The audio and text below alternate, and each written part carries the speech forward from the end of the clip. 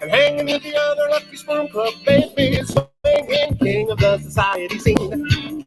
Gets obscene in a limousine, charging cheap thrills from the frivolous thrills, taking lazy luxury to new extremes, and oh, it must be fun to be so wealthy, healthy, rich, and young. One, I wonder what he's done to become the fortunate one. He's another member of the Lucky Sperm Club. The only thing he had to do was be conceived. It's great to be a member of the Lucky Sperm Club. Living in the lap of lazy luxury. Yowie. A guy like me should be so lucky.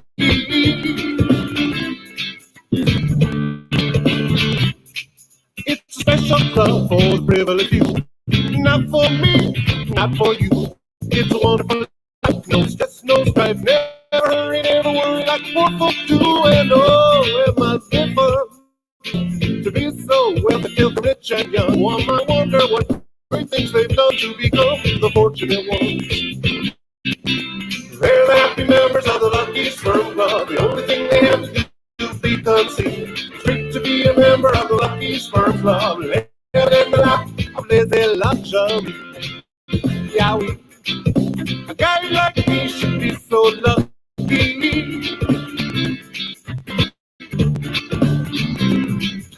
The Lucky Sperm Club population is there by relation. They don't fill out applications and they pay no dues. You must inherit your invitation to the celebration. And the Lucky Sperm Club don't play no blues. Oh, if it were my son, if one sweet Sunday all the work I've done was enough to ensure that my boy will become the fortunate one, then he can be a member of the Lucky Sperm Club. All he ever had to do was be conceived.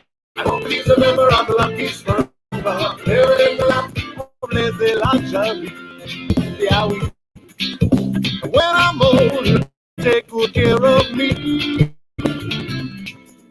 Another happy member of the Lucky Sperm Club. All he ever had to do was be conceived. Straight to be a member of the Lucky Sperm Club. Living in the lap of lazy luxury.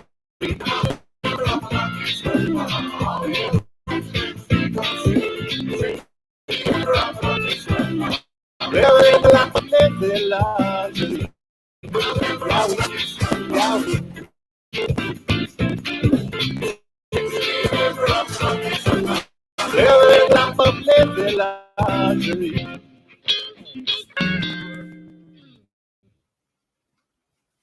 Good morning, YTBC. It's me. Get this smoke. We're gonna do another one. Getting started. Let's welcome people in. Hold on. I have not. Let's see what's going on with the comments. Let's see, I got a couple of people already here. What's up, brother? From another Tommy and Mad Chad, my guy from the New England seaboard. What's happening, guys? Let's see. Oh, okay. You were complaining about the sound. Sorry. If this morning's music selection wasn't up to the audio standards that we've become accustomed to, or maybe it was, as the case may be. But yeah, that was just just to cleanse our palate with a little bit of music and to set the tone for what today's live is going to be like. As always. Yeah, man. We got Fast Car Eddie saying that he's feeling shafted because the mean old fans don't like the way he's handled the Connor Benn situation. And he says that fans need to take a look in the mirror and stop pointing the finger at him. And it just prompted me to just start thinking about and putting my feet in the shoes of the promoters and what their smiles and frowns might be. And all I could come up with is how entitled and privileged one must have to feel in order to come out of your mouth and say things that Eddie Hearn said. So we're going to get into that. We'll read it. We won't misquote my guy because, as an American, sometimes things that people say who are from outside the United States may, the things that we may hear may not be what those people intend. So hopefully we get different opinions from all over the bubble. And I don't mean just this particular community bubble. I mean all over the big blue bubble. This spinning rock going through the vast void we call terra firma, and the firmer the better. Anywho, we got War Week in the building. What's up, man? Welcome to the channel. Well, I mean, I've seen you drop a comment before, but welcome to the live stream, I should say. Welcome to the stream. All right, let me shoot a link for anyone who wants to join, as I always do.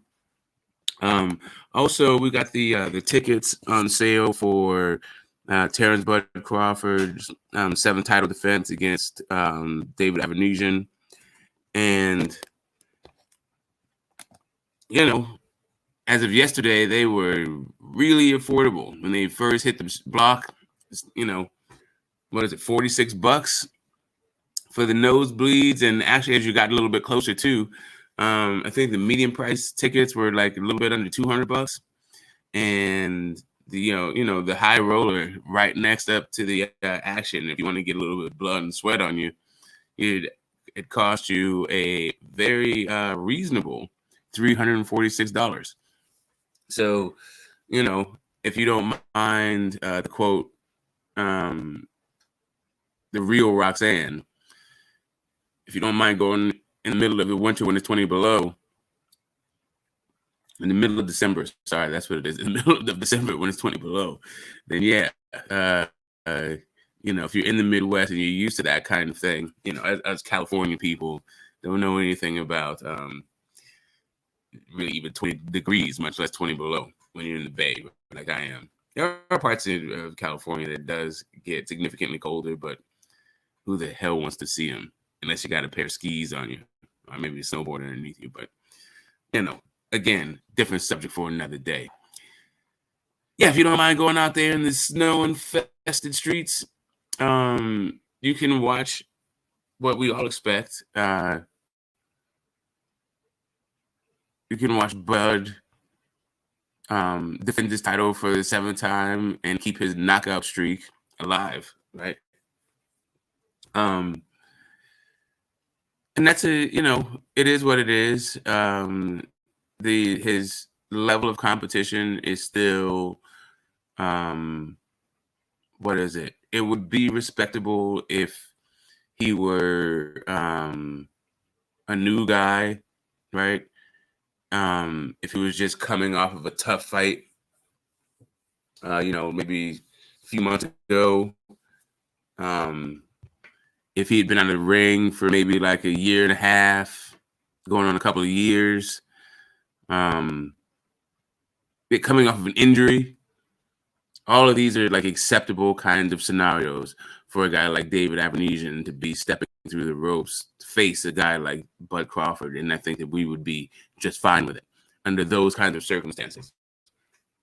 But yeah, the circumstance we find ourselves in, I think David Avernesyan a little bit of a bitter pill to swallow for a lot of fans, including me.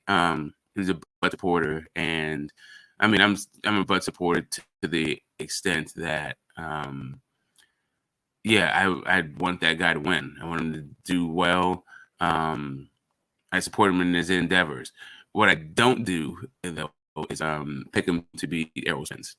And so that's where I part ways with a lot of Bud fans. But that's one of the ways that I part, that's one of the issues that I part ways with him over. The other thing I part ways over is the way that they generally view and speak about Errol Spence. I don't. I don't think he is a basic fighter or a duck or somehow subordinate to Al Haymon's agenda past his own, or in service of his own, or maybe in sacrifice to his own agenda. Like, I don't see any of those kinds of moves out of Terrence. Out of Earl. So, yeah, we part ways on that one. But to get back to the butt tickets throughout the show, and I think as I go live all the way up until the fight actually happens, I'll just take a look periodically to see how the ticket sales are going. I thought about going just for our own edification, just to put some bookends on my initial trip to BK Prime. I thought it'd be a fitting close to go out and see what the event actually turned out to be. But I mean, it's Nebraska in December. Man. Yeah, I don't know. Maybe I don't know. If you guys want me to go, you can tell me you want me to go. Maybe if you pay for it, I'll go. Actually, there you go. If you pay for it, I'll go. I'll take the hit. I'll go and freeze my ass. Oh my God, will I go if you pay for it?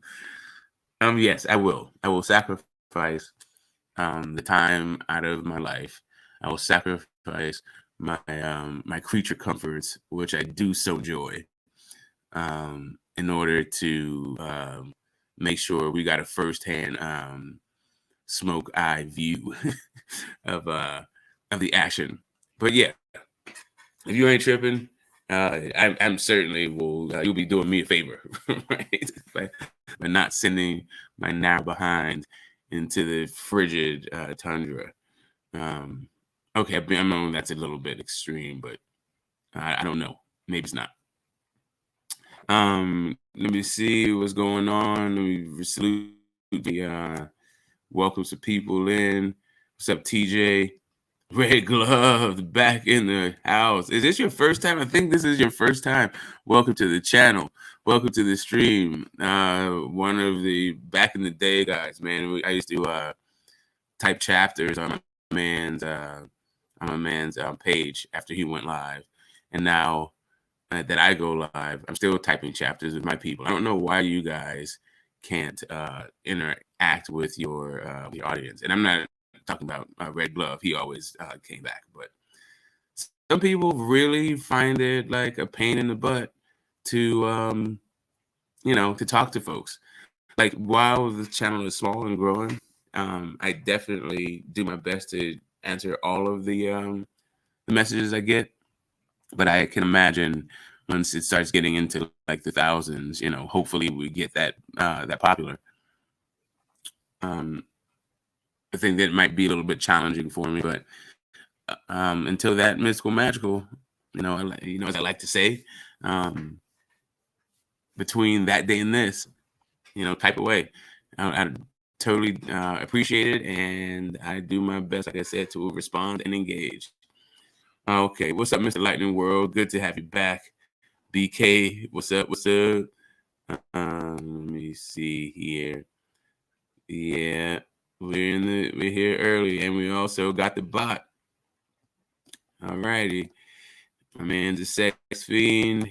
Shout out to all those kiwi farms and gators that come in and try to disrupt what everyone's got going on. I think we should get a life, but why not accumulate a whole bunch of bad karma for no damn reason? What else you got to do, right? But anyway, that's your life. That's not ours. Let's see. I think the Mr. Boston Lounge. Hopefully he's there, and he can smack up these trolls in here with his wrench. And yeah, sacrifice sounds biblical. Yeah, why don't you do some biblical stuff? Why don't you do a plague on these damn trolls? You know what I mean? Smite them with your mighty smiter. You know? Anyway, like I was saying, yeah, people, we're gonna take a nice little dive into the world of boxing promotion and just see whether or not we as fans have some unrealistic expectations for promoters, as in, what fights we want, who we hold accountable for not getting fights, or for certain situations that happen in boxing, i.e., guys going in there juice to the gills and the competition doesn't know anything about it, but the promoter does and doesn't say anything. Like a promoter trying to give his fighter an unfair advantage that could also put the other fighter's health in danger. And that's, as we saw over the last weekend, boxing is a very dangerous business, with David Morrell's opponent being in a medically induced coma. Ados, our thoughts and prayers are with you. Yeah, we're gonna delve into Eddie's remarks, and we're also going to get a really good understanding, I feel, we're going to attempt at least to get a really good, if not just better, understanding of the current state of boxing promotion. And also we're going to, look at the remarks that Andy, what is Andy Ruiz's fight name? I'm not quite sure what his nickname is. But Andy Ruiz, we're going to look at his remarks. He says he's got a right hand for Wilder's temple and is going to come crumbling down. Oh, and then he's going to come crumbling down. I'm paraphrasing. But yeah, no, he did say he's going to have a right hand and hit him in the temple, and then Wilder's going to go down. So yeah, it's we're going to talk about the likelihood of that, and in everybody's opinion, and get the predictions for that fight, whether or not we think it's the Fanny's fight, or whether or not Usyk is going to be the next guy, or maybe some David Avernesyan or Chisora 3-esque kind of opponent. Yeah, we're also going to chop up the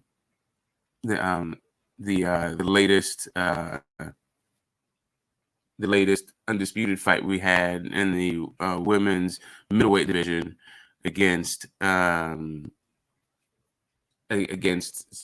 Clarissa Shields and Savannah Marshall. One where I thought it was pretty decisive, but apparently Savannah Marshall feels as though there should be some sort of do-over and they should run that thing back. And we'll chop up that. We'll chop up whether we think that fight was worthy of a do-over, whether or not they should just get one anyway, just because those are two really entertaining fighters, and maybe an underlying thing, in parentheses, there's nobody left to fight anyway, so you might as well make some money. And yeah, we'll chop up that little circumstance over there, and whatever else comes up into the boxing world or in your pugilistic minds. So I don't know if all that yammering means that you guys have the link or don't have the link. Let me put it in one more time and then come on in and pin it to the top. And then we'll get in whoever comes, and the rest will be blessed with the dulcet sounds of my speaking voice. Hopefully it does not revolt, repulse, or annoy. Now let's see. What's up, Stephen Bateman? Well, there you go. All right. Give me a second while I open the stream on my YouTube, and then pin this message. But I hope you all are doing wonderfully, and I hope everything is going beautifully wherever you are in the world. in Oakland, we are having a rainstorm. It's about 4:42. Wow, 20 minutes in, huh? 22 minutes in. Yeah, man. I don't know what is going on. Okay, probably I should close one of the 70 plus tabs I have open, and maybe I'll get a better performance, but I might forget what I was looking at, right? And these my tabs, and these my tabs. All right. Okay. But I feel like I am probably overworking my processor. Maybe I'll get another, whatever. So, in case you guys are wondering, this morning's musical selection was brought to you by The Toys, and it was a song called The Lucky Sperm Club. Um, and I think it speaks for itself. Although the if the volume was bad, then maybe you didn't need for me to point that out. So I have, okay, here we go. Uh-oh. Give me a second, guys. I'm having a little bit of technical difficulties. Hit the wrong stream. Now that thing's coming up. Now I gotta close it. Now I gotta wait. Here we go. There we go. Uh-oh. No, I wasn't in the wrong place. All right. Coming on up. I believe that the promoters serve a very integral function, not just in their administrative duties, in their networking, but I believe that throwing an event that people want to see is a talent, maybe even a gift. So when done at the highest level, then a promoter is invaluable to the growth of the sport. And when done shoddily, with only a self-interested agenda in mind, then it not only brings shame to the game, but it actually harms a sport that may be on life support.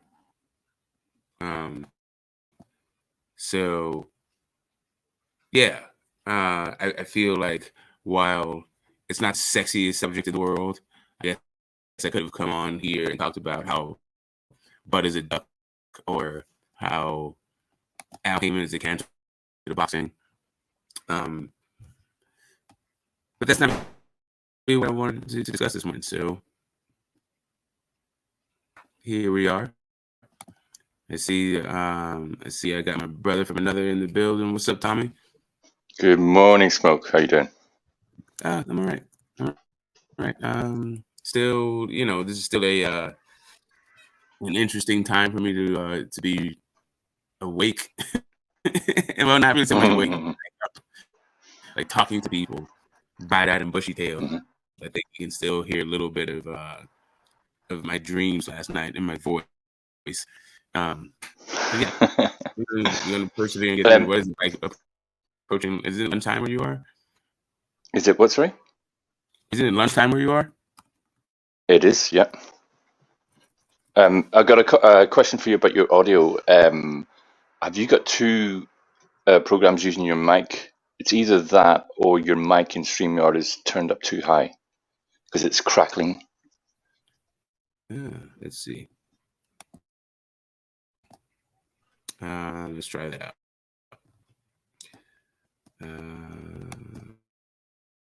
mute it. Give me a second while I check my settings. I may have to go somewhere else, which is okay. You can do it from StreamYard.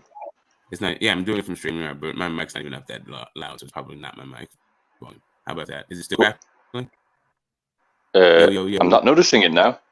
Okay. It's still a little bit, but it's not as significant as it was. Okay, I think it's probably my connection. So bear with. But yeah, Steven says that Ruiz is going to lead a ladder. Yeah, I can. I've got a call. I'll be back. Yeah. That's fine. Yo, what's up, Nat?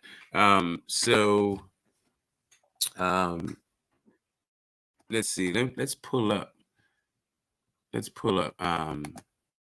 Eddie's words, and here, let me listen to the stream. Tell me, maybe I need to. Perhaps I need to change where I am. And this is just a bad location. I have a bad connection. Let's see. So just bear with one more second, guys, while we get it together. Connection. So just bear with one more second, guys, while we get it together. Oh yeah, this is a bad connection. All right, yeah, I need to stop this. Okay. So hold up. Let me fix this audio situation. The fortunate one. Okay, sorry, man. That song is very catchy for me, and I haven't actually listened to it in a few years. So, yeah, but man, shout out to Eddie for being entitled prick and inspiring me to remember the entitled prick songs and all entitled prick songs. All right, let's see. Let's remove this guy.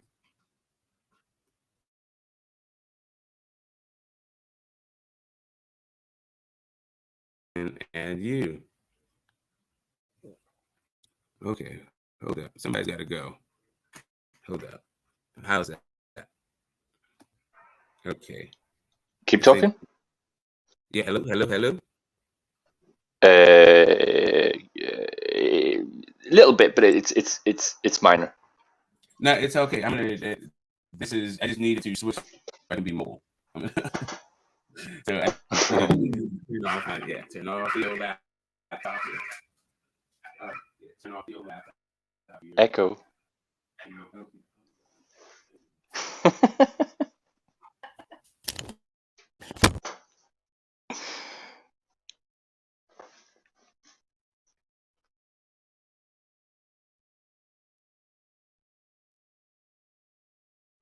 Where'd you go?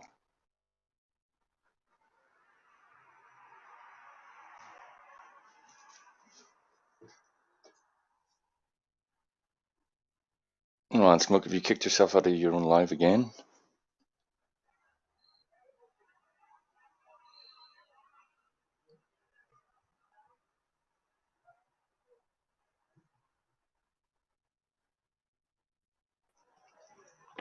Yay, he's back. Yep. Okay. Oh, I kicked the wrong profile. Okay, I can't tell which one here. I need to switch. You know what I need to do? All right, I'm sitting there talking to you guys. All right, so there's a rainstorm going out, and I need to put on a sweater. So you guys hold tight. 1 second. I'm gonna have some bad audio for about 90 seconds before it all.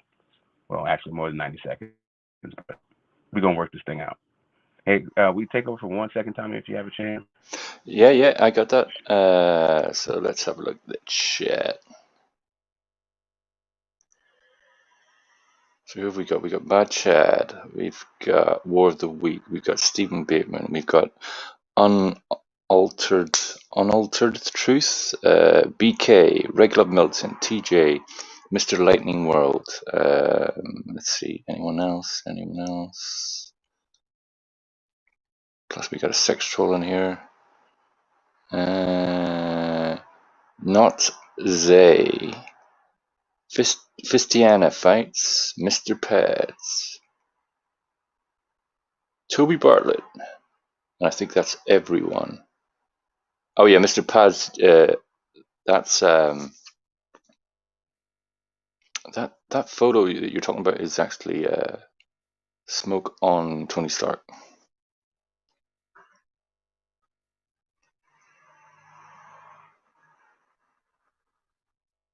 Right, how long does it take to change the sweater? 90 seconds? Or do you have to choose which one you want to wear first?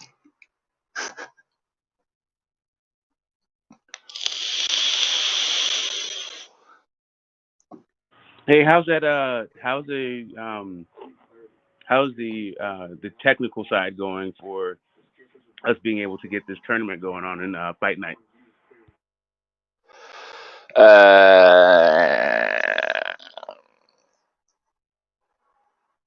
In terms of having two players, I still need to get a second device, but I can currently I can log one person in, but I need a second device to log the second person in. But they've stopped making the bloody device, so I have to basically get it off eBay without spending like £300. That's really what the issue is. I don't want to spend £300 on something that only costs £100. Still in progress.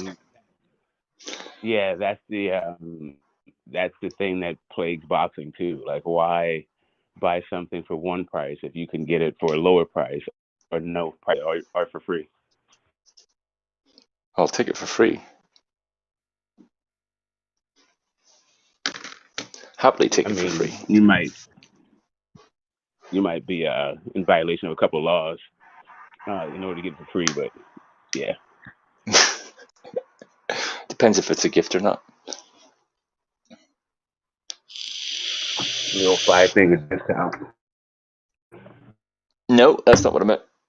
I meant actually someone buying a product for you and gifting it to you. Well, there you go. Yeah, some generous soul out there that just wants to spread joy through the playing of video games. The joy of playing video. I don't know. Does it bring me joy? It's kind of a love-hate thing, video games.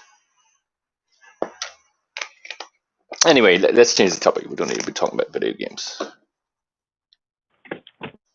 Yeah, no, this is the perfect channel to be talking video games on, especially boxing. Yep.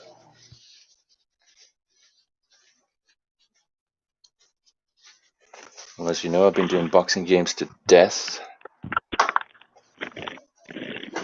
Yeah. All right. So, enough of the old chit chat.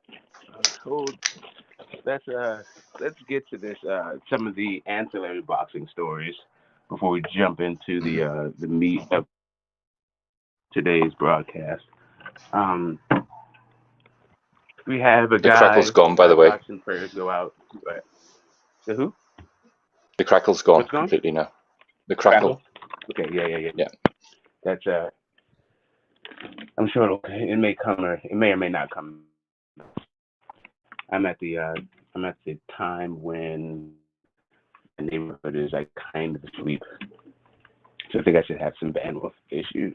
My bandwidth issues should be okay. But yeah, this past weekend we had a tragedy in the ring where Dave Morrell beat his opponent Ados, and I'm not quite sure about his last name. Kazakhstani guy. He got beat into a medically induced coma. And now it's like touch and go. We're not quite sure how that's going to end up. And we're wishing the best for Ados and his family. We don't want Ados to be adios. So boxing is a rough business. Tony Weeks, he's long had a reputation for letting fighters fight it out. He was famous. He was the referee in the Ward Kovalev 2 fight, as well as the Maidana Mayweather fight, both 2 fight. Mayweather Maidana 2. The first one? And Or was it the second one or the first one? the second one is the second one that he bit him in, I believe. And yeah, Okay. Tony Weeks didn't see that. Ward has been long criticized for, and I feel like a little bit unjustly and unfairly criticized for the blows in the Kovalev fight. Yeah, yeah, I see. I hear you clearing your throat, sipping some tea, Kermit. But listen, just because Kessler is a sore loser doesn't mean that Kovalev got his nuts boxed off. But that's a different subject. That's a different point. All I'm saying is, yeah, Tony Weeks seems to be a guy that lets fights go a little like too long, and guys take too much kind of damage that they shouldn't be taking in a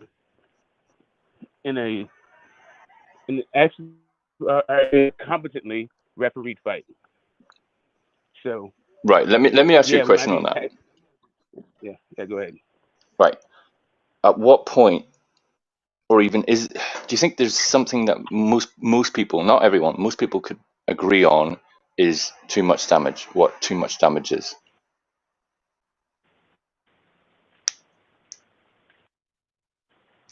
I'm sorry, I missed. You said most people can agree on too much damage, and then you went kind of blank on my end. Yeah. I mean, at what point would the consensus be that the opponent has taken too much damage and the fight should be stopped? There needs to be a sort of common consensus of what that should look like. So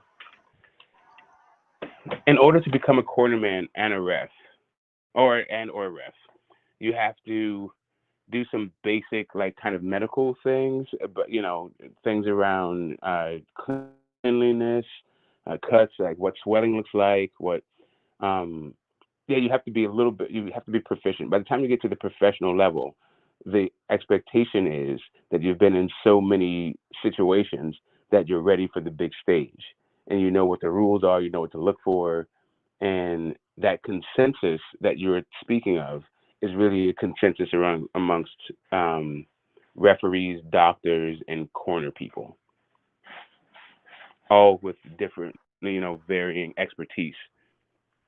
Right. Okay. But on that, the human body, right? On that, is there like a minimum level that is agreed upon? I mean, sure. There's a protocol for cuts. There's a protocol for swelling. Protocol. No. That's just minor damage. I'm talking about concussions and those protocols knockdowns. are the minimum. Those are the thresholds, though, right? Those are the parameters. Those protocols.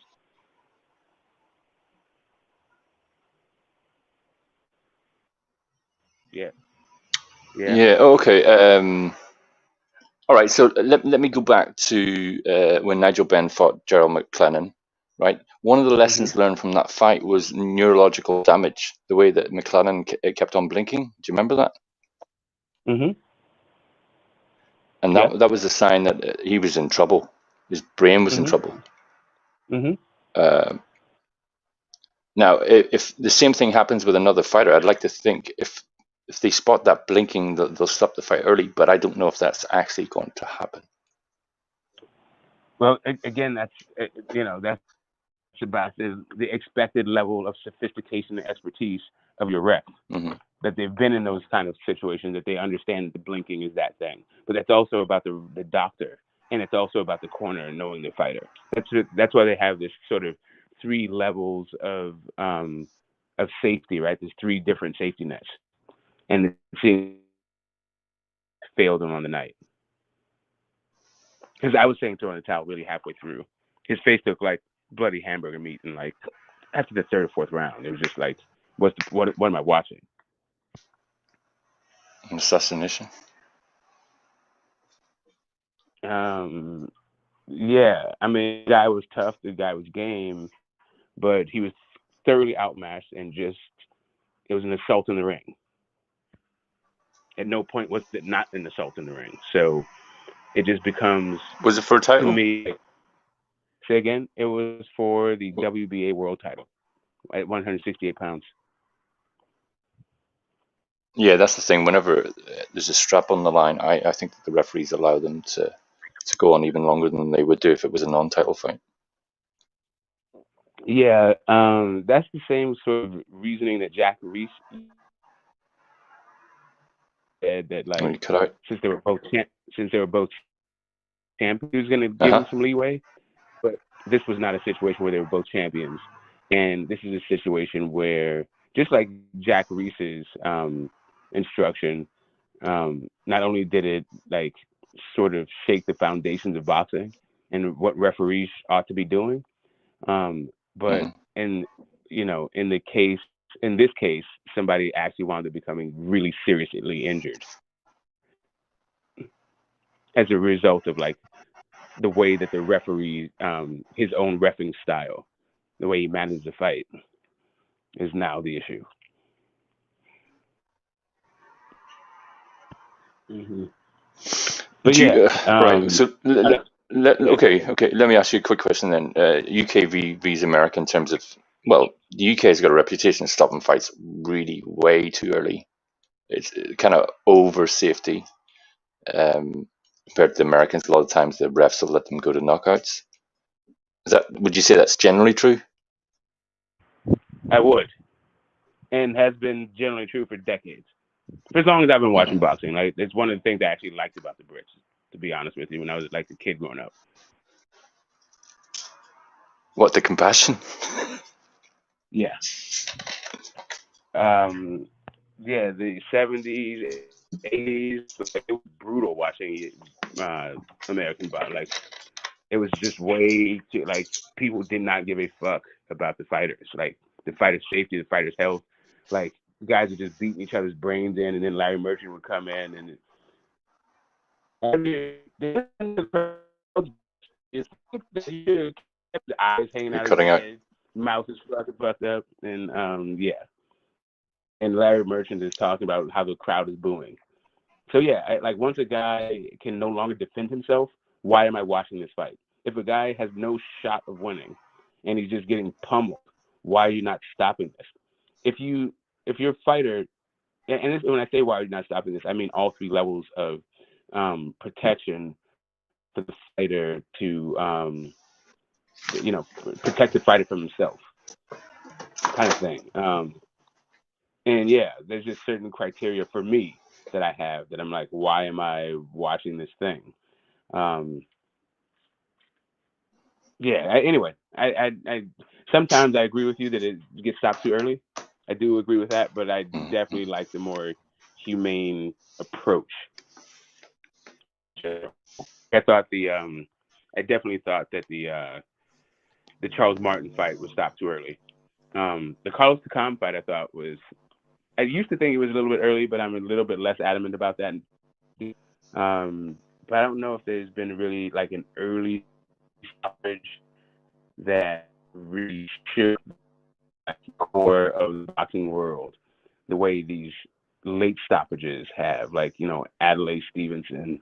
Adonis Stevenson is a politician. Adonis Stevenson. The Adonis Stevenson was too late. This one is too late. There's just a couple. I think the dangers of it being too early are definitely mitigated by what happens if you stop it too late.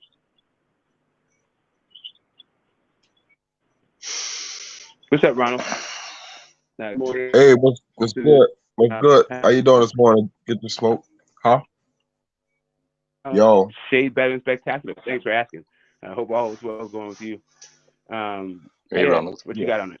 how you doing, Boxing Lounge? I'm doing great. This is Boxing Lounge. Get this straight. You're what's your name again? Besides Boxing Lounge, Tommy Temper. That's what it was. I remember. I didn't want to say the wrong thing and be rude. That's all good. Yeah. Yo, get the smoke. Yeah, man. That was very, and Boxing Lounge. That was very, like, I don't know if it was I would say rude of us, but when I watched that David Morrell versus my man, Adios, you're so bossy, Nelly, man. It was really like I was watching for what David Morrell was doing so well that I didn't even think of how this guy was getting brutally beat up. He was getting brutally beat up because I was so into how David Morrell just was picking this dude apart, man. It was amazing to watch him do it. And I still say it was amazing to watch him do it. You know, it was an exciting fight, you know, and it was all because of You're So Bossy, you know, fighting so well. I thought he was fighting well, even though he was fighting with his face. You know, I was looking at it the wrong way though, that he wasn't defending his face as well. You know, man, and that knockout, you know, it was almost like I was wondering if he was going to get the knockout because he said he wanted to knock him out in the 8th. And it just kind of continue. I was like, come on, man, you doing so well this fight. I said, get this knockout. And he finally got the knockout, man, with a beautiful punch. I think he like stabbed, I think he like feinted with with a little jab, and then I think he hit him with a straight jab. And then the second knockdown, it was just like, oh man, it kind of reminded me of Deontay Wilder the way he knocked him out the second time. I mean, when he hit the ground, man, it was just like boom, he hit the ground and you could tell he was like visibly shook when he hit the ground. But when he got up and he did that, you know, David Morrell started celebrating. But then when he saw the guy like almost faint again after standing up, you know, I saw the sportsmanship. You know, I saw the charismatic personality of David Morrell. You know how he came to the guy's aid. You know, and I thought that showed a lot about who David Morrell was. You know, even though you know the guy who was really in need right that time was You're So Boldly, but we didn't really expect that. You know, I just kind of was still focused on how charismatic, you know, they got a PBC boxer is. He's very charismatic, he's very genuine, and you know, you could tell he's just into his sport. You know, the best thing PBC got right now is a David Morrell, in my opinion. You know, even in that circumstance of, you know, this guy almost, you know, I hope he survives. You know, praying for You're So Boldly so much, man. Great fight. How I can compliment to the TVC in that whole thing. Man, you are an expert at this. You really, what did the TVC do to you? Did they put a pea under your mattress and you just can't sleep well at night? Correct me if I'm wrong. Correct me if I'm wrong. Isn't he a PBC boxer? Correct me if I'm wrong. Depends on what you mean by that. Isn't he a PBC boxer? He's promoted by Cameron Duncan. Hey, no, he fights on Showtime, right? Cameron Duncan. Doesn't he fight on Showtime? Fight on Showtime, yes. He does. So okay, so he's not an Al Haymon fighter. Not really, no. Oh, he's not. He's a Cameron Duncan fighter. Yeah, Cameron Duncan is promoter. I don't think he is either advised or even managed by Al Haymon. I think he's just fighting on PBC. Oh, that's even better then. That's even better than. So yeah, maybe I shouldn't have put so much stock in him because when I think of PBC, I think Showtime. Like if you see PBC on Fox, I mean, if you see PBC, like all of the PBC on Fox back fights have been licensed out to Peacock or Tubi. Sorry, they're on Tubi, and Dave Morrell. That's where you get all of his old fights. So I mean, he's definitely the PBC owns his fights. To his fights. Well, you know. Well, yeah. I don't know that they like, tell him who. Like, I don't know if they're picking his opponent and all that stuff. Gotcha. Well, I hope he does get an opportunity to fight bigger names because I swear, man, I want to see him versus Demetrius Andrade ASAP. I would love that fucking fight, bro. Excuse my first this morning, but I think this guy is like sky's the limit, and I like Demetrius Andrade too. But I just think ain't no need to like slow him down any more than what he's already slowed down. I don't know if you consider that guy a ranked opponent, but I kind of felt like he was like a ranked opponent. I kind of put him in the category with like the guy that Earl Spence fought, the other guy, I can't think of his name right now, but the Russian kind of guy, the one that Earl beat to a pulp. So I kind of put those kind of matchups like neck and neck. I can't think of his name right now, but you know who I'm talking about. Earl Spence fought the guy who kind of reminded me of like a Genghis Khan type fighter. He fights with his face, or he fights with his heart on his sleeve, type of fighter. So match him up with some elite. If you're going to box elite, match him up with somebody elite. Yeah. Yeah, I'm not sure who you are referring to. I can't think of his name right now, but The last damn. guy that I saw out there that just maybe shouldn't have been in at all was probably Phil Greco, and the last Errol Spence Okay. guy. I mean, Ocampo was overly matched, but he was a mandatory. I don't know if he should have not been in the ring at all with him. Yeah.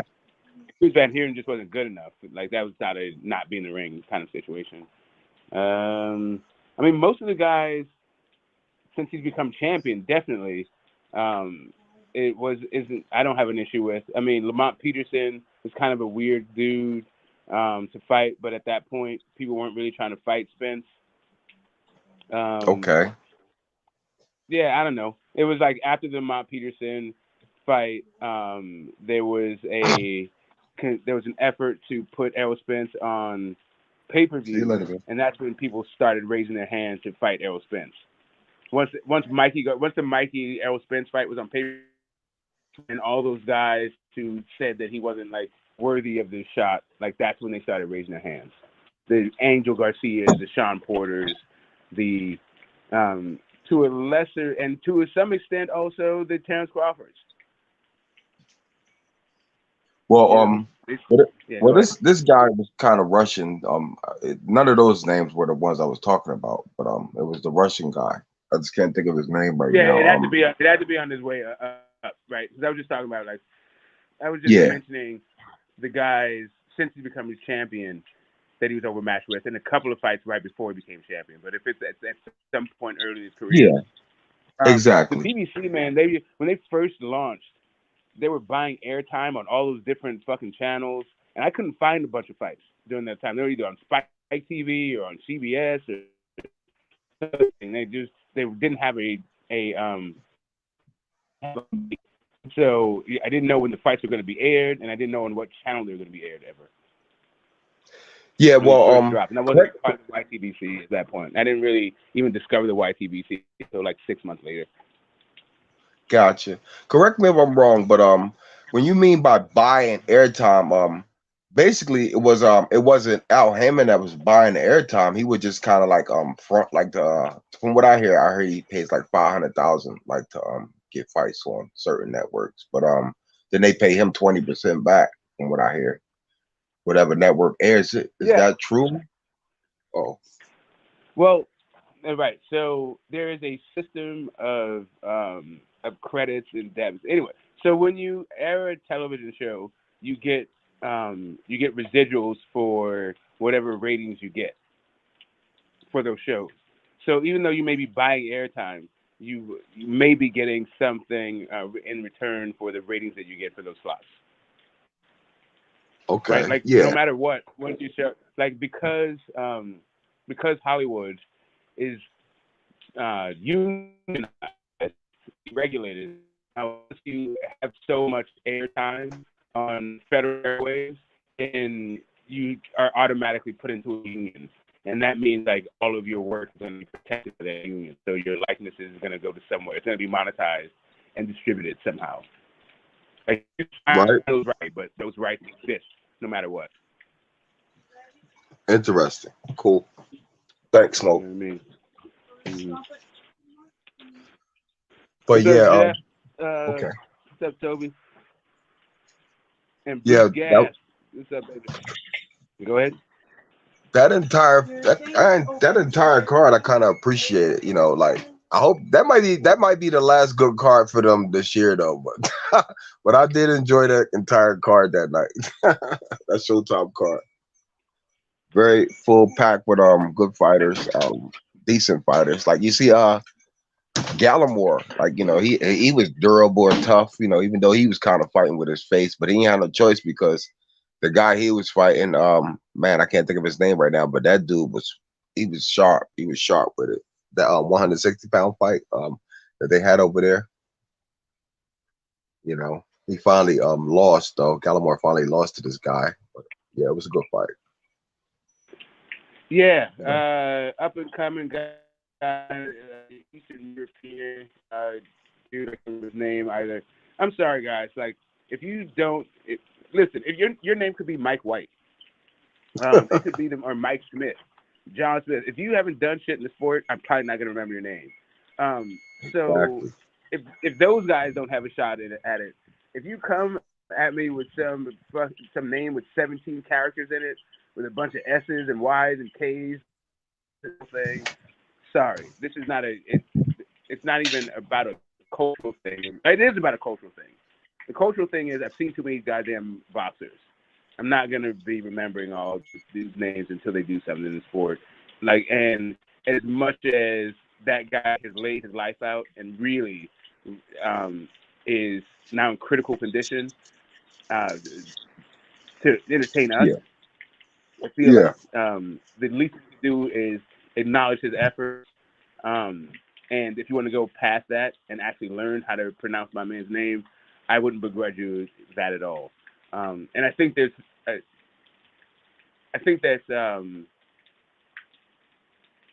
something that I should probably take on myself.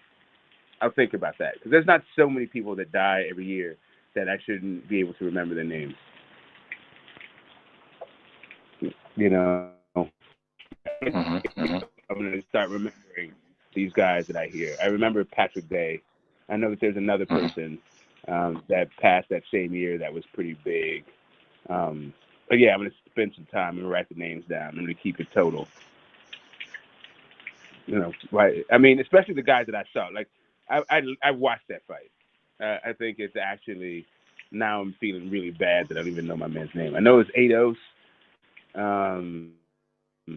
But yeah, how to pronounce the last one? It's beyond me right now. To my own chagrin. But hey, every day above ground is a good day. He's not out yet.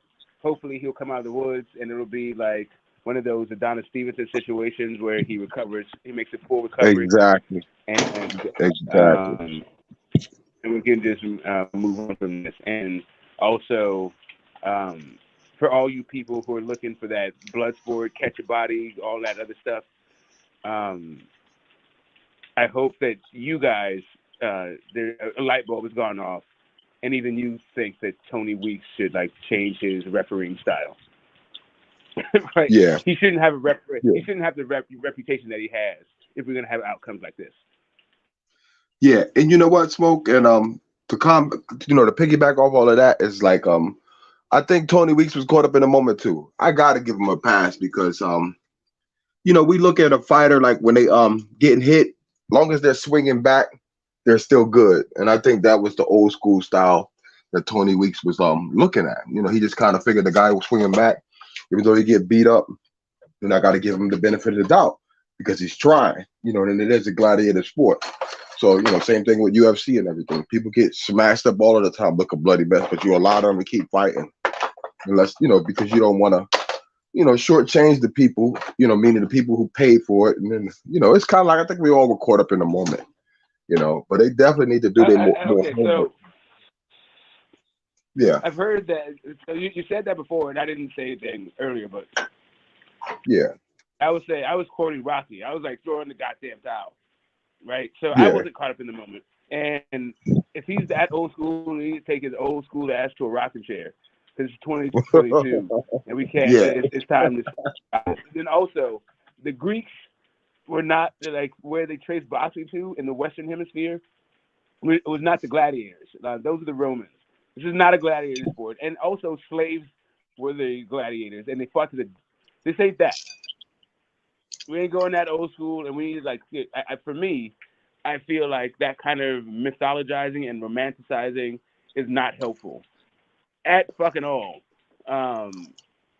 really, especially when you have situations like this. Okay. Because I don't know. That's just me. I'm not trying to jump down your throat because I think there's plenty of boxers, probably more fans of boxing that agree with you than agree with me. But that's just my little like tirade, especially since we were talking about the British style earlier. Yeah, I learned a little bit of something. See, that's the thing. I'm pretty sure most people do think like me, like let them go ahead and do it because they kind of look at it like a mandingo or a slave situation, or like you said, it's a difference between Roman and such and such, gladiators. So I get it. Yeah, yep. these dudes, man, like listen, if Tony Weeks is looking at the same thing that boxing fans are looking at, then again he needs to sit his old ass down. Boxing fans don't know Yeah, one but thing that they're looking at. let me ask you guys a question. The gladiators, didn't they fight to the death? Yeah. Well, yeah. Exactly. So that's the difference between that and a sport. Exactly. You know, Yep. and it's funny that's what we love. We love to see somebody, you know, to an inch of his life. In a sense, you know, I'm sad to say it, but that's exactly how we kind of feel. You know, that we want to see somebody to the into their life. You know, it's not really a sport for majority of people that watch boxing. You know. All right. All right. Enough of this. It's morbid. I mean, maybe not enough of this. Puto. What you got on it? This conversation or the topic in general? Just whatever you want to talk about boxing before we get cooking on today's topic. What's up, fellas? What's going on? Yeah. What's up? You know, another great morning night in the Bay. I don't know where it is. York, California. Carson, California. Are you in Carson? What's it doing over there? Is it cold? Raining. Is it warm? Is it it's raining? coming down. It's coming down. Yeah, it's raining. Right. It's coming down. Yeah. It's coming down. Yeah. Cool. Yeah, man. Yeah, it's unfortunate. Like I was watching the fight with Mark, and I actually made a shit. What do you call it? Made a commentary about that. Yeah, the corner should around the 6th round that the corner should stop the fight. Because even though Ados was was showing all the signs of like being okay, swinging back or whatever. I mean, trying to actually land some punches. Like he was missing quite a bit, and the punches that did land were having no effect. So like at that point, I had to fight like 6-0, bro. So like a couple more rounds, you need a knockout to win, and he wasn't landing anything of consequence that would lead me to believe that a knockout was in the cards. So I mean, unfortunately, like I was thinking about this earlier today. I think me personally, live while it happened, I think I've seen 5 boxers that have died from their injuries. I actually seen the fights. And I don't know, maybe it's because I've seen so many boxers in my time watching boxing that I could be like, yeah, I mean, this is probably time to call it quits. I mean, I don't know. I guess it's kind of luck of the draw. Some people love boxing, but never see a boxer get beat up that badly and eventually die. I mean, so it's kind of hard. I mean, if you're a referee, you see the guy trying his heart out. You almost like, shit, should I go in there? But damn, what if this? What if that? It's tough. I put more of the onus on the corner, man. I mean, shit. Somebody in that corner should have known. Like, okay, this guy has to, because other than his life, I mean, like at the bare minimum, I think he lost the rest of his career. And the guy only had 16 fights. I mean, they could have thought of it that way, But it's unfortunately shit, man. I mean, who knows? I mean, like, I doubt anybody in the corner, the referee, had any malice. Yeah. It's boxing and it happens. Unfortunately, it's happened. At least that I've seen 5 times. It's the unfortunate part of the sport. Usually, a ref will come over and say, like, let me show me something. I'm stopping it. Yeah. You're right. I mean, that's not a Tony Weeks thing. I can't remember the last time I've seen Tony Weeks do that. That's not I don't have too many memories of him doing that, but it is a 3-step thing. I think there's plenty of onus to the system failed this guy, right? So, and it's the doctors, it's the corner, it's the ref. It's not any one of those. I think Dave Morrell had more to say on the subject than either of those and any of those people I just mentioned, who actually have the ability to stop it. Like, what's Morrell supposed to do? Just quit? so he doesn't like permanently damage a guy. Yeah, Yeah, I hear you. I hear you. Yeah, unfortunately, they say, I don't know. I've never boxed professionally, but they say once you like have it in your mindset where you're like always thinking like, oh shit, I might kill this dude. It's like you're already kind of like, like you're already at a disadvantage opposed to like somebody that's that just goes in there to, yeah. that doesn't have that worry. But and then actually, that's a good point that you bring up about David Morrell. Like David Morrell, at the end of the day, if this guy, God forbid, ends up dying, he's gonna have a lasting effect too. Because all the boxers that I've known that have killed, that because of the injury sustained by the boxer, are never the same. It's just they lose something, and they just so like at the end of the day, David Morrell could be affected just as much as I mean, I think he'd be the most affected, right, if this guy dies. Well, In I'm terms of hoping his he does it. career, possibly. And you know No, what? just mental, Yeah, mental. Go just ahead. mentally. Puro Central Boxeo, and that's the thing. Like, I wouldn't want him to be affected. That's why I kind of made sure that I acknowledged like how good of an entertainer he was and how good he fought and all of the intangibles. But like, that's the thing. Like, that's something that shouldn't affect like hopefully anybody, but it should definitely be like a learning experience for everyone. Like to understand like what is actually going on. And I appreciate you saying about how the corner should have stepped in. So once they see him every time he go back to the corner, how's he looking, how's he sounding, all of those things. So this could definitely be a real learning experience for a lot of different reasons. But I don't want it to affect David Morrell as far as his mental, his psyche, and how he fights, because that was a great performance, and don't want to shortchange the talent, like you said, other people who kill people. Hopefully that doesn't happen with him. Hopefully or Kovalev. It didn't happen with Kovalev, I didn't think either. So yeah, I get it. I think he became a drunk, but I'm just speculating. Yeah, oh yeah, that. Yeah, that Russian shit. That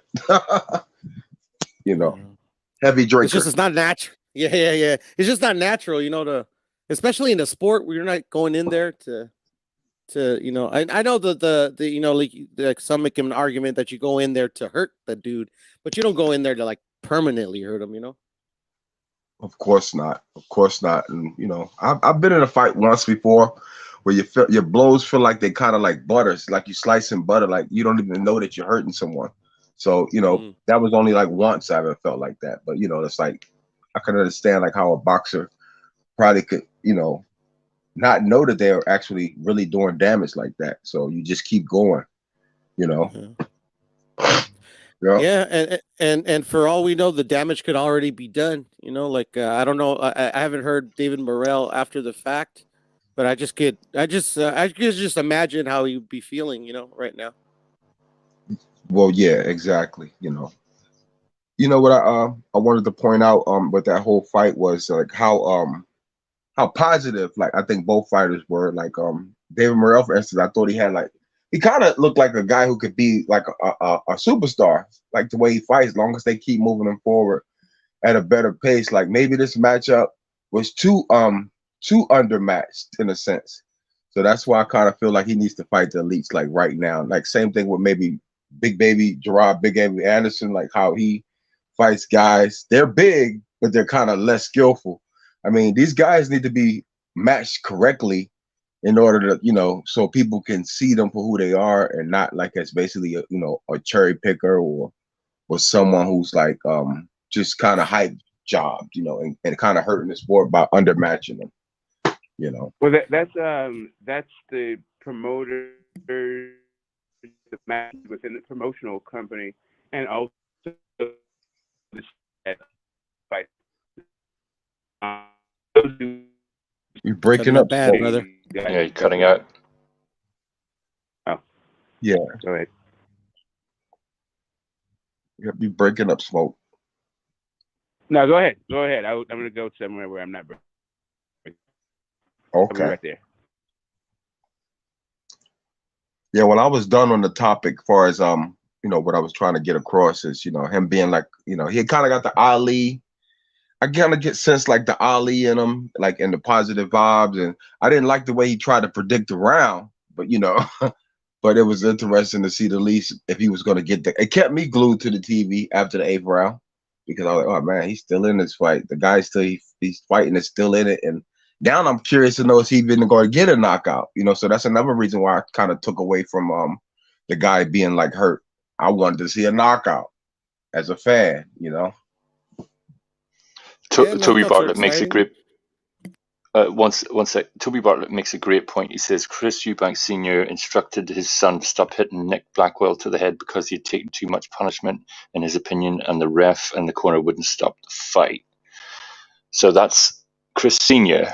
being very, very responsible as a cornerman. Yeah. Awesome. Smoke, you find your happy place yet? Not quite, but I'll be right there in like about 90 seconds. But I was Cool. going to say the people who are responsible for the match, those matchups, are the matchmakers within promotional companies and the sanctioning bodies who allow the fights to go on. So those are the two like entities responsible for like why we see these kinds of mismatches, that are perceived mismatches. No, actually, not even perceived. That was definitely a mismatch. And I didn't like, nobody gave that dude a snowball chance in hell. And after half the fight, it was just like, why are we watching this? Just to see like Did you what give him round a chance, Smoke? Say again? I'm sorry, Smoke. I didn't mean to cut you off, but I said, did you give him a chance? No, I didn't give him a chance. That's the best thing he did was like come out and know it, so he would know who he was afterwards. But now it's going to remember who he is for like some tragic reason, right? Yeah, but I mean, what in his previous fights led you to believe that he was no match?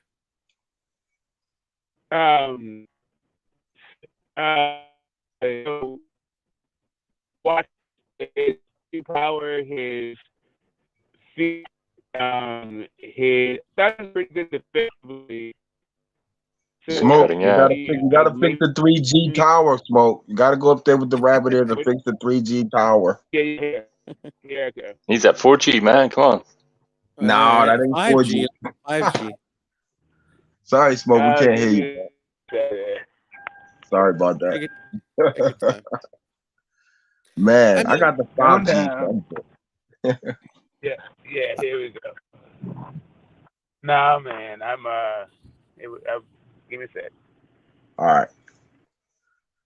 I mean, how can anybody predict that this was a mismatch? I mean, David Morrell 7-0, Ados was 16-0, 11 knockouts. I mean, I don't know. Yeah, and think about Berlanga. He was 16-0, and we see where that got him when he matched up with a certain fighter with skills, and it's just like it's hard to predict like undermatch and overmatch. That's why I'd rather see like you might as well pay guys that you think are the eye test. Put those guys with the guys like maybe a Demetrius Andretti. You see what I'm saying? Like even if the guy loses, he still kind of wins in a sense, and we kind of win because now we know both of them. Right. Yeah. So I was just saying, I didn't think the guy had the punching power. I didn't think he had the speed. I thought he was pretty elusive, so Morrell could get rounds. But it's one of those developmental kind of fighters where he has a good record. He's a solid guy. He's a good fighter. He knows his way around the ring. Like it's a good developmental fight. But I didn't think he was going to beat Morrell. No, I would have my jaw would have dropped if he was if he was winning this fight at any point, or really if it was particularly close. Yeah, I had never seen him fight before, so I'm like, I just assumed David Morrell was just that good. Yeah, that's what I. So for me, I just kind of I look at the way a guy moves, right? So I went through his thing, but when I saw the fight coming up, okay, let me see what this guy's got. I saw a couple of his fights, and okay, yeah, whatever. I mean, I didn't watch the whole fight, right? I just watched the way he moved. Yeah, it's unfortunate, man. Champ Ross in the building. Appreciate you, bro. Yeah. What's up, Champ? The Champ Rocks Prediction League. You know what? Let me. Damn, I can't. Since now I'm on my mobile, I can't like rinse you up.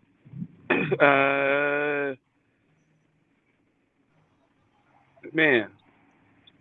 If you you go to the YouTube page, you can do it. Yeah, but that's gonna be an issue. Hold on. No, Just actually, put it on pause. Put it on pause as soon as it starts playing. Yeah. I got it. Anywho, yeah, ADOS, thoughts and prayers, matchmakers, sanctioning bodies, corners, refs, and doctors. These are the people to that. These are the protections that a fighter has in place in order to stop these sort of things from happening. And even with all of these layers, these things still slip through the cracks. For my part, I thought, why the hell why is this going on after 6? That's what I thought too. Oh yeah, it was Chris Van Heerden who spent. Oh, that's a South African guy. He was just getting, yeah. I mean, Chris Van Heerden, he was a rugged dude, but he was getting hit to the body, not really to the head. He was shelled up. I mean, it was like, I don't know. Yeah, it was an ass whooping there, but the arrow does that to me.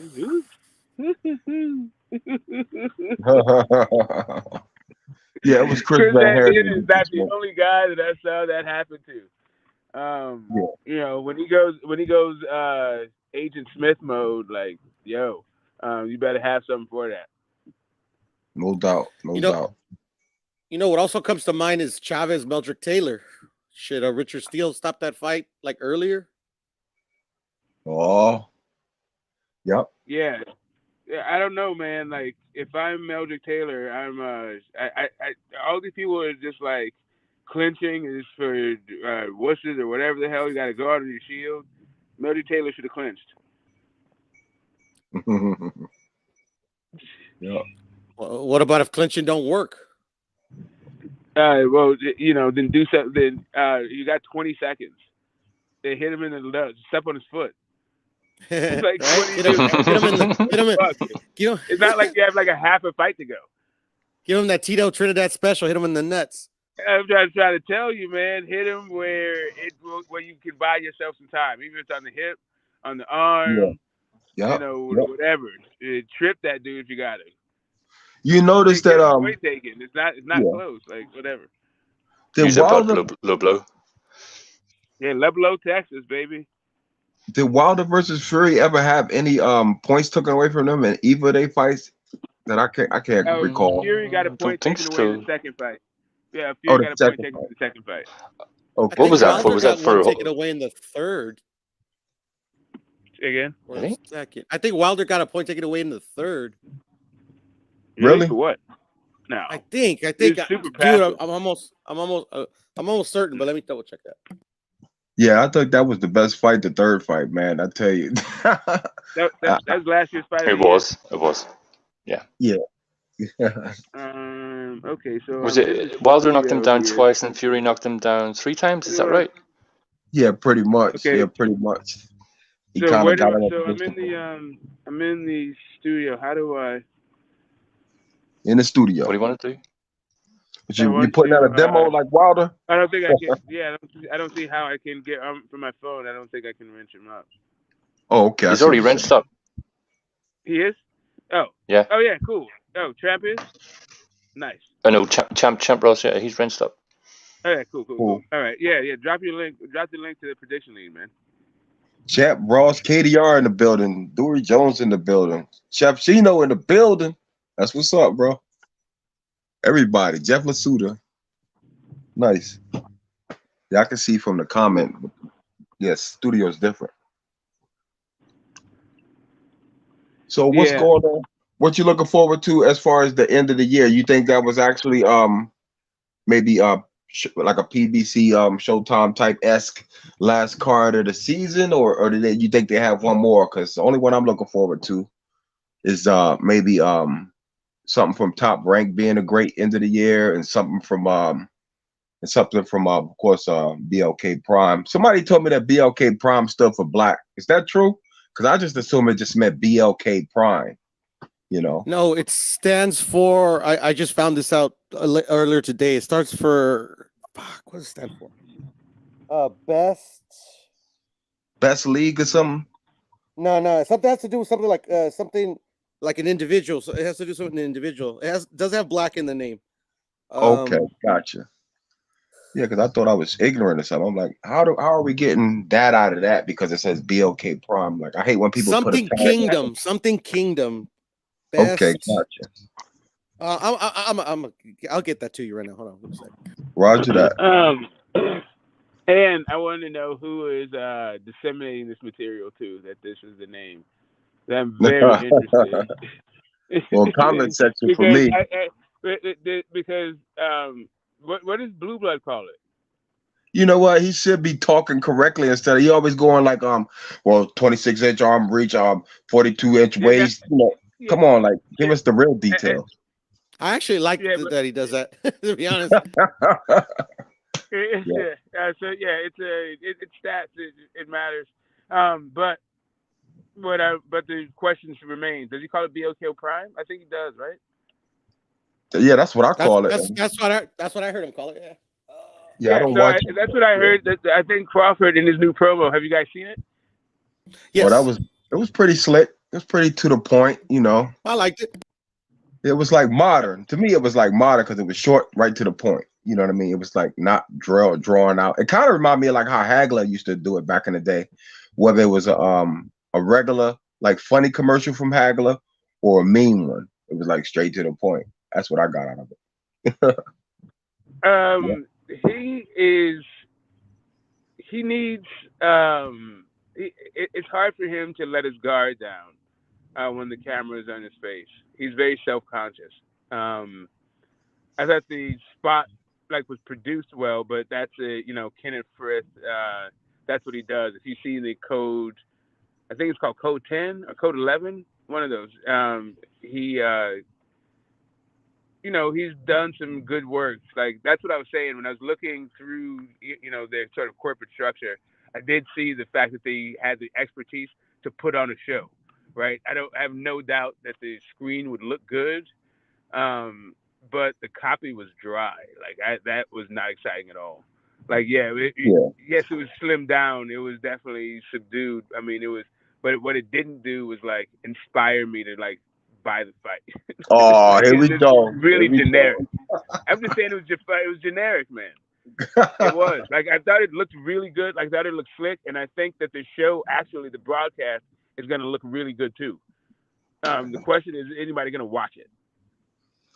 You know what? For a Saturday night, and it's a guy who kind of if you like that particular fighter, give him his flowers while he's here. That's why I think I would buy it because you never know when you might see a boxer again. Might as well pay $40 for something that kind of makes you think that it's an entertaining situation because you like the particular boxer.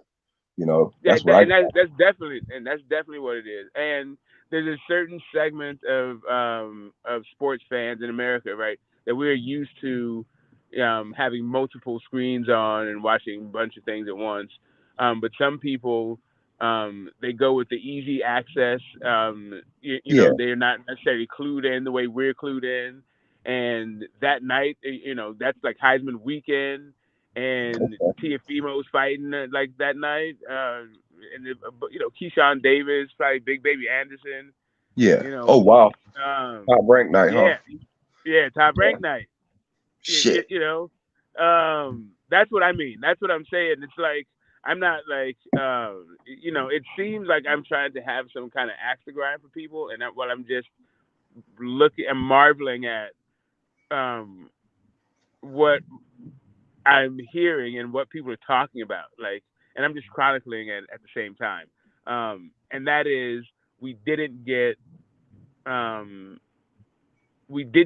Spence and Crawford in January because we got David Avernesyan and Bud in December because Bud said he wanted to fight this year, and he's getting 8 figures. And so Hey man, I'm just trying to tough. trying to square this whole circle thing. Like, Yeah. are they really trying to buy their way into a market? Like, really, what am I looking at? And it's just like trying to fit the puzzle. It's just it's curious to me. I don't know. Yeah. I thought they were going to fight next. And so now that they're not fighting next, I'm trying to make sense of, like, trying to bring some order to all the chaos.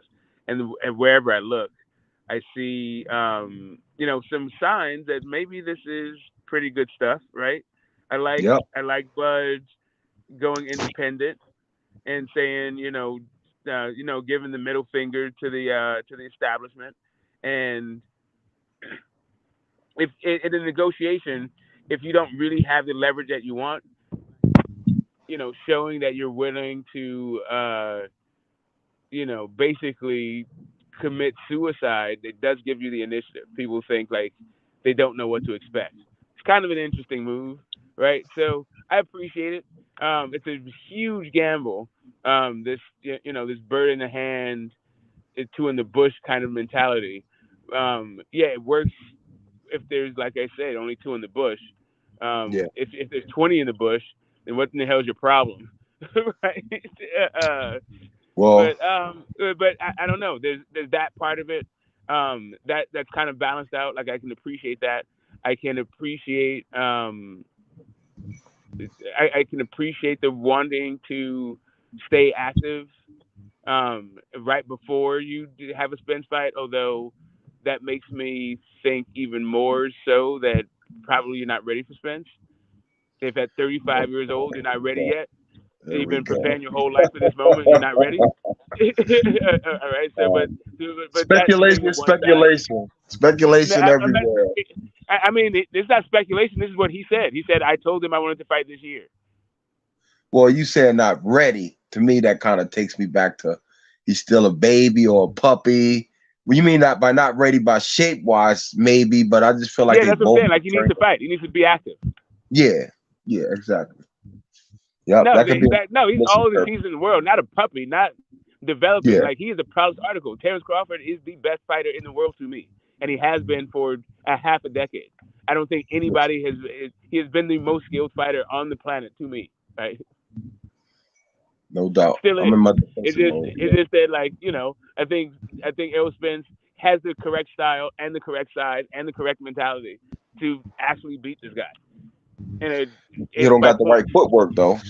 Earl don't got the right footwork. The hell he doesn't.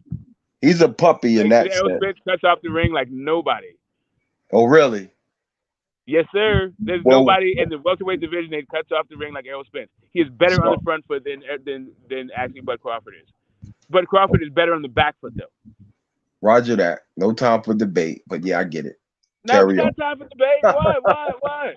I seen Sean Porter turn. I seen Sean Porter turning.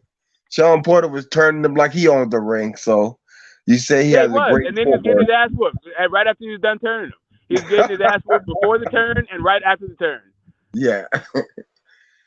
I think Sean Porter almost knocked him out the ropes also. I think, if I'm not mistaken, but that was a great fight. You're right. You're terribly mistaken. But Sean Porter, like, the reason. Okay, so he's an okay guy because he has a lot of heart and grit, but he swims with his punches and he's always on the balls of his feet and he's always like on the move. So he doesn't sit down on anything. He's not knocking out anything. He's not knocking down anything. He's roughing you the hell up and making you like bring whatever. He just makes it ugly and he beats you up on the inside.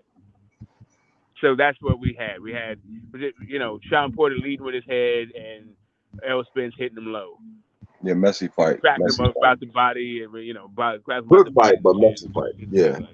It was action packed. It was one of the candidates for Fight of the Year 2019. I think that was Monster and Nonito won, and I think that was like the runner up. For sure. It took me a while, but I finally found out what BLK is. Okay. Shoot. And this is according to whom? This is according to Jake Donovan. of boxing scene and other publications.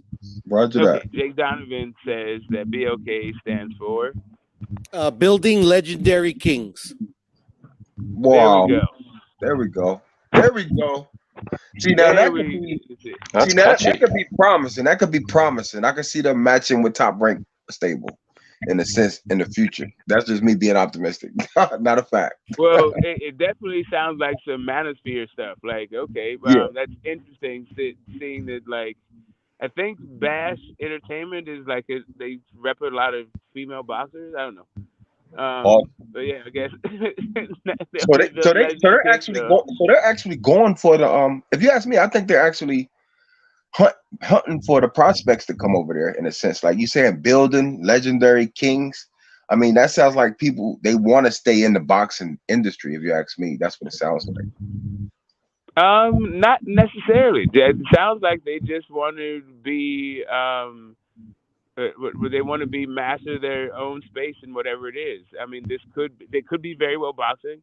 Could be using boxing as a stepping stone. Roger that. Yeah, it could be like it could be like a level of combat sports as far as building legendary Yep. kings. It seems like they're not leaving like nothing to like be like left off of Yeah.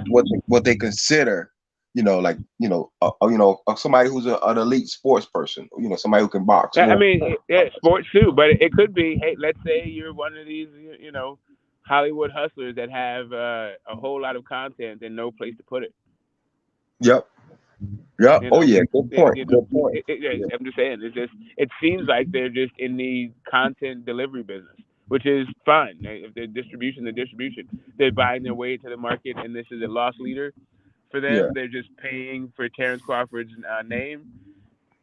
Cool. The only issue is, are you actually depressing your market value? Like, what Yeah. you're Yeah. doing essentially is like playing private shows. I mean, this isn't a private show, but it's like, a gigantic bar mitzvah. Yo, quick update on my BLK subscription. I haven't actually got the Roku thing set up yet because I guess they're still working out the kinks for it to work for my smart TV. So basically my purchase isn't actually going through yet, so which is kind of weird. So basically I'm still waiting for my Roku. They said that they're waiting to make it compatible to Roku, so it's happening, but just like right now yet. So I'm hoping they still working those kinks out. Real talk. So, I'm still a dinosaur with my cable and all this stuff. I don't know how does Roku work. I know my kid has one, but Well, yeah, with, it's basically something you could buy from Walmart, and then if you have a smart TV, it's kind of like having cable in a sense, Wi-Fi cable. Like whereas though they have all these different apps on it. Like I purchased my ESPN Plus through my Roku box, and I purchased my Showtime through my Roku box because all I have is a smart TV. So the Roku box is kind of like a Prism box in a sense, but you pay for the services that you put on it. Like I don't know if you remember Prism back in the day, 'cause that's what my mom and them had. Like it's a box. oh, so it's basically a way that you don't have to have a cable provider. You can Yeah, I don't have a cable provider. I let just have you. to have an app box. Yeah, it's like an app box, like where you could, like a Play Store, like on your phone, like a Play Store in a sense, which is a Roku box that's on your That's TV. a good example. That's a good Yeah, example. like Play Store. Yeah, exactly. Puro Central Box, yo, top of the morning, brother. Top of the morning to you, brother. I'm gonna carry my butt in here to work, man. I just wanted to chop it up for y'all this morning. Great show this morning, Smoke. Appreciate you. Yeah, that's thank you, man. Take it easy, all right. brother. Be safe. All right, Tommy Temper. You too, brother. Peace. Take it easy, Ronald. One. All right. So I don't know if you saw what the actual show's about. I want to get your thoughts on. Eddie Hearn says that he feels shafted by the way the fans have treated him in the wake of his handling of the Connor Benn fiasco. Where he was saying like the fight should go on and all this other stuff. Like basically like it took the British border control to stop the fight, not him. and it got me to thinking, like, yeah, these is Eddie Hearn the only guy who's like bristling under the what they may be feeling as the undue and unfair criticism of the way that they put on these events? And so it got me to thinking, I'll be the face of the people. Let's talk about it. How do we feel about the way we treat the promoters? And is our treatment and our criticism, justified? Is it always justified? When isn't it justified? When is it? What are your thoughts?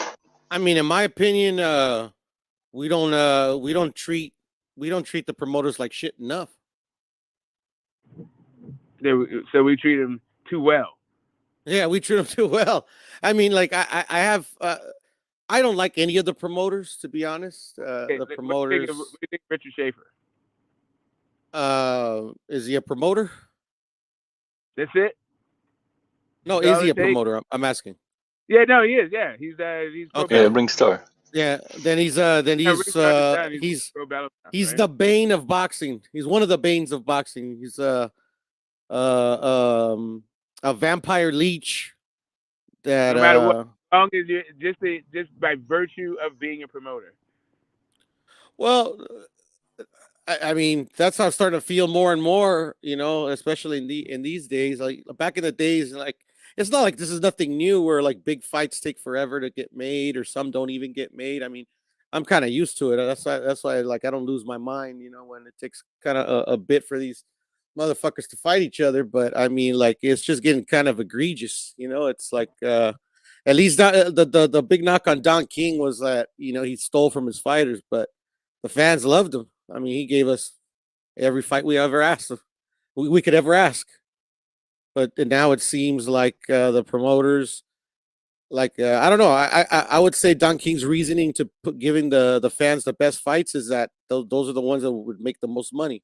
Now I feel like the promoters don't care about making the most money. They're just, as long as they make any type of profit, even if it's $1, it's all good. Yeah. I agree with a lot of what you're saying, but I think that it doesn't require exploitation, right? I think that I was saying earlier that being a promoter is a talent, and for some even it's a gift. And I think Don King was one of those rare people who had such a flair for the dramatic and the spectacle that he understood how to build an event. And a lot of the promoters that we get today are like they're business people, but they are not really, producers of spectacle. I hear you. Yeah, so to the extent that we can get that, right? Like,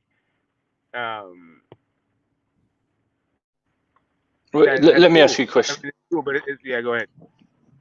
All right, since Don's heyday, can you guys think of any promoter that kind of emulates Don's style in terms of being flamboyant and over the top, or even using the similar sort of?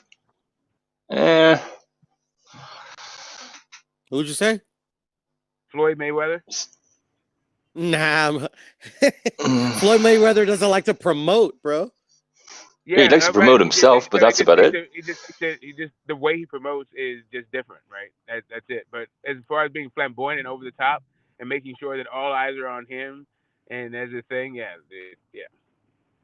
Okay, yeah. He just didn't put on anywhere nearly as good fights.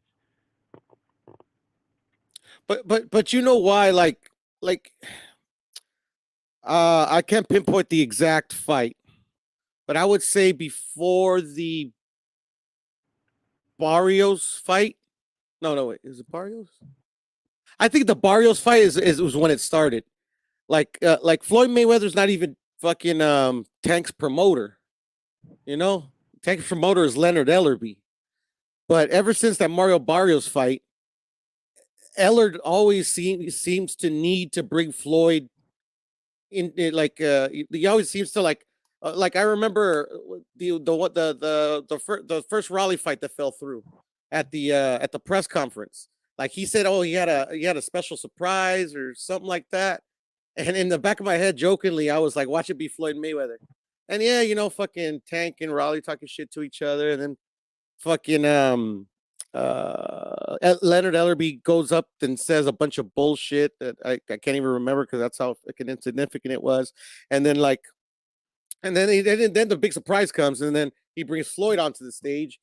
And then I've heard Floyd repeatedly in interviews and at the actual press conferences that where he grabs a mic reluctantly and says, you know, I don't want to do this. But what's the common denominator is that Ellerby always wants to bring Floyd up there, you know. And before that Mario Barrios fight, I don't remember Floyd. Like I maybe he'd be in the room, but they like, you know, people would be like, you know, trying to interview him, ask him questions. I just think, you know, like fucking Ellerby is just a really shit promoter, man. Well, I mean, I hear you. I hear what you're saying. I think that there's a distinction. There's a reason why on the thumbnail I have Leonard Ellerby up there and not Floyd, right? We got Cameron Duncan. We got Tom Brown. We got Kelly Sauerland. Yeah, Frank Warren. Oscar. Who's the guy on the far right? That's Tom Brown. TGB. Okay. And now it steps into the ring this Bash Promotions for this David Avernesyan fight. And yeah, like of all those people, like they just seem to be like managers of talent, not sort of creators of spectacle. I don't know, like Oscar, the Golden Boy fights used to be like gigantic, iconic fights, like intrigue, you know, historical significance, tons of money. Fighters were getting cuts, and you know, living, being able to leverage the upside of their labor, all this stuff, like just phenomenal stuff. Floyd's fights, even, you know, big, you know, sports world stopping like events kind of thing. The era of Canelo, like I think, especially since he's left Golden Boy, I think has been marked with like kind of important fights that haven't moved the needle. I don't know. He still is winding up on Forbes lists.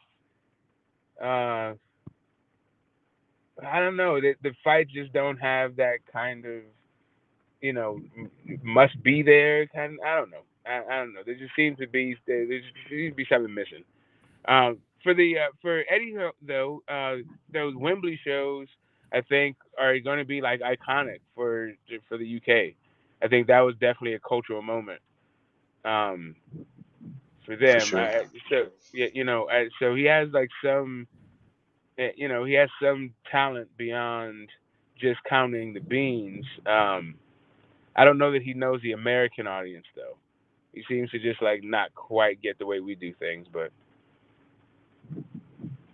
Yeah, well, how many American fighters does he truly have? Yeah, 2, 3, 4, 5, 6.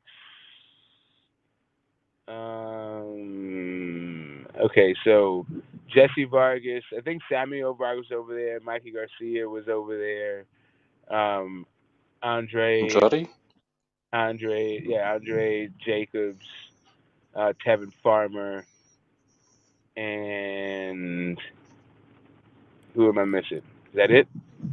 Oh, Gabe Rosado was one of the earlier signings. Big Baby Miller was over there. I mean, not too many like humongous stars. No. except for dude, Mikey, but he was a humongous, like he wasn't humongous, and it was he was Mikey coming off of a popular, loss. but just not. It was Mikey coming off a loss too. Yeah, he had him for 2 fights.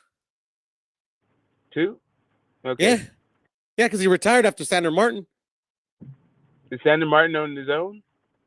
Yes, it was. Mm-hmm. Yeah. Mikey I think that's why, though. Smoke, in my opinion. But go ahead, my bad. You think? Exactly.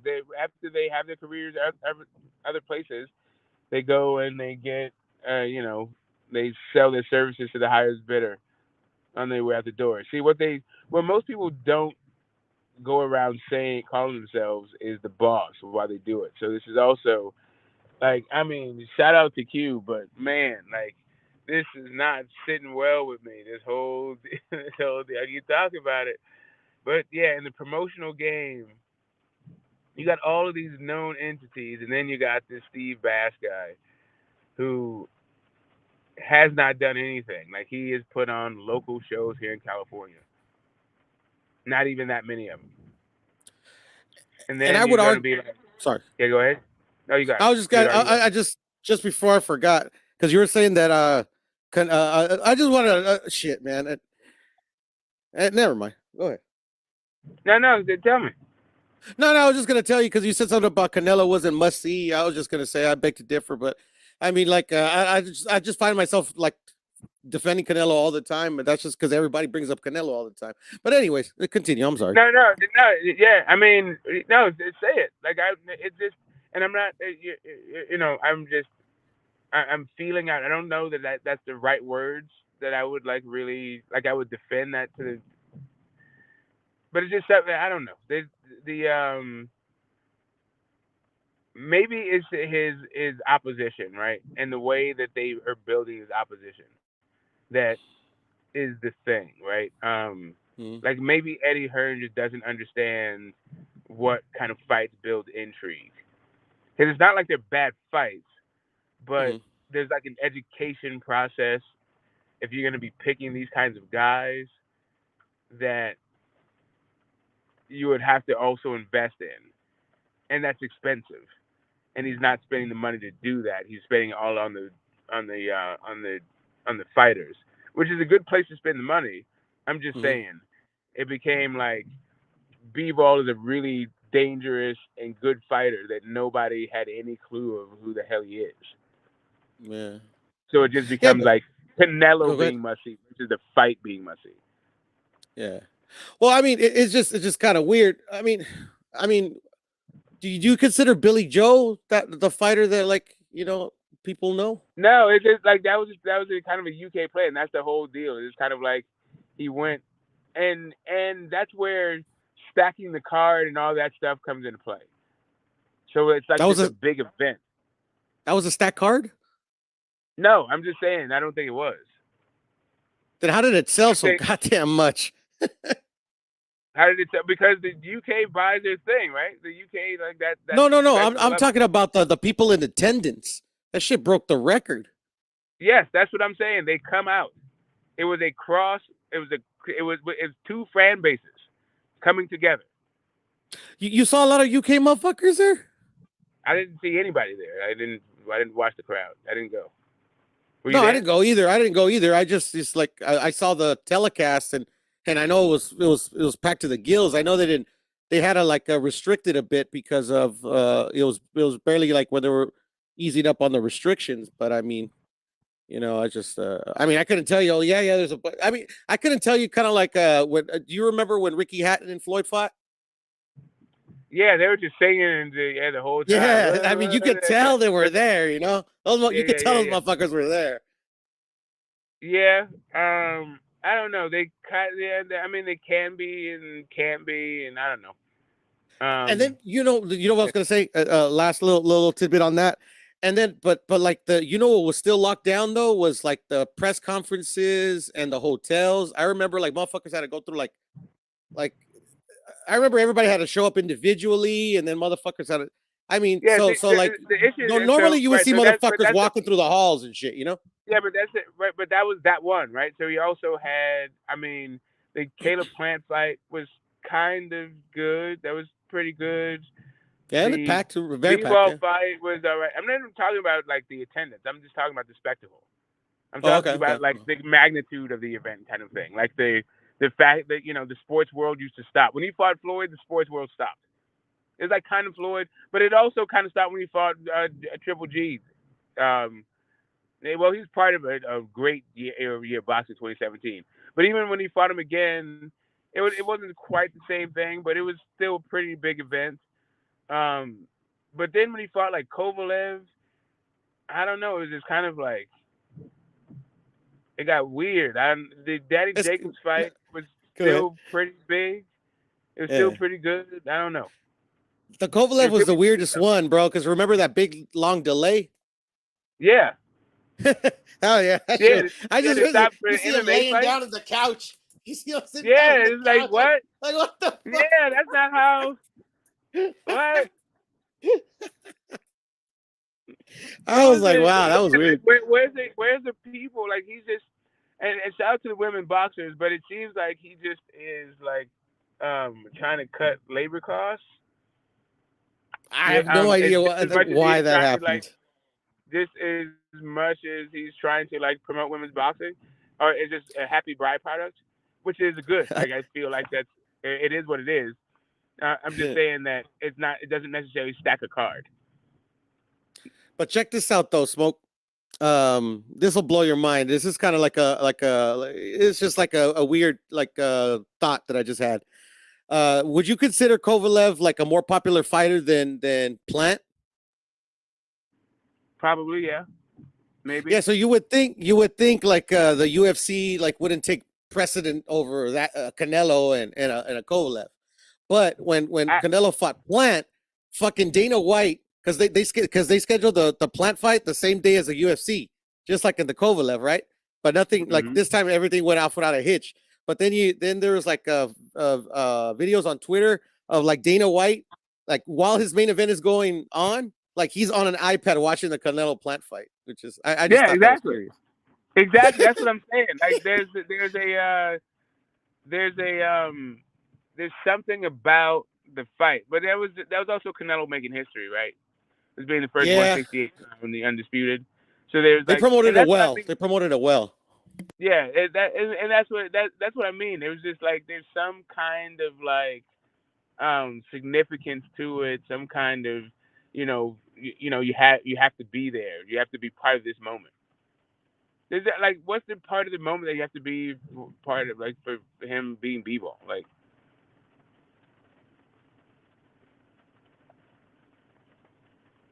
I don't know. He just to me he didn't. I didn't know I was on mute. Yeah. It just could have been. There just could have been more. There could have been more sizzle to that steak. I hear you. And then I remember like commenting to my buddies where I watched the fight. We had like a little fight party that like I hadn't felt that type of electricity for a fight. Doesn't matter if it was Canelo or Plant. It's just like insert fighter here since like the 90s. It was a pretty cool event. Yeah. So for me, I liked the Wilder Fury rematch. I was up for that. For me, number 3 was cool too. I was up for I mean, people like were panning that one, but I was really up for the rematch. I think I was up for the third one too, but I was I mean, after the second one, it was so decisive. It was just kind of like, okay, now I'm just sort of leaning towards one. Whereas in the rematch, the whole question is this dude gonna get clipped and can he get up? Right, that was what the rematch was about. Like, can we? Because of the 12th round, because of just everything that happened. Like, is he going to get clipped? And if he does get clipped, will he get up? But yeah, I was excited for that. I was excited for the build up for Wilder AJ. I was the last fight. I was really like, man, I want to see this fight. There was Canelo Jacobs. I was really gung ho for that one. After that, I never thought he would lose a fight. No, I thought he would lose the Kovalev fight. Actually, I picked Kovalev to win that fight. A lot of people did, to be honest. Yeah, but not because I thought that Kovalev was better than Canelo. Mm-hmm. Just like when a guy is moving up, I have to see that first. Yeah, before that was his first time, but really, like that was like his biggest weight and shit. Yeah, and I remember, man. And I remember that, and that was really like the only reason. It had like nothing to do with like how it turned out. Like that's how it would expect it to turn out if Canelo wins, like kind of thing. Yeah, I was getting nervous, to be honest, bro, because like I had him losing until eventually knocked him out. Now, not by a lot, but it was a really close fight. But yeah, like at that Kovalev was like controlling him well with the jab and shit. But for me, the fight that I thought he was actually going to get knocked out was Triple G.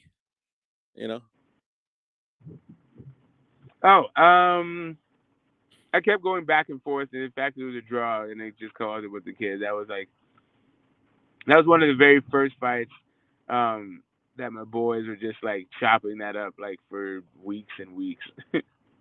Yeah. Like, hey, what about this? We just kept going back and forth. Yeah, go ahead. No, I was just saying that was a fight. Almost, I had the same feeling with Mikey and Spence. Like I was rooting for Mikey. Like I was hoping, like, oh man, this will make him a huge star if he pulls it off and shit. But in the back of my head, I was like, how is he gonna win this fucking fight, man? It's just I never thought Mikey would win. So here's the thing: I wanted Mikey Loma. I wanted Mikey to get that ass, man. But anyway, they didn't lock up, and but what it was like, I thought that basically that Errol Spence was going to take too much out of Mikey. He wasn't going to be the same fighter ever. That he was going to be too big, and he was going to be too damaged. He just wasn't going to have that same warrior spirit kind of thing. And to some extent, that was true. Not the spirit, though. He did have the same warrior spirit, but not the same body. Yeah, it's just he's one of those fighters that's weird, that like he struggles so much to make weight, but like he could never. It's just he's such a small frame that I don't know how to explain it. It's just I just never. I mean, I know he said he saw something, and I was hoping that what he saw would actually be something that would help him out in the fight. But and then Spence is like I rate Spence. So like I was like, damn, man, it's just. Normally, when motherfuckers go up and test the waters, they pick like a Reggie, the guy with a Reggie belt, or you get just to test the waters and then go after like a big fish. This motherfucker went straight to him. I see, yeah, man. He was like, I got it, dude. Robert was like, nah. Dad was like, nah. He talked himself into an ass whooping. Like, I don't understand. Like, and to be honest, Smoke. Go ahead. Yeah, go ahead. No, you go ahead. No, I was just gonna say real quick. To be honest, Smoke, at that time, I remember like he wanted a big fight, and like literally, like he couldn't find one, bro. Like I just saw a recent interview too that he did with Ellie, where he alludes that Loma, like literally, they did everything they could to not have him fight Loma, and I mean, believe him or not, like to me, I don't believe in ducks. It's fucking, the politics, Like, no, it's Bob Arum. I'm sure it's Bob Arum. Yeah, I'm sure it was Bob. But I mean, in no way I'm saying that Loma was scared of him. These fighters are scared of nobody. But yeah, no, it is Bob what it is. Said, like Bob said, he's loyal to Showtime. Fine, let him be loyal over there. I'll give him an offer. Take it or leave it. If not, fuck him. Basically, I mean, he might have even said those words exactly, like verbatim. Yeah, man, motherfucking Bob. He's a savage. What's up, Raiders? Yeah, man. Yeah, these like Bob is another guy. So, he talked about, David Avanesyan's purse being paid the whole time knowing he was about to throw a card in the same night. And that Bob, right? That Bob, he never misses a shot to counter program a guy. But also, that is his thing, right? That like, if you're gonna have a Heisman weekend, Bob Arum's gonna throw a fight.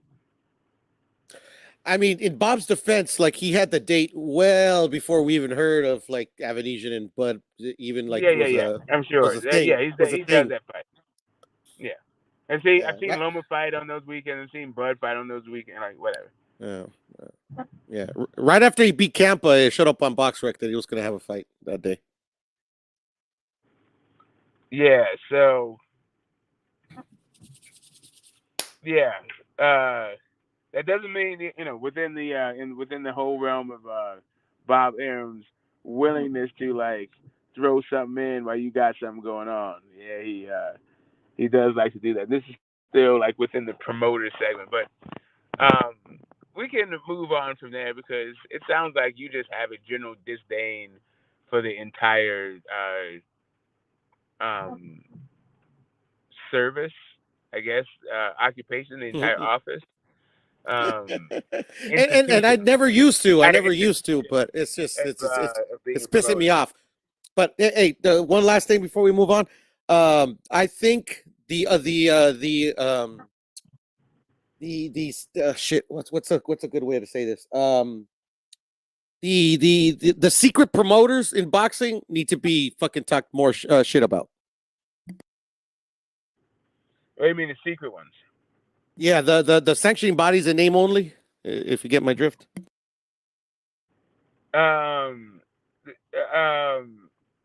No, maybe.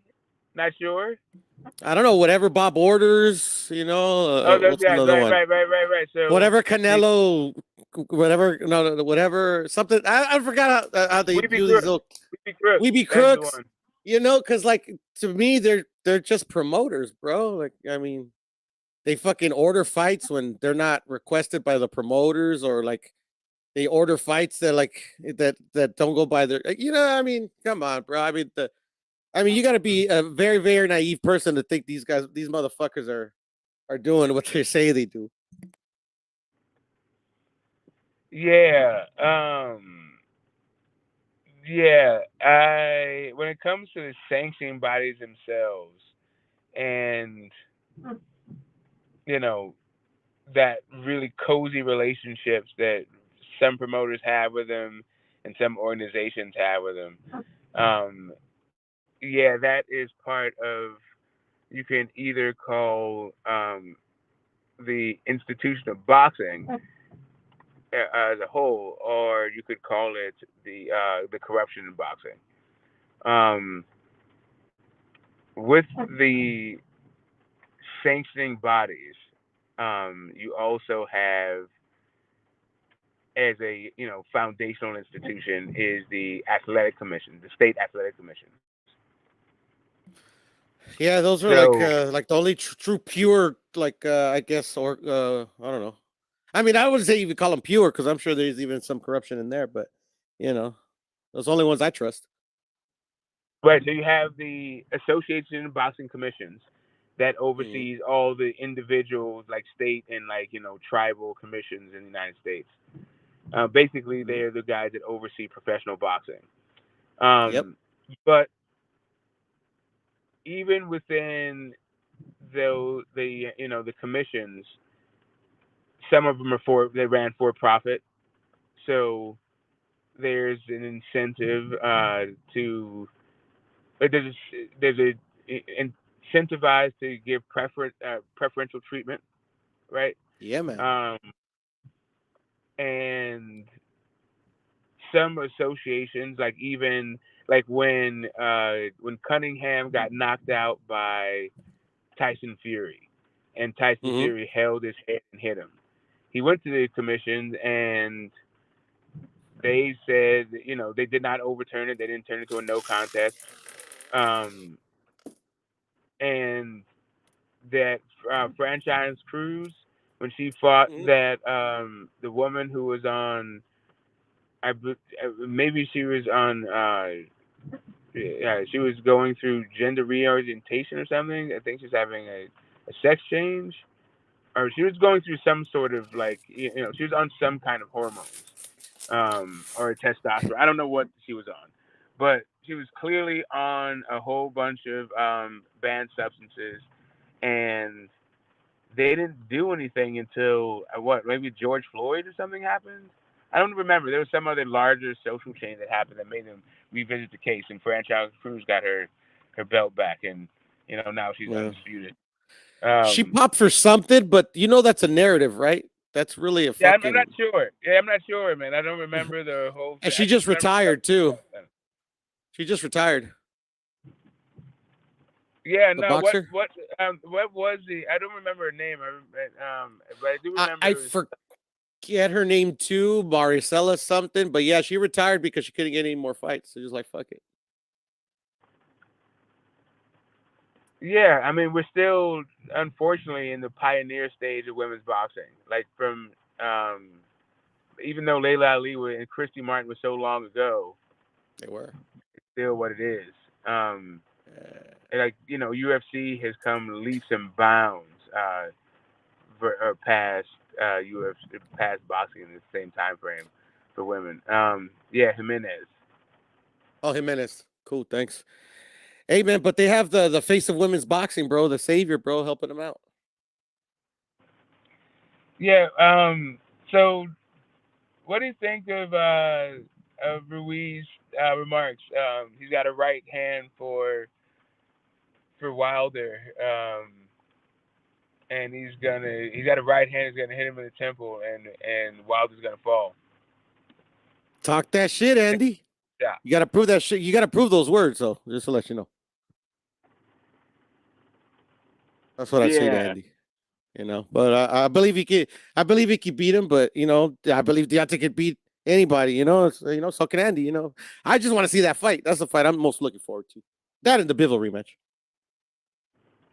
Oh, that's the fight you're looking for. That could be made. Those are the two ones.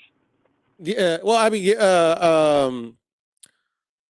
well, I think Andy and Wilder could be bigger than Bivol and Canelo. And that's because nobody knows who the fuck Bivol is. Saying, like, but other than his brand new fans that he's just acquired. You're not interested in like Mikey fighting somebody, or like Virgil fighting somebody, or Tank, not fighting somebody, or Devin fighting. I don't know.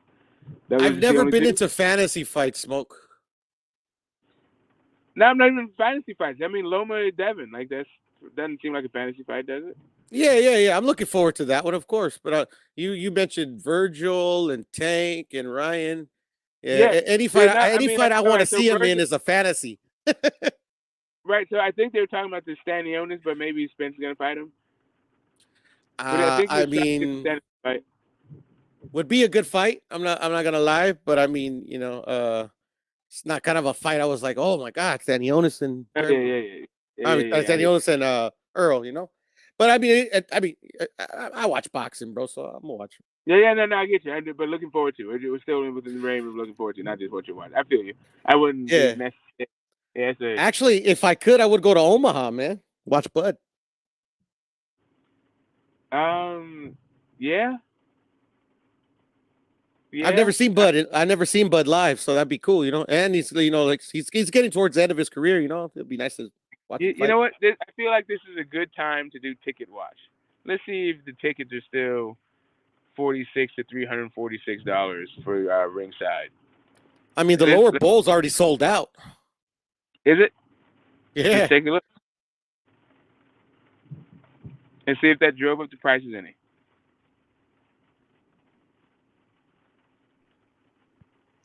And can I ask you guys a question about the ticket market in America? Do you guys have the same problem we have in the UK, where you have like ticket touts that buy up all the tickets and then sell them on at a higher price? Yes, we do. Oh, okay. Which is probably why the lower bowl is gone, but yeah, probably yeah. Yeah, but we're not sure. But that's a speculation. Let's take a look. I mean, pound for pound fighter though, that's a very good prices. Ringside was $346 when it dropped, and $46 for the nosebleeds, and it was like $130-something for like the mid, everything in between. Cool, not bad. It's actually the same prices as like Regis and Zapata. Avernesyan is not coming up. I just couldn't afford ringside, Ringside's usually expensive. But last weekend I got to experience my first ringside fight. That was cool. Nice. Yeah, I was ringside for Loma versus Mariaga. Nice. All right. They You definitely gonna come down for the Regis fight, Smoke? Yo, what'd you say? You're gonna come down for the Regis What'd you Espada say? fight? Are you gonna come down for the when is it? Regis Espada? No, when is it? It is When is it? November 26th. Just hitch a ride because you're in the Bay, right? Just hitch a ride with Kyle. Yeah, no, that is my mother's birthday. So I'm sure it'll be Yeah, for it's sure, a for family sure. thing. Yeah, these Yeah, I live last across the ones. street from that place, bro. So that's cool for me. Oh, that's really cool. Oh man, Billy Joel, man. I said Bud, not Billy Joel. BOK Prime, man, they need to spend the money on some SEO, guys. What's SEO? Search engine optimization. Oh, okay. I know what that is.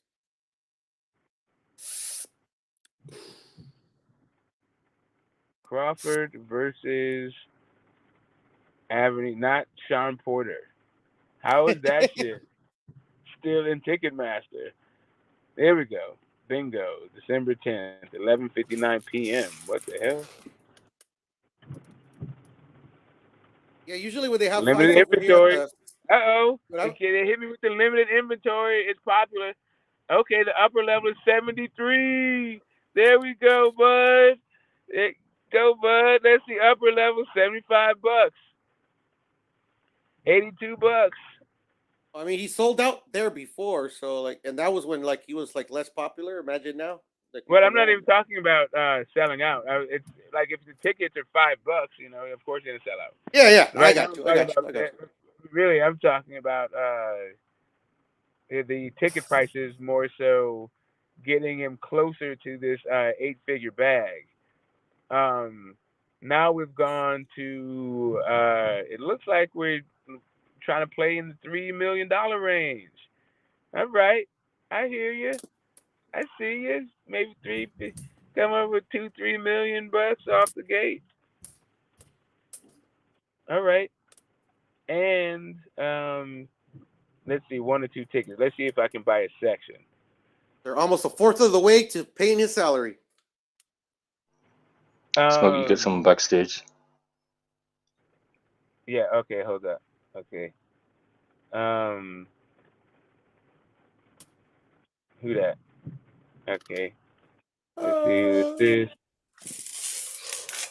Hey, what's up? Welcome to the panel. How you doing this morning? Good morning, fellas. Good morning. Good morning. What up? Good morning. Not much, man. What What's y'all up, talking Black about? Brown? What's the topic? That's OG. Right now, we're just doing a ticket watch for Buzz, right? The tickets are on sale. We're just talking about the promotion of it. And it seems like the people of Omaha have spoken. They love them some Bud. That's what's up. Hometown hero. Let's do it. Let's see quantity. Let's see. Let's see if I can get 6 tickets together. I can still get 6 tickets together in multiple sections, including ringside. All right, let's go ringside for this. 6 tickets ringside, right in front. You going to that fight? No, just doing a ticket watch. Okay. Yeah. Seeing what's up with the fight. This is 1 day after they just went on sale yesterday. So the fact that there's this much sold is impressive all by itself. So now I'm just trying to see what's up. How does this work? Upper level? No, I don't want upper level, dude. I just hit the section I want. Well, from what I hear, it's not that expensive, and with it being in Omaha, it's probably gonna sell. If not sell out, sell most of it. Yeah, but the prices went up. They were 46. They've doubled in price. And yeah, they probably saw how fast it was going and push it up a little bit. Smoke, you got another person backstage. All right. People trying to. All right. Hold up. What's up, Rich? Yeah, nigga, don't have me in the back waiting. Whoa. Oh, geez, you coming in hot, huh? Good morning, man. How you feeling? Hey, Smoke, what? You funny as hell for this, for the little, what's this shit called? The thumbnail? Yeah. Oh, your shaft shit? You funny as shit, man. Yeah. As soon as I seen that shit, I was like, this nigga Smoke might be the funniest, besides myself, the funniest nigga on YouTube. No cap. Yeah, man. I'm glad you got the joke. A lot of people. I feel like I'm definitely entertaining myself with these thumbnails. I'm glad other people get it too. But yeah, man, Eddie Hearn came out and was like, I feel like I'm getting shafted by the fans. I'm like, what? Eddie Hearn's getting shafted? Mr. Separate you from your money for like pay-per-view fights with no belts on the line, and the guys never even fought for belts. Like, oh, what? Okay, that guy's getting shafted. It feels like, okay, I see. Okay, let's get there. Let's get our shaft on. Let's get to the bottom of this shit. Let's investigate. Man, Smoke, don't take that from Rich, bro. Kick him off the panel, bruh. Hold on. What up, Rich? What's up, my guy? Hero, bro, I'm mad we didn't get together on for that Shakur Valdez shit. I told you how it was Bro, gonna go. I'm mad we. Yeah, I was Rich, out there. I lost my phone. Brother. Yeah, that's trash. So what do you think, Rich? You was at the fight, though, what do right? you think, Zero? I was at the fight. Yeah, I was at the fight, bro. Okay. Yeah. What you say, So what do you guys think? Are fans being too hard on promoters? Fuck no. That was some silly. That was some Cry Me a River shit. That was some. I don't know. That was some goofy shit for Eddie to say. I don't even understand why. Tell him. If anything, niggas not even on the promoter's ass. Which promoter do you think is doing the best job, like in all of boxing? I mean, I the best. Shit, I would have to say.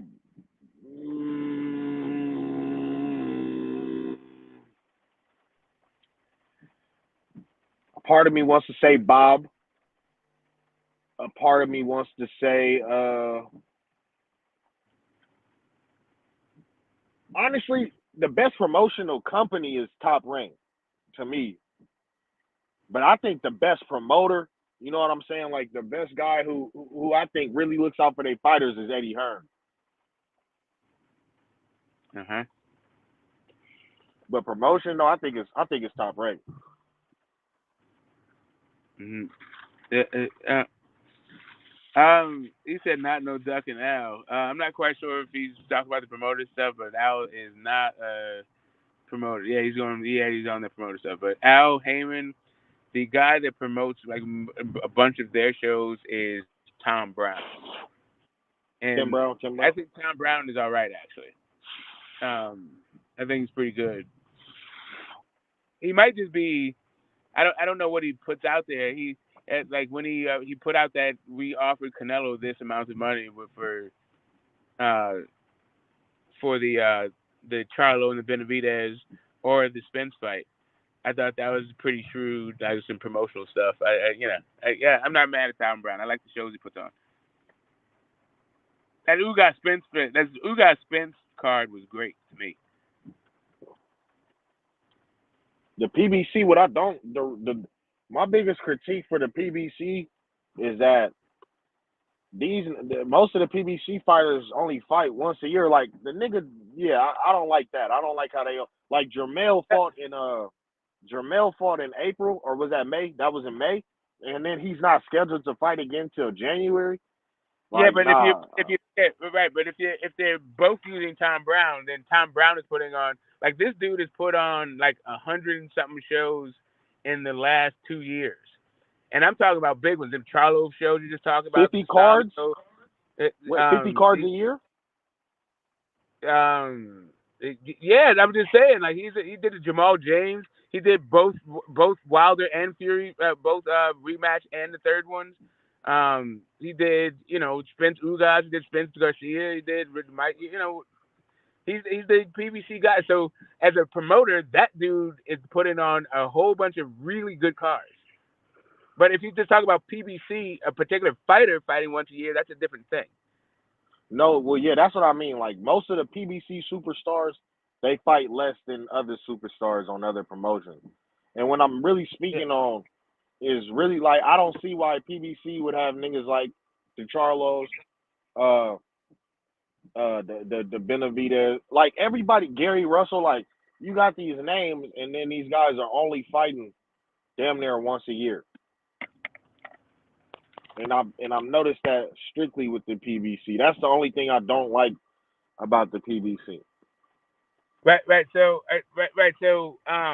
and the reason why I'm separating the PBC from promoters is because the way that they've organized their business, right? They actually have a promoter on record that who's their guy, and it's Tom Brown. And if you look at Tom Brown's promotions, and the things that he's involved in versus, say, another promotional organization that works with PBC and Cameron Duncan, there's a marked difference between like a Cameron Duncan show and a Tom Brown show. Okay, so that TGB shit or TBG shit that be in the ring, that's Tom Brown Promotions? Yeah. Okay. I didn't know what the fuck TGB was or TBG or whatever the fuck. I didn't know what it was. I had always heard the name Tom Brown though, but and I'm pretty sure I done seen a nigga up there. I for sure have. But I never knew of TG. So PBC is. I remember when I looked into it. Pretty much PBC is like a television show. It's like a series. Yeah, they're promotion. They're a production company, like 40 Acres and a Mule, or like Tyler Perry's stuff. Like they just put on shows. They produce content. Okay. They make television. They make shows for television. And then the fighters are the talent. Some of the fighters actually own the rights to the actual broadcast, but all of them are getting like residuals and all this other stuff. Like it looks like they're getting paid like royalties, like their mechanicals and residual, based on their ratings and stuff. Smalls, like go ahead. The only thing that I think could help boxing, you feel what I'm saying? Like that can really make boxing great to where it was a point where no champion can duck a mandatory. No champions gotta unify and shit like that. And I think the only way the sport gets better is if the sanctioning bodies become more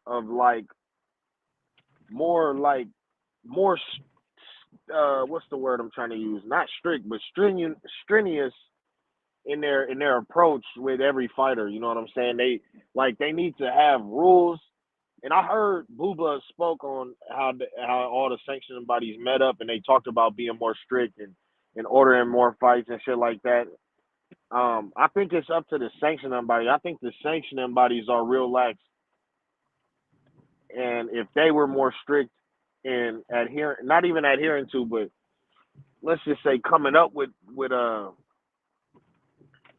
not barriers, but coming up with like, I want to say rules that'll make it to where certain shit has to happen. You know what I'm saying? And I think that's well within their right. Like you can't be a champion. Like I think it'll be well within the rights of the IVF or whatever the fuck. Be like, yeah, you can't be a champion with us if you don't defend your belt in this amount of time, and every 2 years or whatever, a unification has to happen, or else you just can't be a champion. I think it's up to the sanctioning bodies because promoters would get in line if sanctioning bodies were more strict. I'm not gonna lie, I feel it though.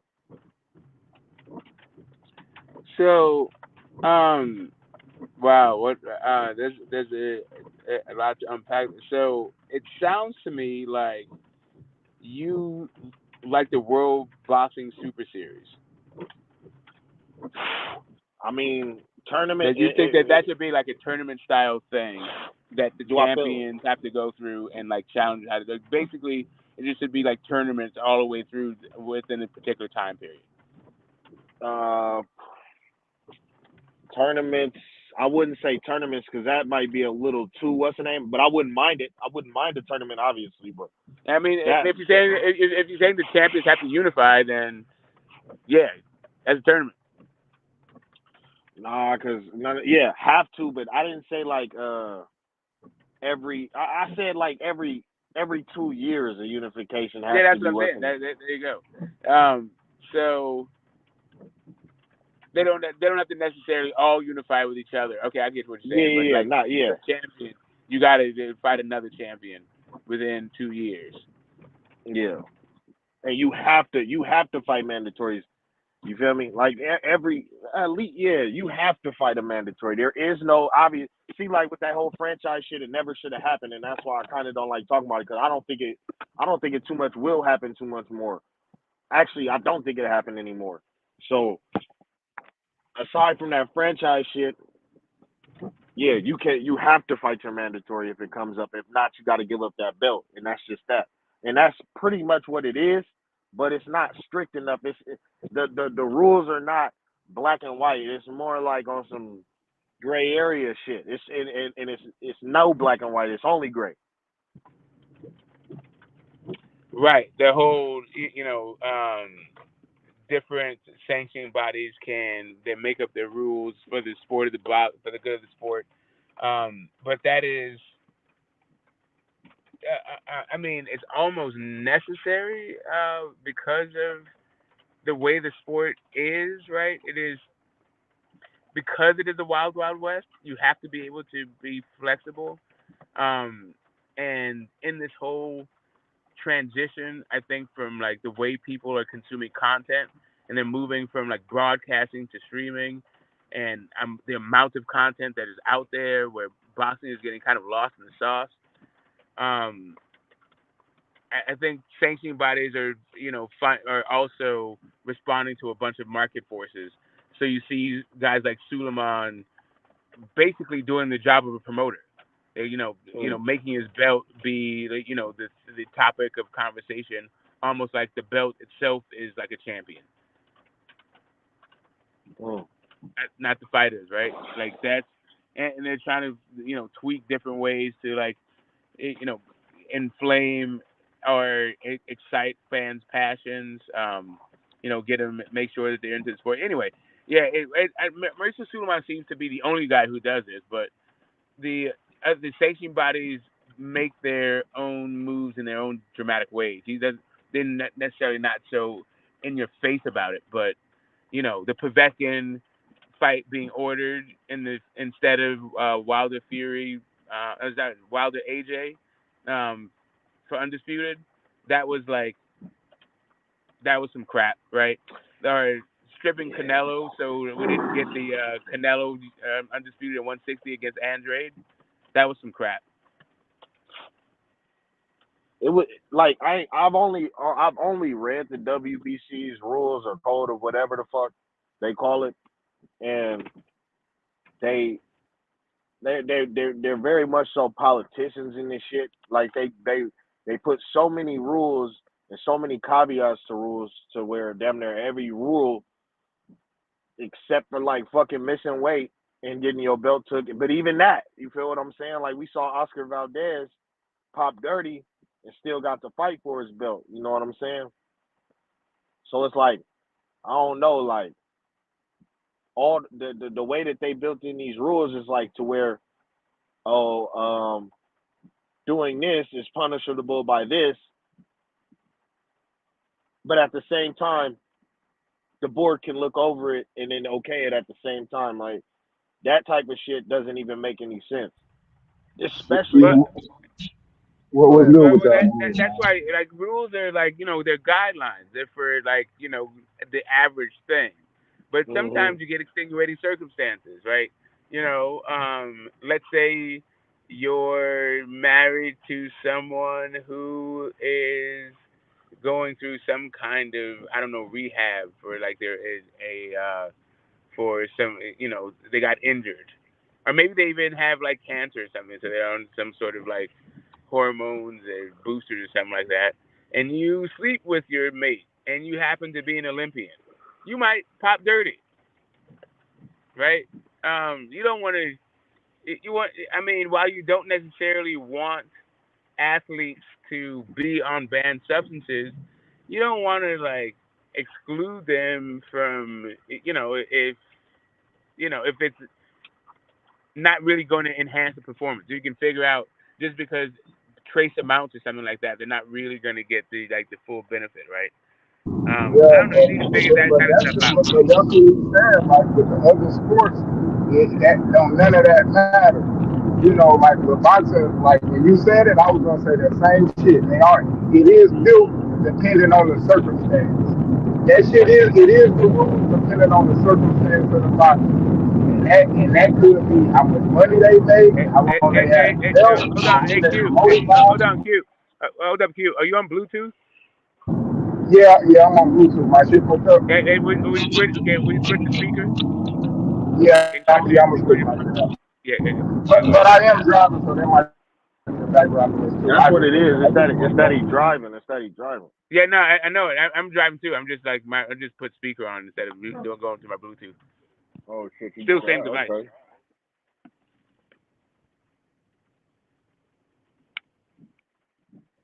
Know what I mean? Yeah, it's a little bit better. Yeah.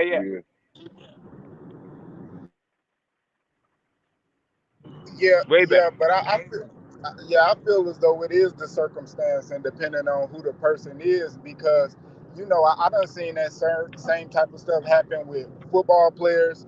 They talking about, oh man, I had this in my system. Me and my wife trying to have babies or whatever the fuck it may be, and they still get that suspension. It really didn't. It don't matter. They might cut the games back. They might go from 6 to 3, maybe, or some shit like that. But they ain't bending the rules for nobody, too many people, you know. So I think with boxing, yeah, the rules should just be like straight up and down. But man, with some of this shit in boxing, the circumstances do matter sometimes, or the kind. But I don't know, man. Shit, and I think that's what they got to deal with. That's what the sanctioning bodies got to deal with. And even on top of that, shit, who's to say that, like you was talking about with the Povetkin, they ordered a Povetkin instead of ordered Deontay Wilder and AJ. And shit, how I figure that, man, a little envelope with some bread could change all that shit.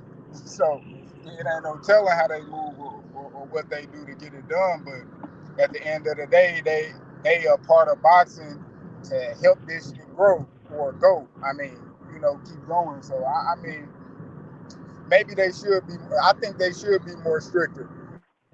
But the fact that we may not get it, shit, we all got to be aware of that too. That's just how the game go. Q. Hero, my boy Rich, what's good with you? You ducking my calls, man? What up?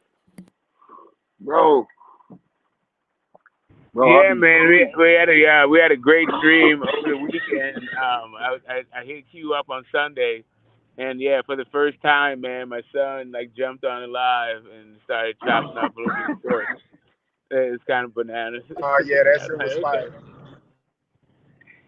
yeah. Yeah, man. Anywho. I got the chop it up with Smoke Son, man. Salute to Malcolm, man. Shit, yeah. That's dope. most deaf. And You man, nigga. hey, Smoke, are you gonna chop up like a segment of that live to make a video of that? Cause I ain't gonna lie, like I've yet to see any channel or panel, even delve in or get that far into that type of dialogue, when the situations are about that. So I think that should About which live are you talking about? the one on your panel, the one we had on your panel, was it Oh Saturday? yeah, definitely. The boss moves one. There was a 12-hour one. Yeah, A 12-hour joint. Yeah. I'm definitely going to do that. I'm just, I'm still getting my like feet wet. I did my first short like last week.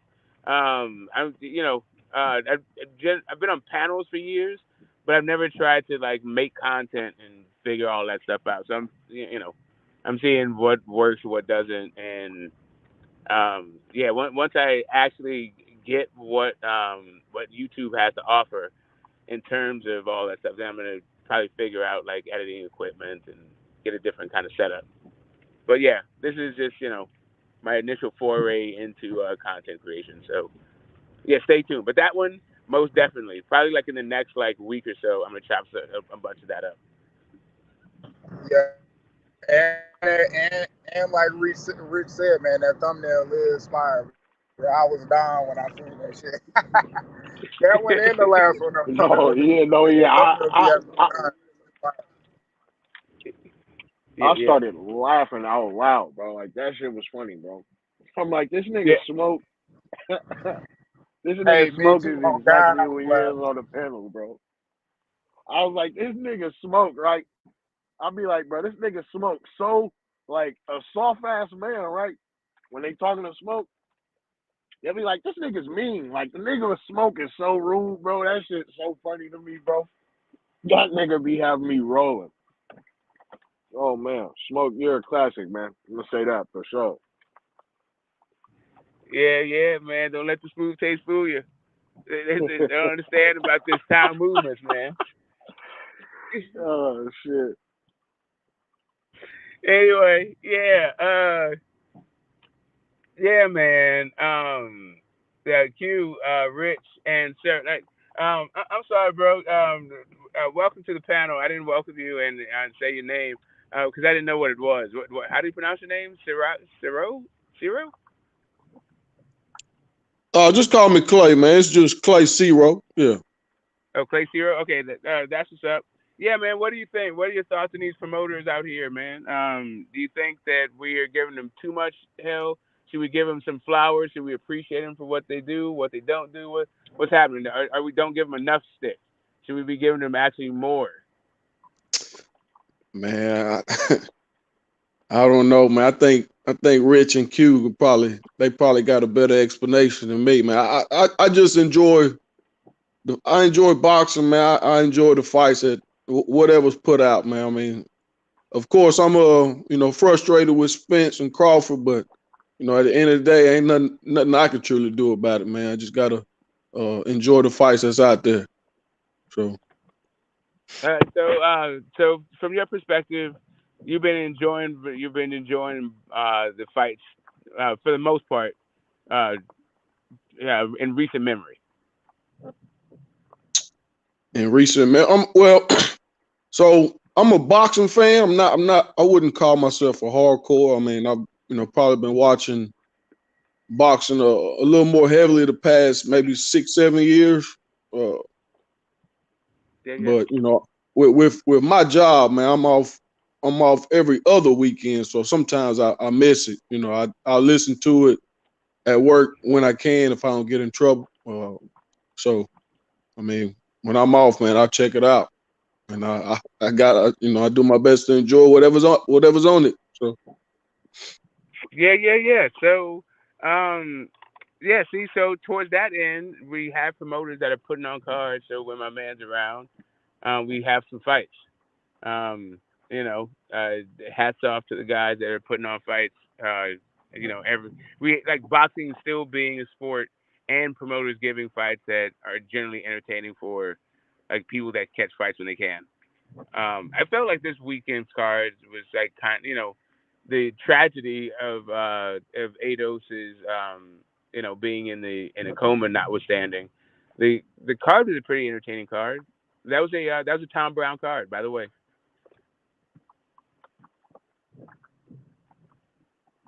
Tom Brown. Yeah, I mean, I think it was. See, I have Showtime and I pay for it too, but I listened to. Well, I guess I caught the last little bit of the B-ball fight before I went to work, and then I was listening to H Money instead of listening to the fight. But yeah, I mean, it's it's sad what happened to Ados, man. But yeah, I mean, from what I'm hearing, the card was straight. I mean, I hadn't even really rewatched it. I might rewatch it tonight. But. You know, I didn't watch that card, Smoke, but like bro said, I think I had bounced in a shit just to listen while I was at work or whatever the fuck. I bounced in to listen, right? And Mm-hmm. actually, yeah, I wasn't at work. I bounced in to listen though, and I heard the nigga H screaming, "Bro, stop the fight! Like, what are you doing?" Like, and he was kind of annoyed that the ref was like Yeah. letting the dude get punched on like that. So yeah, I mean, it's just Yeah, I was saying that shit. unfortunate. I was saying by the middle of the fight. Like I was saying about the 6th round, really. For real. Me too. Yeah. It was just like The 6 rounds, that's a what's up? long time. Peace, Rachel. Welcome to the show. If you get a Salute, chance, Rachel. always hit the link. What's up, Rachel? And also, Meth, what you doing? Pop in if you get a shot. Come in. Nah, leave him in the chat, man. Leave him in the chat. No, just one. Yeah. And make sure everybody gets get their bars off when it comes to this the promoters of today. Today we're beating the pavement for fans' reaction to the idea that we shouldn't demand better behavior from promoters, both in disclosure when it comes to failed drug tests, maybe like what is it? I guess holding promoters to a standard when the fighters are whatever, maybe coloring outside the lines. Is that the fighter's fault? I mean, is that the promoter's fault? If a fighter, pops dirty, like what is the promoter's responsibility there? Like, should he then just take a bath? We had Jake Paul. He was, he promoted. He thought Hakeem Rahman wasn't going to make weight, and he exited the card. Like, what are the what are these promoters' responsibilities to like putting on these cards and protecting fighters and making sure that the fans are entertained? Shit, they gotta eat the loss, man. You know, it is what it is. Like it's no different. And like I was saying, you got a football player and he pop. He could be the player that you paying the most. Bro, he getting suspended. It don't even matter. Like it just is what it is. Like and with them, that's just how they gotta see. They got other fighters, you know, next man up. You put the next man up on the card and do it like that. But yeah, Yeah. it start with the boxer. The promoter, he just promote the boxer. So if a boxer, they got to be ready to take whatever consequences it is, man. They got a list of the things they can take, things that they can take and can't take during and not during when they're fighting. One second, Q. 1 second, Q. Hey, Rachel. I don't know if you're still here, if you had to bone out. But if you're still here, I'd love to hear what you could share with us about the convention, the WBC convention this past weekend. Yes, but yeah, I don't know if you're there or if not, or if you have time, but I appreciate that a bunch. Sorry about that, Q. Go ahead. No, you good. But yeah, they just gonna have to take that in their hands and figure out a way, man. Me personally, man, I just think suspend them for a year, second time maybe a little bit more, third time more, and if anything past 3 times, man, you just ain't gonna be boxing. You just ain't gonna be boxing no more. You're gonna have to find another sport. But it is about the safety of these guys, man, because it's a dangerous ass sport, bro, and you never know what can happen, bro. Just like y'all was just talking about the Morrell fight, bro. That I ain't gonna lie, it's hard to watch knowing where he at right now. That shit. Even when you watching it, like me, I seen it and I be like, yeah, they could have stopped that way earlier. Uh, and then I think it's just the fact of the man, it wasn't no help around, bro. Like you literally had the referee and David Morrell help him to the corner, and the referee didn't even want to help him. Facts. The referee didn't even want to help him. The referee just pointed at his corner like it's over there. It's over there. Like, bro, he can't walk. Like what we talking about, that shit was crazy, bro. They ain't had no on hand positions to just like I don't know. That was crazy how he went out, bro. I ain't like that. It do make it hard to watch that replay, bro. Knowing that, man, they have to induce him in a coma, bro.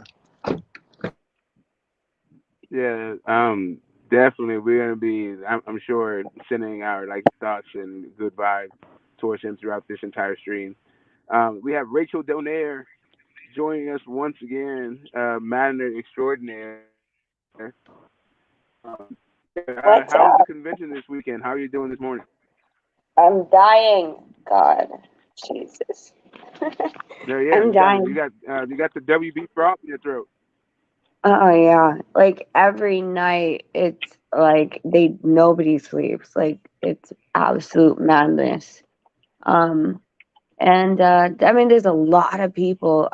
People that have been to the convention before said they've never had this big of a turnout. There's at least 1,000 people here.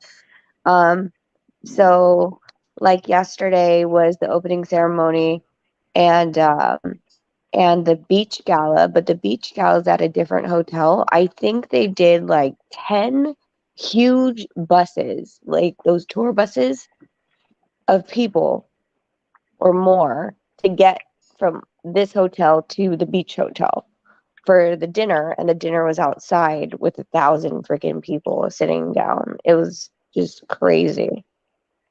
So, today's the ratings. So what they serve? Huh? They served steak and shrimp. Okay, surf and turf. That's that. Yep. It was good. Yes.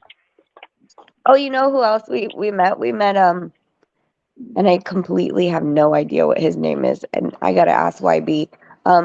Bud's sparring partner for the Avanesyan fight. That's cool. And you think big and guy. you know that but you know that YB wasn't letting him off the hook, right? I hope it wasn't Brandon Norman or Brian Norman. What happened? He just kept going like, "Oh, Bud, so Bud's your dude, huh? Bud's your dude." And I'm like, "Oh, here we go." Like everything. He's like, "Yeah." He's like, "Are you a Spence guy?" He's like, "I'm just disappointed in Bud." And he's like, "It wasn't his fault." And you know, YB, he's over here like rolling his eyes and shit. I'm like, I was like, "Don't start." I was like, "This is your first convention. Don't start making enemies already." Talking about something it wasn't his fault though, bro. Like, what are you talking about? Like, that shit don't even sound right. I don't know. It was funny. It's not his fault. Ain't nobody trying to hear that shit. Not even Q to God. Q to God ain't even trying to hear that shit. Yep. Yeah. So yeah. I guess it's just opening. So is it all week? How long is this convention going to be? It's until Friday, but we're leaving Thursday. So today is like today and tomorrow are the big days for actual business, if you want to call it that, right? You have the ratings meetings today. What else do you have? Ratings in all weight divisions, and then you have the mandatories tomorrow, and then today's gonna be also, which I don't know if I'm gonna stick around for it. I might, but they're gonna talk about the transgenders in boxing. If they're gonna sanction it, yeah, that's at I think 3:30. Transgenders in what boxing?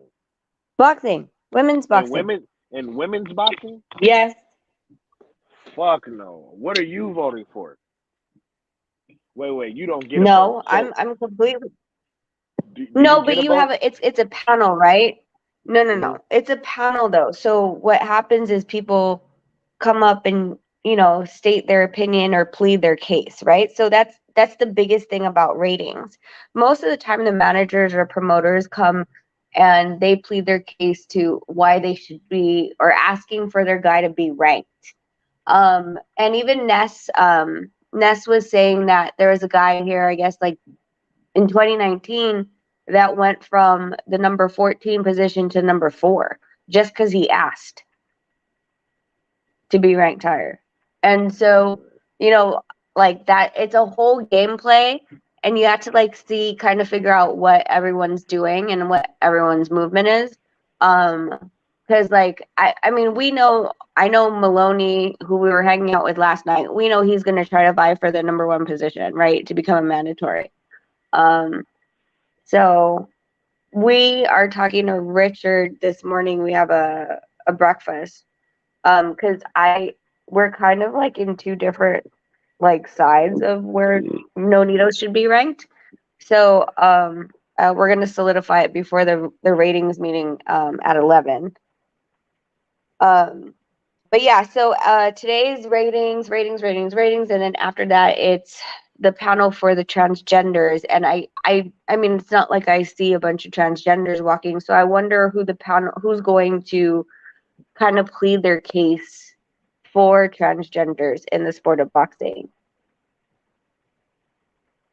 Probably And that if you girl get It it, seems like that it if that have D it franchise seems like you have Ruiz. to wade into this whole kind of conversation that doesn't have really a clear, that nobody's really clear on. Like, I don't know. Yeah, a panel. I guess it's just going to be people saying hell no, probably. You would think that, but I don't know. I'm not going to assume that that there's not going to be someone here just because I haven't seen them that's really pushing for transgenders. But Serafina's here, who's really really close to Haney, right? And she manages fighters. A lot of the female boxers are here. The heavyweight female boxer, Angelina's here, Marlon's here, a lot of former world champions and current world champions. So, I mean, I know Jelena is like, hell the fuck no. I mean, I didn't go around trying to get a poll of like, like trying to feel what their stance is on this. But I would assume that they don't want guys in their category, right? Just my thought, but I mean, I just Yeah, can think about it like men give men comas. Like what's the name's in the coma right now? I can only imagine. Like hell no, this type of shit. I don't think it's possible for it to go through. But with the way that politics and the world is going right now, I wouldn't be surprised if enough money per se, enough mouthpiece per se, like you said, somebody went from 14 to 4 in the rankings just for asking. I can see certain lobbyists being able to get this pushed through with a certain amount of mouthpiece and as well as some money, actually. Honest to God. yeah, but I'm like sorry. and I always use this as an example. Like Jelena, 8-time world champion, spars Nonito, who's a 118 pounder, and she's a 126, and he could only punch her. What do you punch her at spar? Like 30%, maybe. Body. At max 20%, Nonito hits her in power. So I mean, even if you look at like really putting like somewhere near the weight divisions where she actually outweighs Nonito, and he can't hit her hard, like and this is sparring, what do you think's going to happen in the ring? And you know what, thanks for giving me that pointer as far as the Morrell fight, because that is something that we could use when it comes to proving the point of how dangerous men fighting I got biological women are. So I think I got more. So I they got saying more too. are they saying they're going to let transgenders fight in women's boxing, or just have their own little shit where transgenders fight? from what I No, understood, it's no. for them to be in women's boxing. Oh hell no! Good morning. Hell no. I thought it was gonna be some shit like transgenders got their own little shit like transgenders fight transgenders. No, that's not what the Hell no. transgenders Transgender are on. boxing? They do Hell not no. they do not want to be excluded from women, bro. Like that's not what they own. They don't want to have their own thing. That would be the best thing that they could do, but they're not trying to do that. But in terms of more talking points here, you can bring up the fact that men put men in comas, and if they ever try to see, and I can see them turning that argument back on you. Well, yeah, men put men in comas, so it is what it is. I mean, men put women in comas. Men put men in comas. It doesn't matter what sex you are. You can go in a coma from taking a punch from a man. Well, simply, no. Simply the way you turn that back on them, is through science. Bring up bone density. Men literally have denser bones than women. Literally, which make it simply because throughout evolution, we have been bred to be the much more destructive sex, the much more game sex, the much more ready for combat sex. That's why it's nowhere near right for a man to get in a ring with a woman if men kill men in the ring. Like you can be a man with the same bone density as me, with thicker bone density as me, and I can still fuck you over. So what do we look like putting somebody in there whose bones are super not dense? The hands is not like literally women's hands are small. You know what I'm saying? They reaction time is slower and hella shit. They weren't bred to even be in combat or competition with men. Period. So they cheating for the simple fact like this, bro. Men fight 3-minute rounds, ready for that shit. How you gonna have a man going from 3 minutes to 2 minutes? Hell no, they gonna be working them little ass girls. Because they feel like being a woman today. Hell no.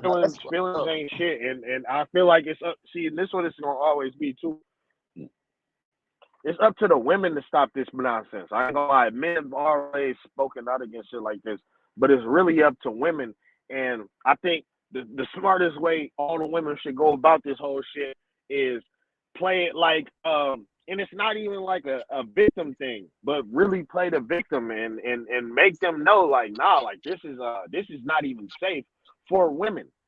And this is coming from women. It has to come from women, because if men say it, then we're just transphobic. They wouldn't dare call you guys transphobic, though. Yeah. They wouldn't, I don't think they can. No, there's actually a term for it. They can call you. Trans. The trans issue is deep rooted.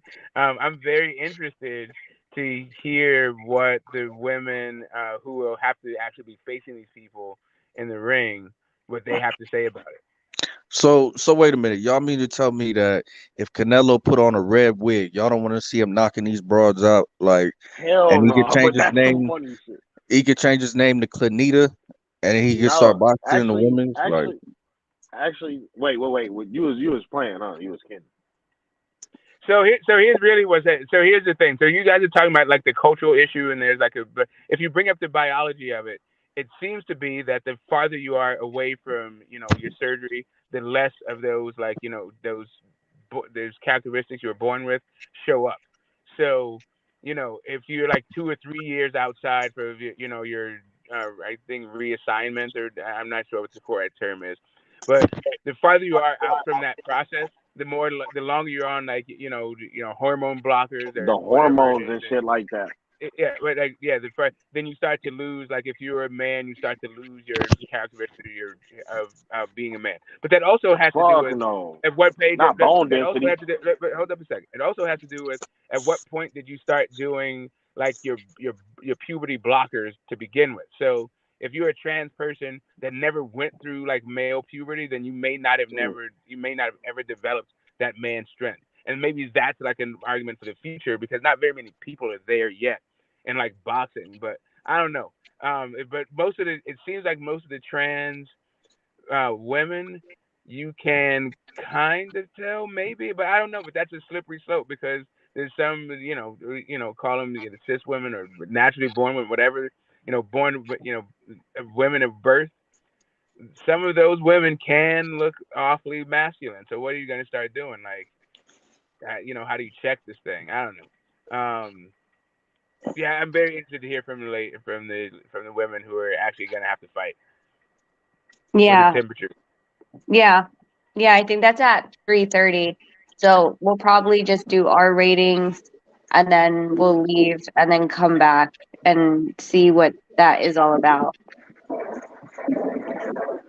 Do you think they are they going to talk about the 3-minute rounds, or is just like trans is the latest thing?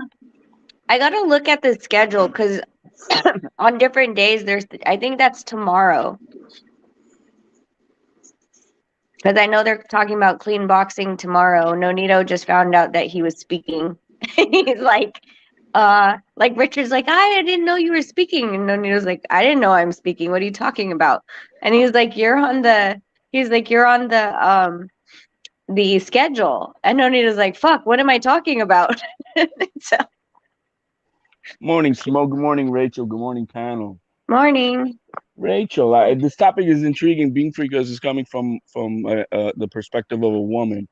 I believe that women are the first ones who need to stand up on this and unite and make a lot of noise against this so that the rest can follow and not be stepping on toes. You know, like Yeah. us men, we step on the toes.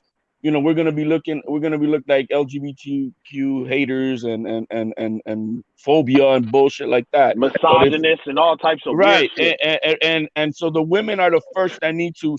But another thing that somebody needs to tell Maurice in front of God and everybody when they're doing this thing is, if he is so worried about women's health, about not being able to fight 3 rounds or not being able, 3-minute rounds, or not being able to do 12-round fights because they get concussed, it's a safety issue. What the hell is he thinking about when having dudes fight women? I mean, what is going to exactly happen is what we saw last Saturday on a 10 times more level of concussion and brain damage. That shit Yeah. not happening, dog. I ain't gonna lie. Even if they go up to argue that, bro, It's happening. I really have a hard time believing that they would make that happen. We would actually. It's happening now in the No, collegiate bro, level. it's It's happening happening in now the in world. I wrestling. mean, not in the We're world, in the seeing it Western. in high school wrestling. Hold up, y'all cutting me off. Let me finish. I'm talking about a real sanctioned boxing match. It's money I driven, buddy. have a hard time No. seeing. I'm talking about in America, like Yes, in yo, America. when show HLD. that we Look fight. up transgender Hold wrestling up, women bro. or No, I weightlifting. said Let the guy boxing, bro. speak. I said My man, boxing. it's the same. It's the same. No, It's it's the same not. thing. Wrestling the motherfucker is not punching them in the face, bro. All right, Hell no, all right. I ain't gonna lie. This is the HLD, reason. bro. Please let people speak. Let him get his Q, whole thought out and go then ahead. respond to it. Please. Yeah, go ahead. Look, I'm gonna tell you. Look, this is why I think you're wrong, bro. The way that the political landscape is going, bro, in this age of wokeism, bro, in this age of like blind liberalism, bro. Like I said, bro, hearing that somebody went in the rankings from 14 to 4, like that's the difference between a non-title shot and a title shot, damn near, man. So if somebody can go from not getting a title shot, damn near, to getting a title shot, just by talking, imagine what these lobbyists would do, because that's like some shit, like saying that boxing is allowing transgenders.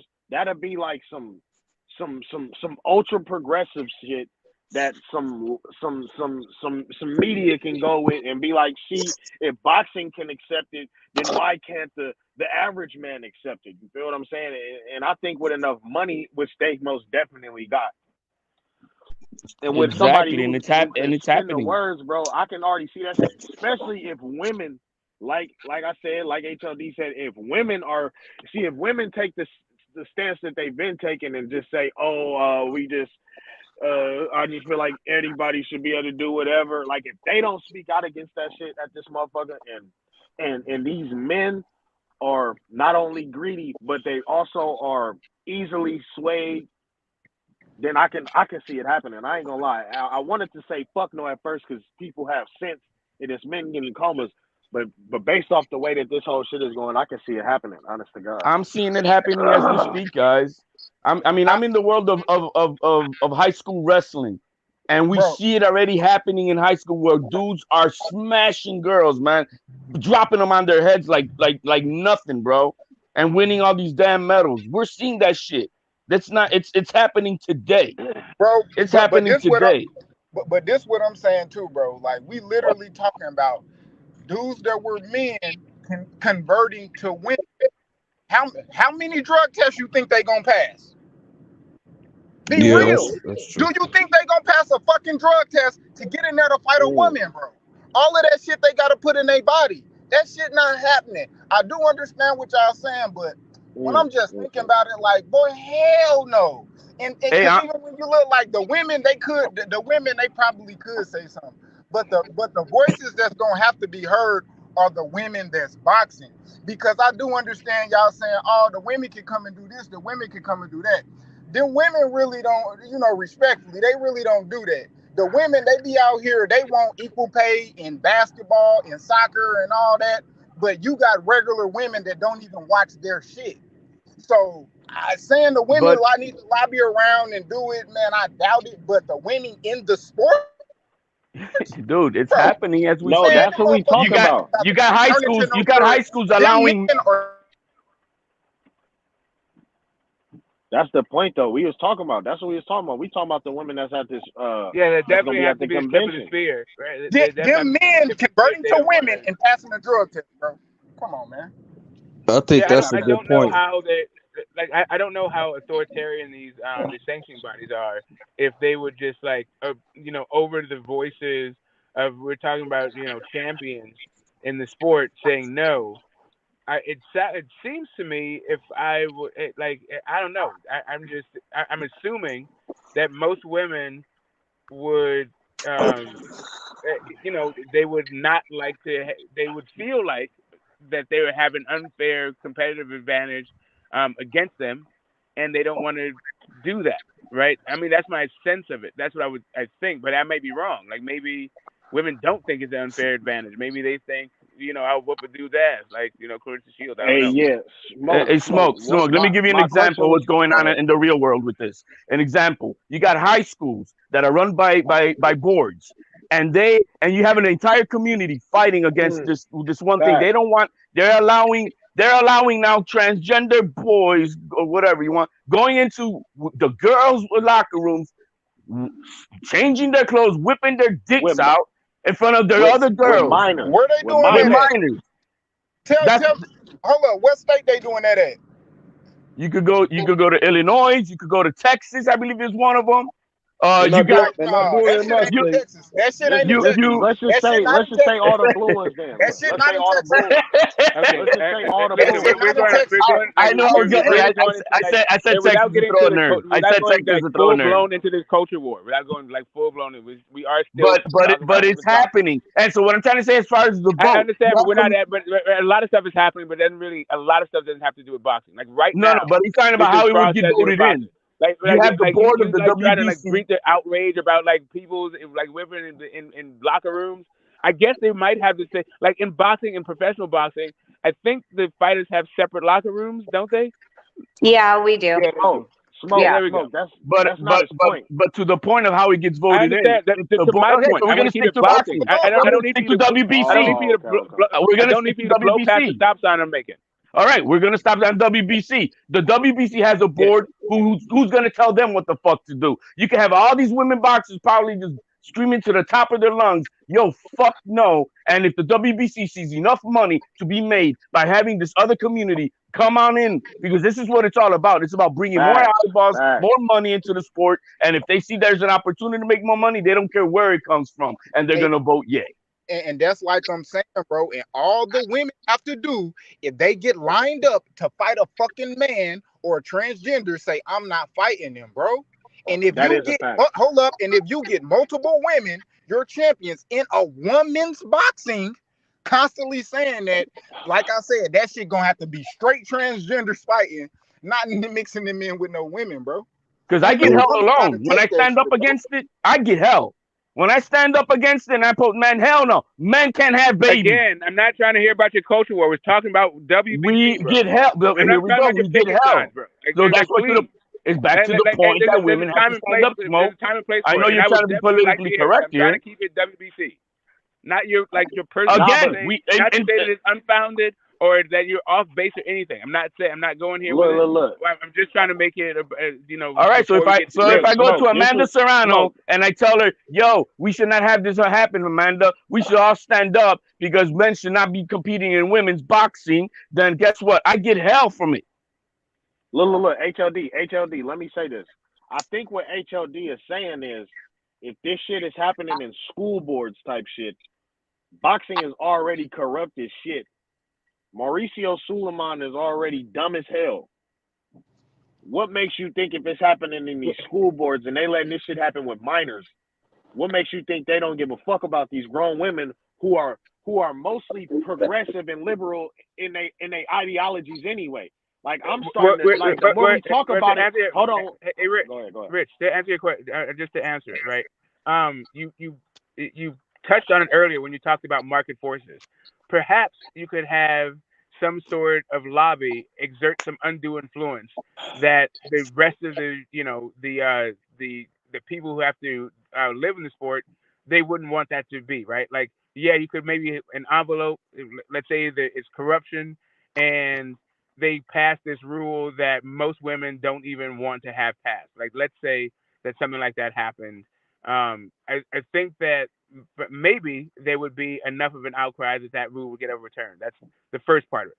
The second part of it is you're just like the reason why a lot of stuff that happens in boxing that goes down, like guys fighting on PEDs or banned substances, is because there's really no overarching body. There is no like government agency that that exerts its power over boxing. They're all just individual capitalistic events, right? Endeavors. You just try to get as much money for an event that you can. That's what's up. That is. You hawk your good, you hawk your service, and then you're on to the next. If you because of that kind of lack of oversight, you don't necessarily get the culture war like in a sanctioning body, right? Like they're not beholden to that because they're not beholden to any sort of government agency oversight mandating that they have to be, quote unquote woke or progressive. Like they could be definitely corrupt, but not necessarily. I don't think they have a mandate to be woke. Not a mandate though, bro. I'm saying that most of these women are. I said most women in America, in the West, are like more or less liberal. You feel what I'm saying? Most of them wouldn't speak out against transgender shit in the sport. Period. I actually believe. Now that I'm thinking more in the situation, I really feel as though most women wouldn't even speak out against this shit. So it's and you know why they won't speak out? You think, okay, so hold up a second, because I just want to make sure that we understand what we're talking about, because there is some evidence to suggest what you're saying that I learned in like Red Cross training. It's like women, and I think this is like a socialization thing, not even a biological thing, but women here will, like if they're choking, they will leave the room because they don't want to disturb like the peace or whatever, and then they'll go into another room and like choke to death. So like you had to reorganize this whole thing, and I don't like it was just like stuff like that. Is that what you're talking about? How like women are taught to kind of be seen and not heard and not rock the boat? I agree to that, Smoke, because the bottom line is, by majority, most women are agreeable type. Most women are, I'll go along with the flow and do not stand on their square. That's why only few of the alpha women, there are few women like Rachel who stands on her square, who don't give a shit, and she's going to tell you what she feels. And those are the women that move up in the upper classes of jobs and boss jobs and stuff like that, CEOs, because they're not agreeable. They're just like us. We're stubborn, and we're going to tell you to your face how we feel. But most women are not like that because they don't want to be looked at as like bitches or because they're boss style and all that masculine. Stuff. Being unagreeable is a masculine trait. If I'm Clarissa Shields or Amanda Serrano or any of them, bro, and they try to have me fight a transgender, bro, why wouldn't I just say, fuck you, give me your male WBC champion in my weight class instead of fighting this dude? Like, I don't know, bro. It like, I understand what y'all saying, but it's a big picture you got to look at. And the bigger picture is that shit. You can't put them in women's boxing, bro. Like, as much Yeah, progressive they feel like they could do, you can't put them in women's boxing, bro. right. So the question is, If they're discussing it, I it's a think that possibility. maybe That's what I would say. I think the issue is right. I think the issue may become whether or not they are in violation of the Equal Opportunity Employment Act. Maybe that's what's happening. Like in the United States, you have this whole like thing about discrimination, and maybe discrimination amongst I don't know genders why, like, may I be think an I issue. have the slightest turn, like, every single time I do this side of my face. Oh, sorry. I forgot you guys are on, you're not on mute. My bad. Continue. No, it's all good. I'm Woo! trying to do I'm my like, makeup. hey, keep that to yourself. Yeah.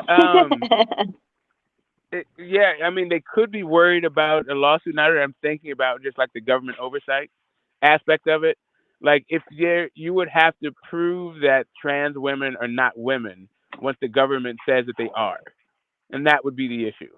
And Has the now you're government saying that said I that don't care though, what the Smoke? government says, they're not. Hold But I on, mean, Nah, but right, that's the hold point on. right. though. But Smoke, now you're Smoke, going up against this whole promotional thing, Smoke. right? I Like, got a question. yeah, go Has the ahead. government said that? Like, have they Yeah, mandated that? right. And I think this might be when I say government, I'm not talking about the federal government. I'm talking about like within states. Because Oh, okay. Well, boxing is like that's it's already owned by happening, like Smoke. it's about like that's what I was saying. It's about state legislation. It's about state athletic commissions. So if you're within your state, if they say trans women are women, then how do you then exclude a trans woman from a female boxing event in that state?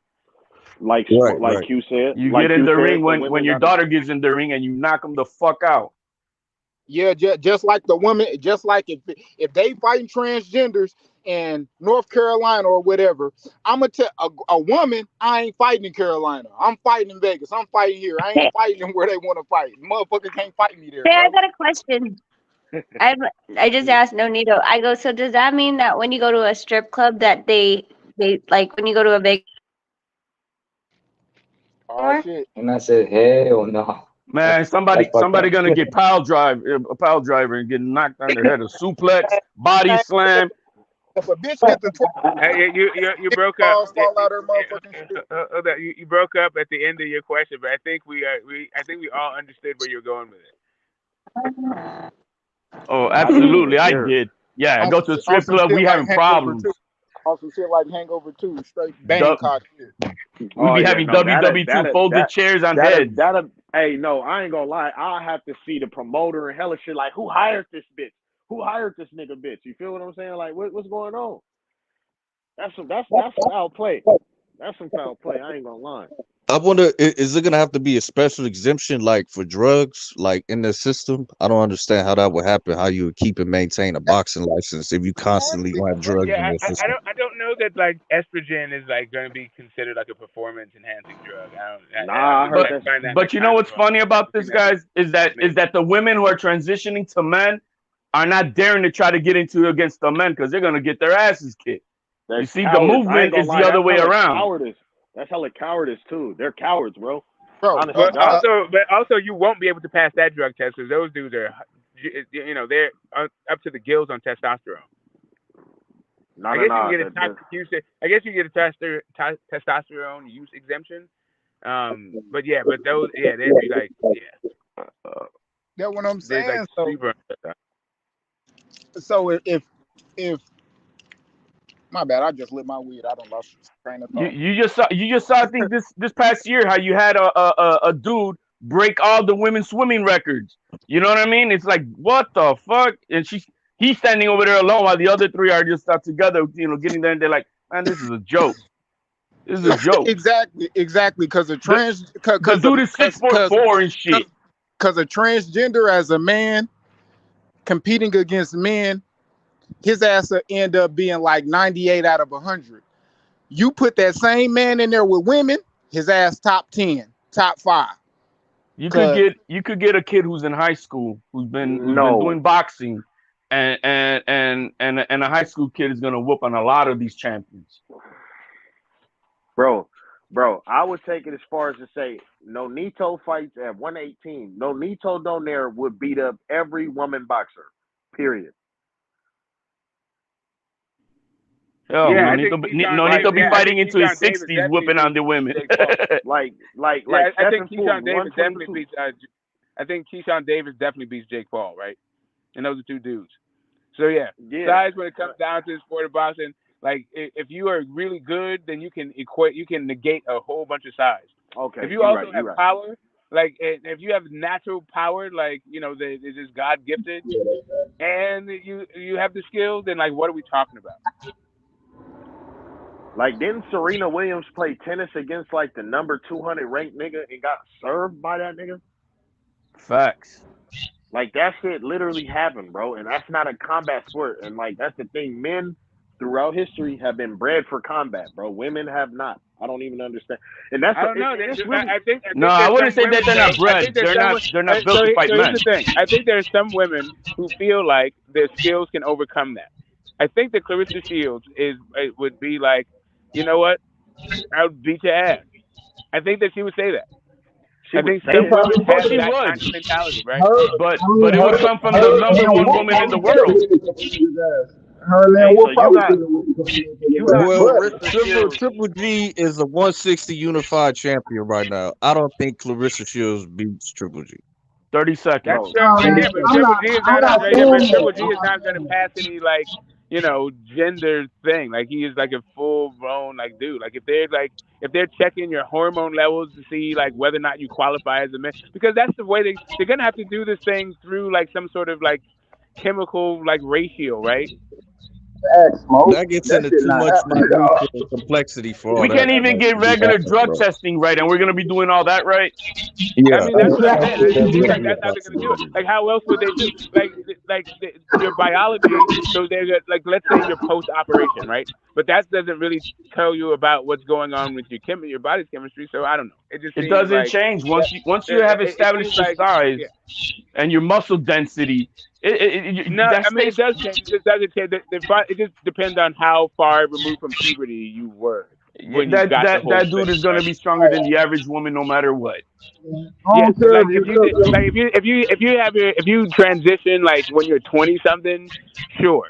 But let's say you're on like hormone blockers before you hit puberty, and then you have some sort of thing and like when you're in your teenage years, and you start boxing at like 23. Then I think those are the sort of like test cases or the edge cases that the lobbyists that Rich was talking about will be pushing, right? Men are already born inherently stronger than women. Born. And then we get the steroid natural juice that we get at puberty. Okay, so anybody who's gone to public school and grammar school, that is not the case. You'll get your entire ass whooped from these fucking oversized ass fucking chicks that are in this fucking in elementary school. I think you're speaking from your own experience. Nah, Smoke. I was thinking about that earlier. I was like, where does it happen? Does it happen at puberty? And that's why when you had brought up if a boy. Yeah, but I don't know. I still feel as though when we was all you young, can have listen. No. Like the time where that thing is less apparent is in elementary, like before, like around third or fourth grade. That's in like 8 or 9. You start to see that thing develop, switch out. But you will get some 10-year-old girls that will serve up a whole bunch of 10-year-old boys. They may not be the biggest one. That's because they're skillful. That's because they're skillful. No, it's not because they're skillful. It's because girls grow faster than boys at a pre-pubescent. Again, I come from the world of wrestling where there's girls who wrestle boys. They have that habit. Hold on. Girls grow faster than boys pre-pubescent. Y'all got to understand this too, bro. Dude, girls, man, that's why they let even in boxing. You can't hold back. Like if you got a little 10-year-old boy and a 10-year-old girl sparring, you're not going to tell the boy to hold back on his punches. He still can go in and get at that girl like he wants to, just like the girl can get at that boy, because he ain't, like Smoke was saying, that nigga ain't in puberty yet. Once that puberty shit hit, you going to be telling that boy, with a 15-year-old boy and a 15-year-old girl, boy, don't be smashing that girl like that. You gonna tell them that?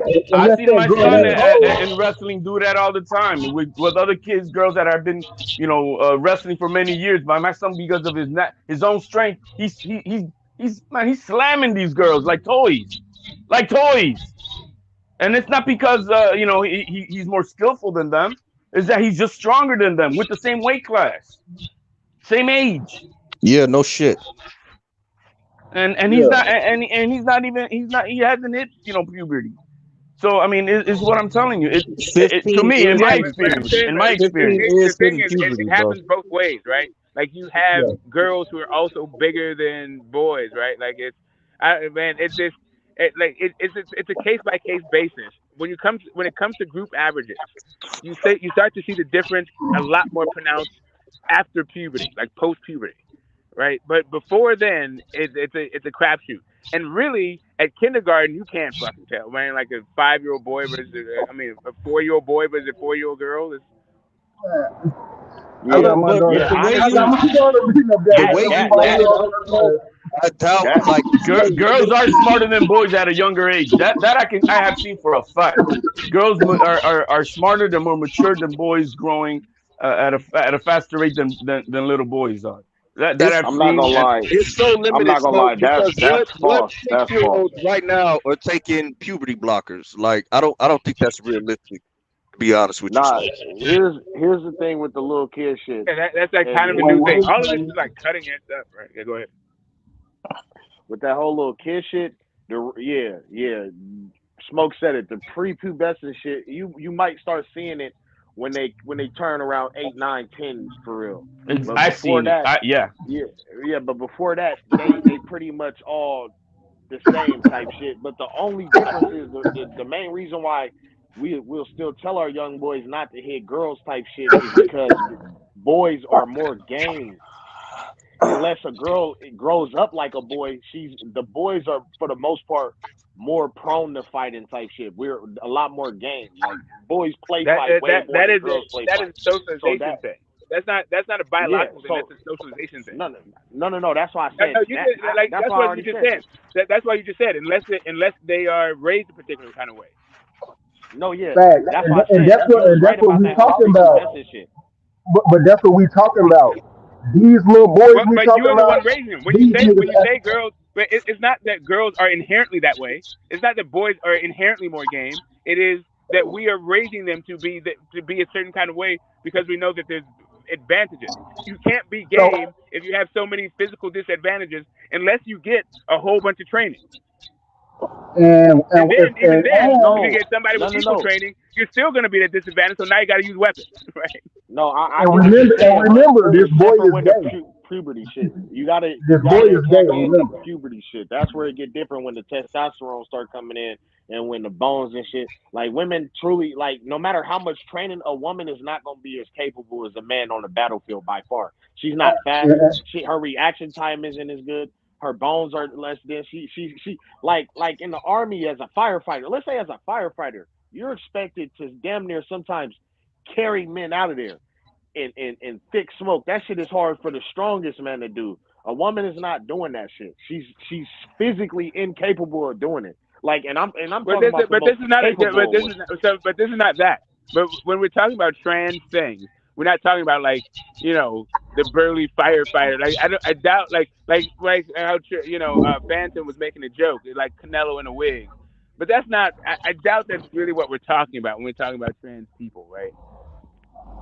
I think that's kind of where we leading in this if it happens now because these motherfuckers gonna be juiced to the gills and they gonna be wearing wigs, nigga. That's what it's gonna be, bro.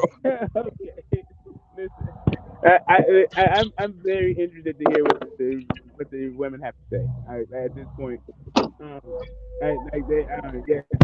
Rachel came in and dropped a bomb into our conversation, and it's a timely conversation, but I don't know how they're going to navigate this particular thing. If the boxing commissions are going to be extensions of their state governments, and the state says there's no the state says there's no like women, they're a protected class, that they're essentially they need to be treated like women.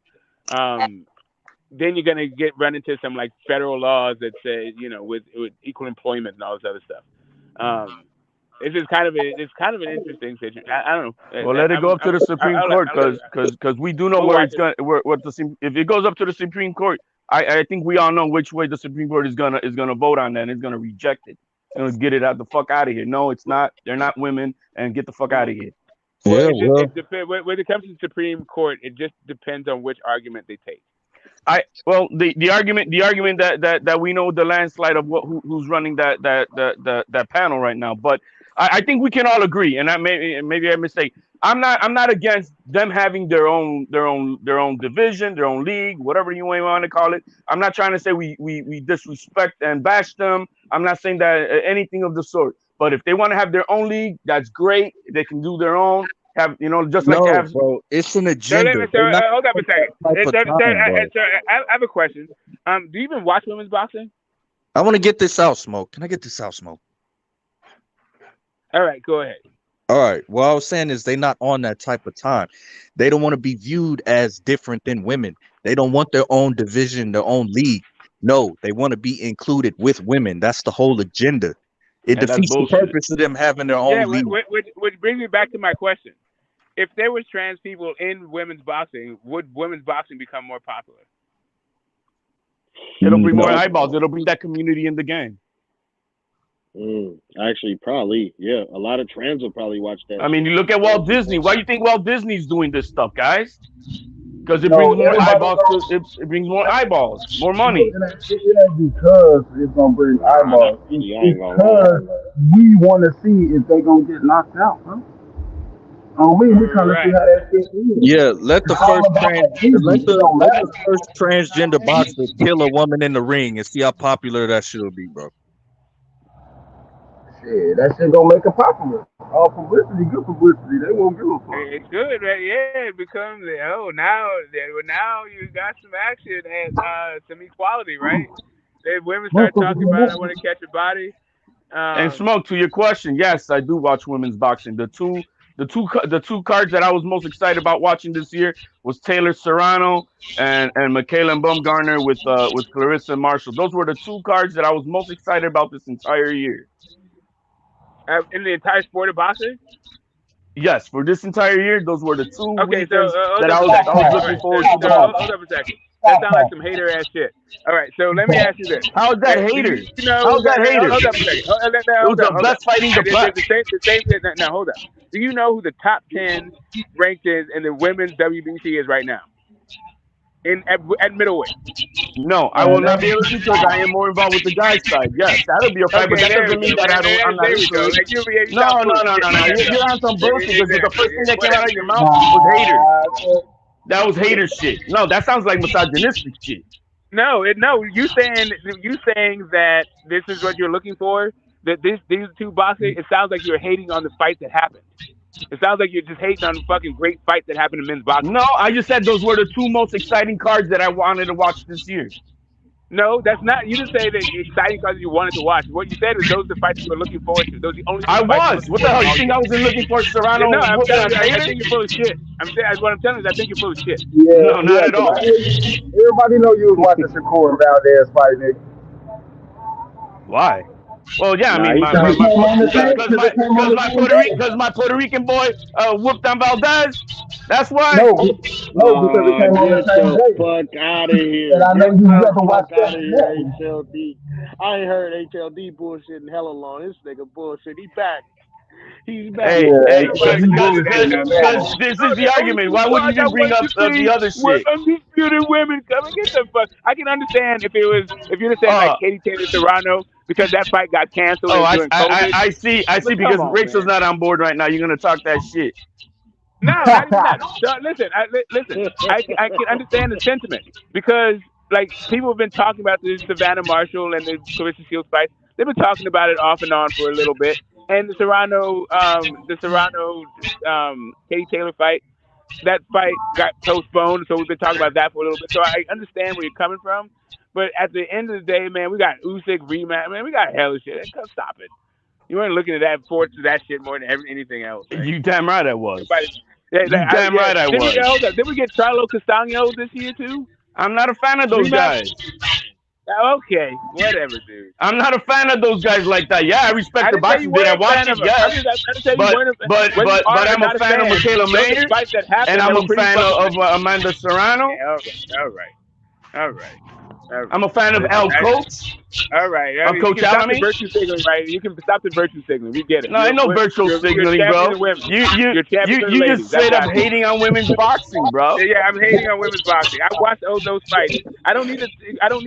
Okay, so I'm going to pull out all the little kid terms. I don't need to simp in order to show that I support women's boxing. My man Okay, is I don't not need to simp. front like Do you I don't do need you to front. do you I know don't need Amanda to front Serrano? Do like you know I Amanda wasn't Serrano like looking personally? forward to other fucking Do fights. you know Amanda Serrano personally? Give him a break, Smoke. Do Can we you get know Amanda Serrano personally? Yes or no?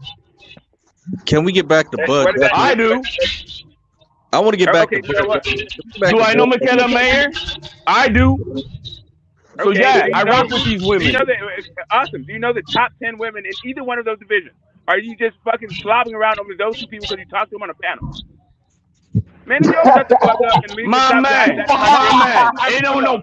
I'm panel. moving on, bro. Ain't no I'm moving on with panel. this shit. Just cause y'all don't know who the fuck I am, don't mean it's just what it No, is. no, I got you. But I actually want to talk about them a little bit more, like more to the subject of the street, because you came in right on the hot topic, and I would like to get your thoughts on what do you think about the about promoters today? Do you think that promoters get too much criticism, unfair criticism? Do you think they don't get enough criticism? Do you think we're at the correct level? Do we not criticize them correctly? Should we be praising them about certain things, and we just ignore it in order to criticize? What do you Yeah, think? man. Can you give me an A, B, C, D option? You gave me like Whatever you 10 think. options Whatever there. you think about the promoter. I think they all should they all four of them, the four kings, and that's including Al Heyman, who covers himself up as an advisor running a show which sells slots for their fighters to fight on. So that's the same shit just going around the bush about being a promoter. All four of them are equally deserving of a lot of criticism for the way the business and the model of boxing stands today. They are all equally as bad and deserve a lot of criticism to have to at least work together more often, to eliminate exclusivity network deals, to make sure there's a even playing form for all fighters to fight under. You know, there shouldn't be a man, making 3 million versus an opponent that's only making 200,000. That's not right. Both guys are equally That's not risking true. their That's lives not at true. night. So I just Not think yet, yes, but the promoters do need to be held more accountable in many capacities for the way the sport and the model of the sport is being run today.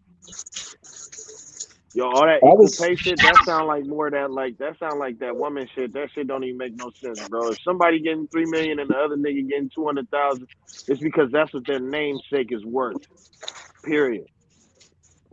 That's not how it real. works. It's the Yeah, same but as when it Or comes money. down maybe to it, is they one man's life worth more than the others when they're equally getting killed? the fight is, One or man's maybe they name. feel like they may feel like the fight is worth as much.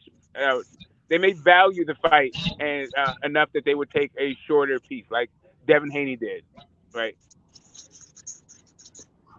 The split between Shakur and Consecal was 93.3 to 6. That was the split. That's not right. That's impossible. That's what it was. If you know math, 3 million versus 200,000. You'll figure that out. Man, I watched that shit because of Shakur.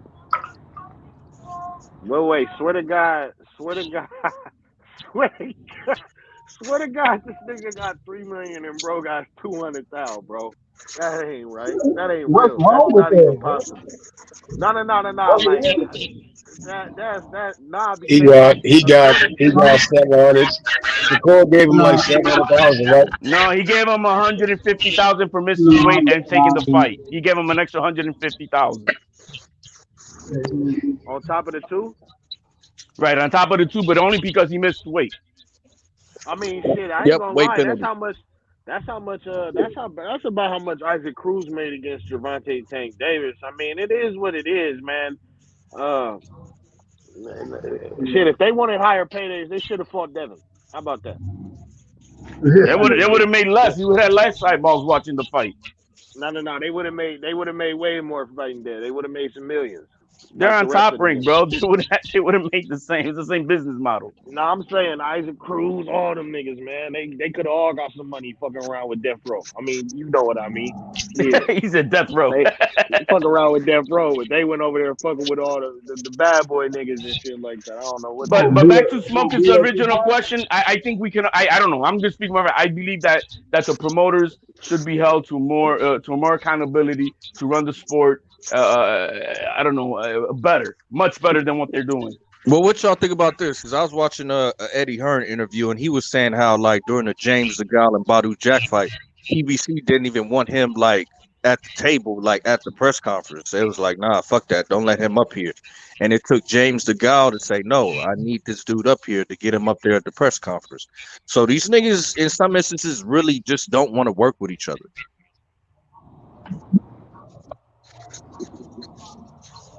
Well, if you see last Saturday, Eddie Hearn didn't allow Oscar De La Hoya in the ring.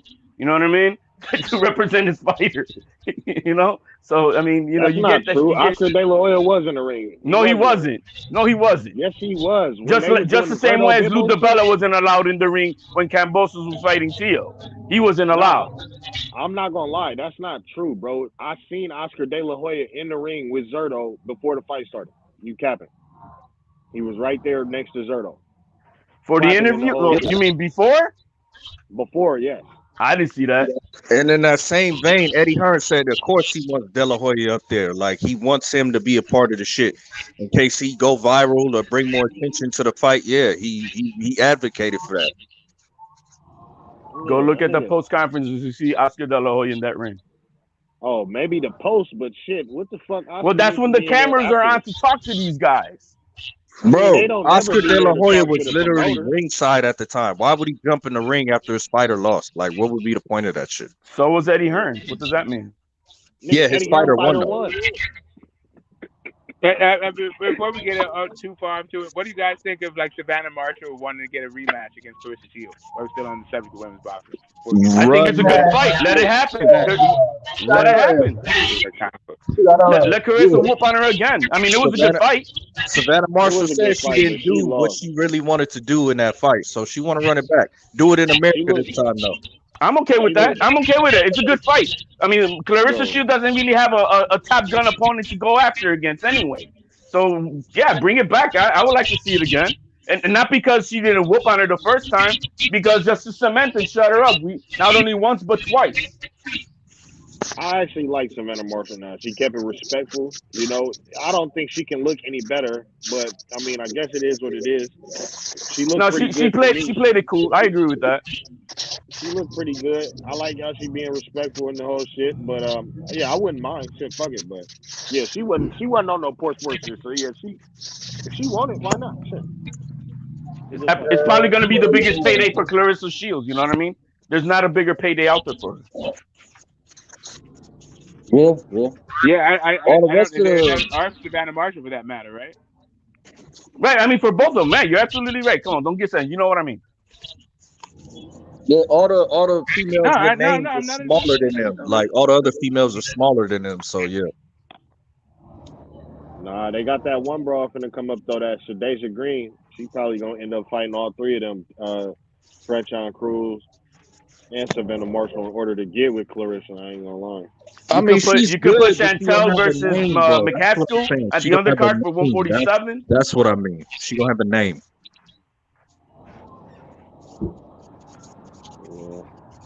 Yeah.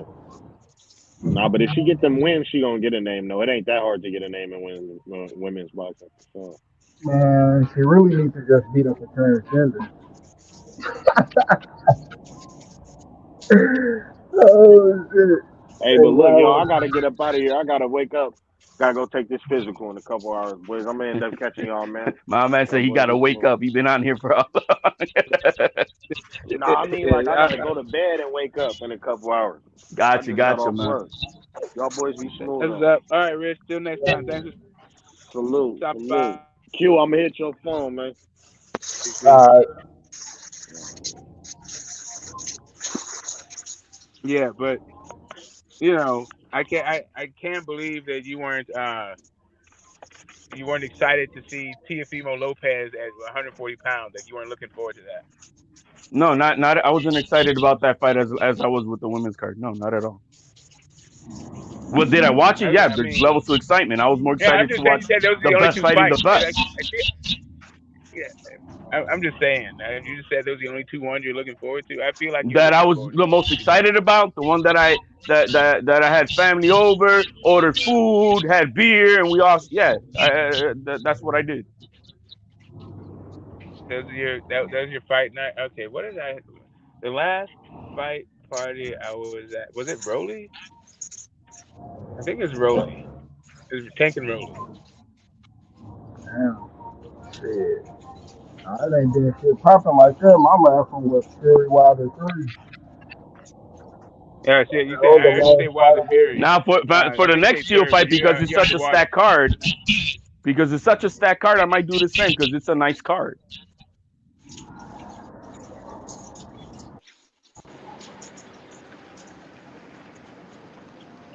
Yeah, man. Yeah, for me and for my part, I think I actually I appreciate what promoters do. I think to a large extent we give I don't know if I Ain't would call it nobody here unfair yet. criticism because when it comes right down to it, a conversation we were having the other day is we treat all of our sports people like shit anyway. So why should promoters get some sort of special exemption, right? If Tom Brady can get treated like shit, why can't goddamn You Bob broke up, Arum? Smoke. Well, Eddie Hearn is just saying, give me a little credit for what I'm doing, because he How? is putting fights on all over the world. So he's like, give me a little Yeah, what'd credit. you You know say? what I'm saying? Look, there's equal blame of stuff that we could put on, but there's also equally stuff of good that we can give them credit for. To me, the number one promotional company is Top Rank. They give us fights all the time, many of them for free. I can't complain. I can't complain if I put them comparing to everybody else. Shit, So man. I'm good with it. Yeah. I think all of them got their equal part. Well, I ain't gonna say equal part, but all of them do something different that I like that the other one don't do. Bob Arum, he put on a lot. He got the best young talent. I mean, when I look at Eddie Hearn, he really getting money from a lot of different places, worldwide. He fighting all in the Middle East, Africa, all that shit. And he over here in America, and they based out of the UK. Shit, man, Al and all them, he put his fighters, in good positions. And and known for doing good business, and all of them, for the majority of it, it seems that a lot of them happy, at least the top guys. And shit, with shit, Golden Boy, hey, they pretty much in the same thing with Eddie Hearn and shit. So I think all of them bring something decent to the table, that I can appreciate. But I do think, man, shit, next year it's gonna be more changes, hopefully for the better, some for the worse. Yeah, I mean, expect some bullshit next year too, but man, to me it look like it's all rolling into we gonna be seeing some good exciting fights. We gonna be seeing younger guys turning into contenders. We're gonna see contenders in the champions. So that's what I'm ready for now. So how many on the panel have already bought their tickets to Omaha, Nebraska? Sure. Man, I'm in San Antonio. That shit over with. I was looking at the secondary because I think a lot of the tickets that got bought up originally are now on the secondary market, and you can find a ton of them. You can find a ton of them. Man, hell yeah, motherfucker got to double up on their purchase, man. They paid 40, now they got motherfucker paying 83 and You 84. could find the $500 ringside tickets. You could find them for like 600 and something odd dollars. I saw, and you could get. I mean, they have them. You could get up to, I think it's 4 or 6 at a time. That's how many are available. So on the So are you secondary market, there's a lot of tickets. So are you saying like it's already sold out and now it's all on the secondary market? Is that what you're saying? The good tickets, they're all on the secondary market for the most Okay. part. You know, they were $500 and now they're up to like 600 some odd dollars. Oh, so them motherfuckers reselling them shits like Jordan. And then by the night of, you know, when when they don't sell them, you'll see last minute when, you know, you're gonna get these tickets, you know, back to at least the original mark, if not less, right? Yeah. Yeah, that shit gonna be cool, man. I guess. Shit. Hey.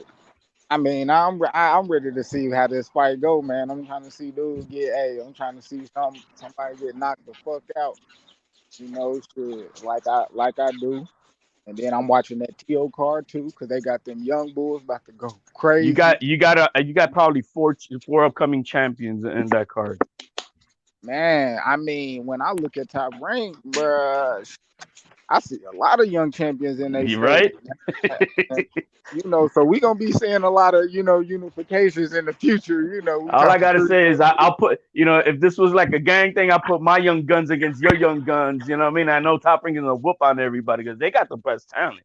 Oh yeah, man, I've been saying that shit Shit, too right? long. I was saying that shit when motherfuckers was mad at me because they still did like Bob. Man, I ain't give a fuck about none of that. No, it had nothing to do with Bob, man. We Yeah, talk about but I'm saying they still was looking like, man, fuck Top Rank. You know, I'm like, man, Tiger fuck all Johnson, that. Choo They Choo. go You got crazy. Choo Choo. You got Jared Anderson. You got Xander Dupree, Zayas. you got Tiger. Whoo, bro. You got Man. Abdullah Mason, right? That's his name, Abdullah Yeah, Mason. Abdullah Mason, Xander Zayas. Whoo, bro. They stacked. Keyshawn Davis. Bro, come All on, right, man. so here's where I push back on the whole Al Heyman is finding loopholes in the Ali Act. Right. So Ooh, as talk a that shit. right. So you have Cameron Duncan, right? He is a promoter, and he has for fighters, and he puts on cards. Some of them are on PBC, some of them aren't, right?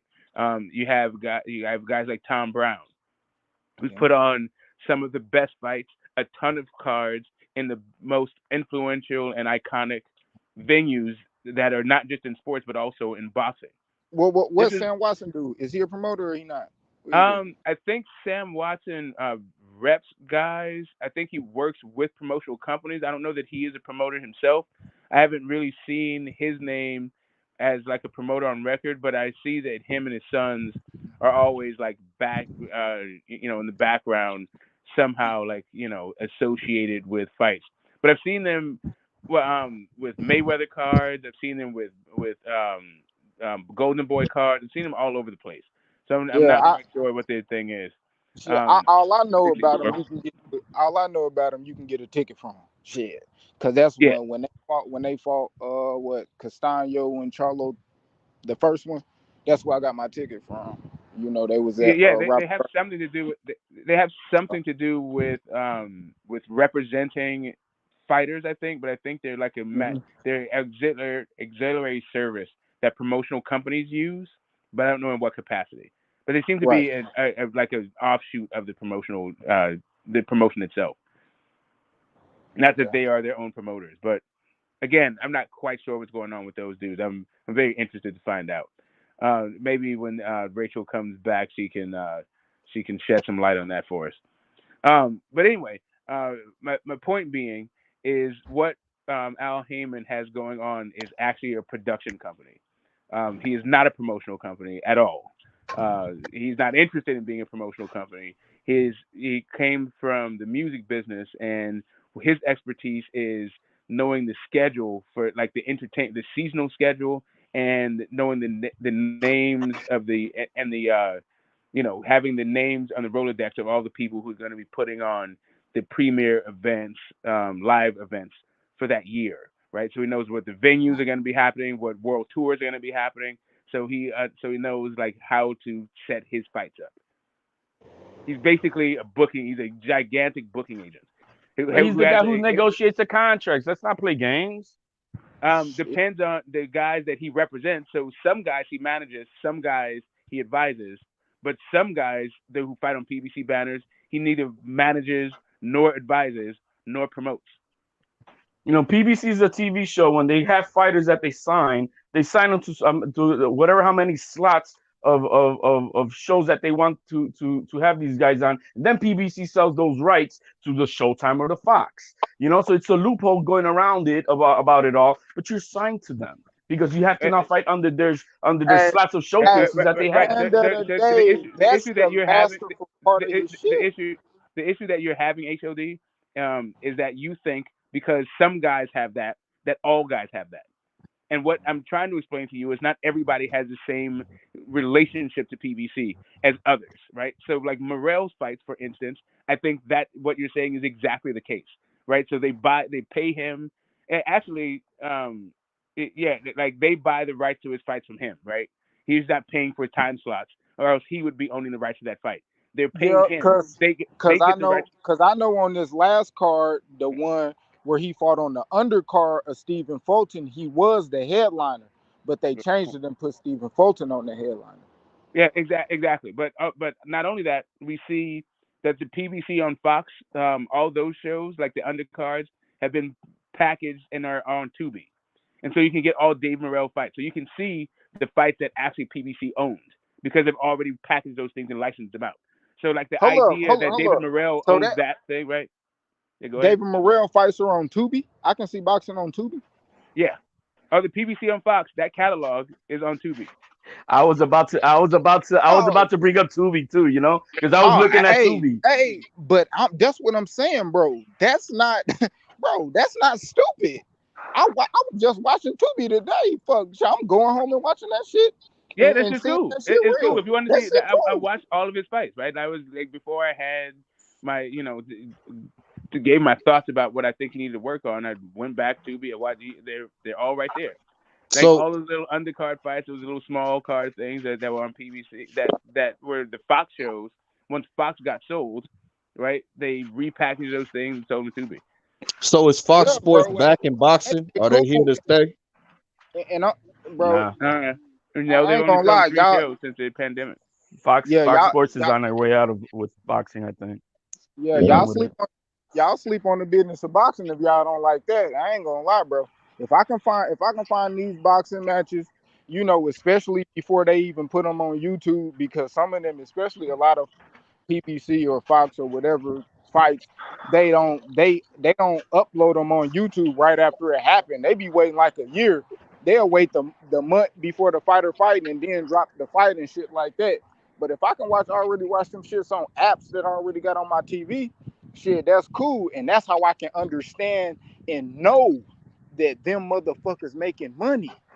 Cause that's money when you do that, bro. That Right, shit with the not commercials that they Y'all make out think of it. Showtime all that shit. is Okay. But you see what's the is difference now Showtime gonna be between long for Tubi? boxing? The difference between Tubi That's and my BLK question. Prime, is that they established themselves and had a following already before you even knew that they even had fights on the card. You see, right now, before you even knew they had fights, you already were using Tubi. Who the hell's using BLK Prime? They're not Yeah, an I mean, established company, and that's a problem. that's cool. That's cool. But all of them start like that. Before I knew what Tubi was, because I Yeah, but just they're started famous. watching. Hold up, HLD. I swear, just clicked on what the fuck Tubi was this in October, bro. I didn't know what it was, never seen that shit or none of that, bro. I seen that app on my TV since I bought it, bro. Don't none of that matter. Like all I'm saying But is, they are known not for boxing. HLD. Hold up, all I'm saying, HLD. Before I even watched it or clicked on it, they been was making fucking money from customers, bro. Regardless of what, if you got it or somebody else got that bitch and they already making Well, money yeah, from because they're it. Still doing established. Is it. my point. So hold up. So I understand the BLK. Okay, you just got on it. But if that shit's still here 1, 2, 3 years from now, then what we talking about? My Like man, at the but end of the day, you're we all missing the can talk point. about it at You're the missing beginning. the point. Tubi has Nah, already been known. Tubi's known not for boxing. They established I'm themselves not as a missing that point, platform. bro. I'm not missing So that point, bro. I'm not missing that point. I ain't missing nothing about the business. I already know that. I ain't Well, missing nothing. they're so not here's the known. thing. They're not established. Is my point. Is that Tubi's already I So established know here's the that, beyond thing. that. bro. I I want know that, I want bro. to I want to respond to what Champ was just saying. He said the pandemic killed the PBC. It started in 2020, and it's not that they've killed the PBC; it's that it killed Fox. It killed the Fox deal. This Fox, that deal just started in 2019. They just started putting fights on there, so it's only a year old when the pandemic hit and all sports like went away, and then Fox Sports got sold. It's been sold twice since then, as I keep pointing out. But this is not a PBC is now dead. PBC got a huge boost when Fox got into boxing, and there was a whole bunch of competition. But since then, the competition has scaled down dramatically, right? That whole $1 billion that the Zone represented, that's not around anymore. They're not throwing those purses around. HBO is not in box. And HBO was already gone. But yeah, like the idea of live sports, like live sports broadcasting is being eaten away not by competition from other boxing platforms, but actually streaming networks. So the way that people are actually watching content is changing. That's what he's just saying. Tubi is an app, right? Yeah, Amazon Prime is showing Thursday Night Football. They put on the Mighty Mouse fight. I think they're going to put on more fights, right? That is like kind of the issue. It's not that PBC is. It's not like the pandemic killed PBC. The pandemic really hit sports broadcasters. That's a fact. The pandemic hurt everybody. The only promotional company that was able to put fights was Top Rank because they had their bubble. And they got an app. They're an app, bro. They're an app. Just real fast. Just real fast. The way the broadcasters make their money is through advertising dollars. And so once all those advertisers started going to streaming, that's what like really killed the whole thing. But anyway, go ahead. Yeah, and I'm like, oh, that shit an app, bro, and they gonna make money because the simple fact, bro, on apps, all it ain't shit but what you got to watch in ads, whether them bitches on the side of there, whether they're popping up while you watching it, or if you paying them so you don't have to see it. Either way it go, like that's how you gonna get it, and that's how all of boxing need to be ran, because even after the pandemic and during the pandemic, like we saying, like Top Rank still was doing their shit, and everybody else had to go back and really look and see where their money was coming in, where it should go, and how they should do it. But I don't know if you remember those fights, because I really do. They're not only were they trash, but nobody was watching them. They're also in a bubble, and like Bud was talking about how he's not going to fight with no crowds. Ryan Garcia was talking about I make more money modeling. Like guys, like the names in the sport, like what Bob was doing was licensing fights out of Mexico with fighters that nobody's ever heard of. And getting like guys from Australia and doing all this, like he's trying to finesse it. But when Fox wasn't sold just yet, one Jamal James fight that happened during the pandemic got like more views than like 4 or 5 of Bob Arum's cards put together. So yeah, he was showing fights, and PBC wasn't, but they weren't getting any damn ratings. It was just boxing junkies were watching. But still, they were putting it on because the other guys couldn't. Yeah, no, I'm saying, but Fox did. But like I was saying, Fox's fights were more popular, but Top Rank was putting on more cards. But Top Rank cards didn't have anybody in them. It just depends on how you look at it, because when you look at, that's what I'm saying. They gonna get their money, and when you look at money well spent, look at Top Rank, Top Rank. Yeah, and you look at it. Look at some of those young stars or prospects that we got to see, and they gonna be making good money off of after that.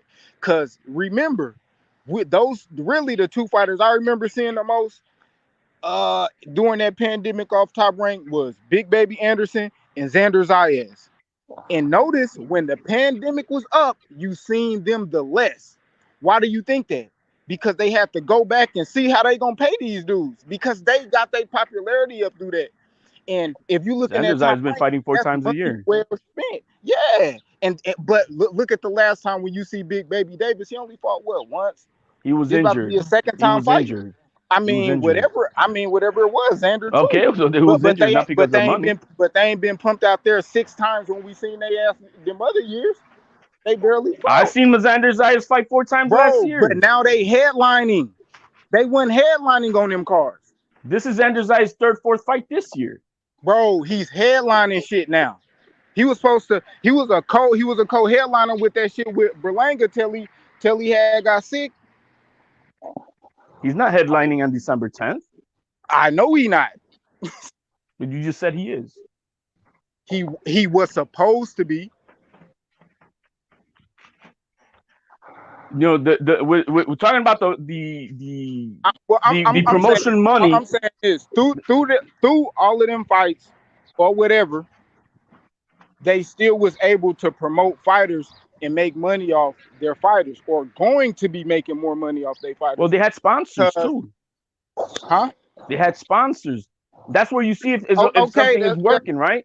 Yeah, you know, if you have sponsors willing to put money to hey, let me put my logo on in the ring, and we have commercials and shit. That's where you're gonna see if BLK has backing from promotional companies. Are we gonna see Budweiser promoting it? Are we gonna see GMC? Are we gonna see Coca-Cola, whatever, Gatorade? I mean, are they gonna come in and pump money into promotional dollars for this thing to make it a success for them, where they do make money?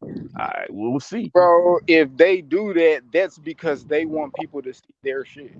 That's why they would pay somebody to do that. Well, that's what I'm saying. If on December 10th we see that, it ain't when somebody do that during a fight. Yeah, that's what that is. It's different than when you're talking about, oh, let me pay you and I'm gonna put you on this billboard, just have you holding a Budweiser, not promoting your fight. And it's different than when you're actually man. You know how when we see fights, they're promoting the fight by doing the commercials. Bro, so that's what I'm telling you. Sponsors don't promote shit. You're promoting them. Man, they paying dollars. They're the ones who are paying dollars so they can have the commercial for that product. Bro, if they just like any TV show. Bro, this is what I'm saying about the sponsorship with the BLT shit, or BLT, BLK, whatever. He said BLT. Yeah. So hey, if they don't feel like nobody gonna be watching that, they won't pay somebody to put their logo on it. Because exactly my point. Okay, so if they do it, that means they feel like it's some people gonna be seeing that shit. That's a good right. That's what I'm saying. That's where you're gonna see whether this thing is gonna be more of a success or not. If they have backing by sponsors, but if they don't have it, it's just like any TV show. When people go viral on one of these TV shows and sponsors start dropping like flies, the show ends up getting canceled because they have nobody paying to put the show on. Why do you think the Clippers had to, that racist owner that the Clippers had to sell the team? Not because the NBA forced them, it's because all the sponsors said, "No, we're pulling out. We're not gonna sponsor you guys." So they were losing money, and that's what forced them to sell the team.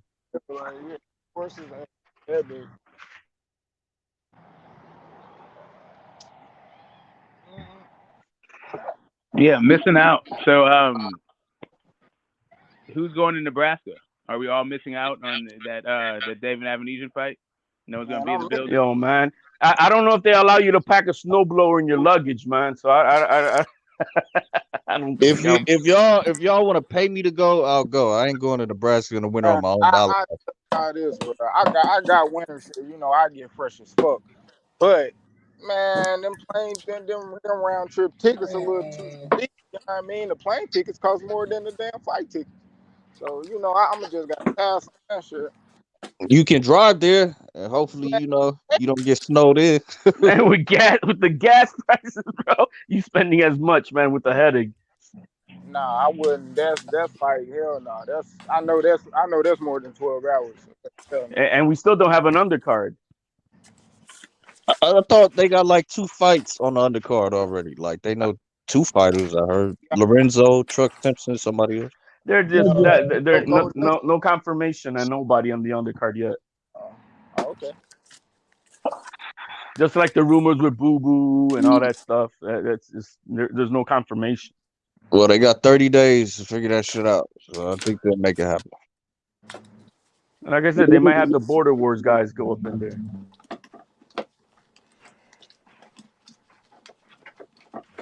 We'll see what it comes about. Bud got his own promotional company. He ain't got no fighters. Earl Spence got a fighter. You finna make a fight on December 17th. Bud can't do that.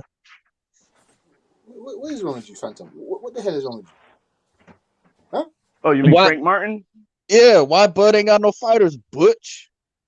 Because he's not a fucking promoter to be having any fighters. He's got it. He's done.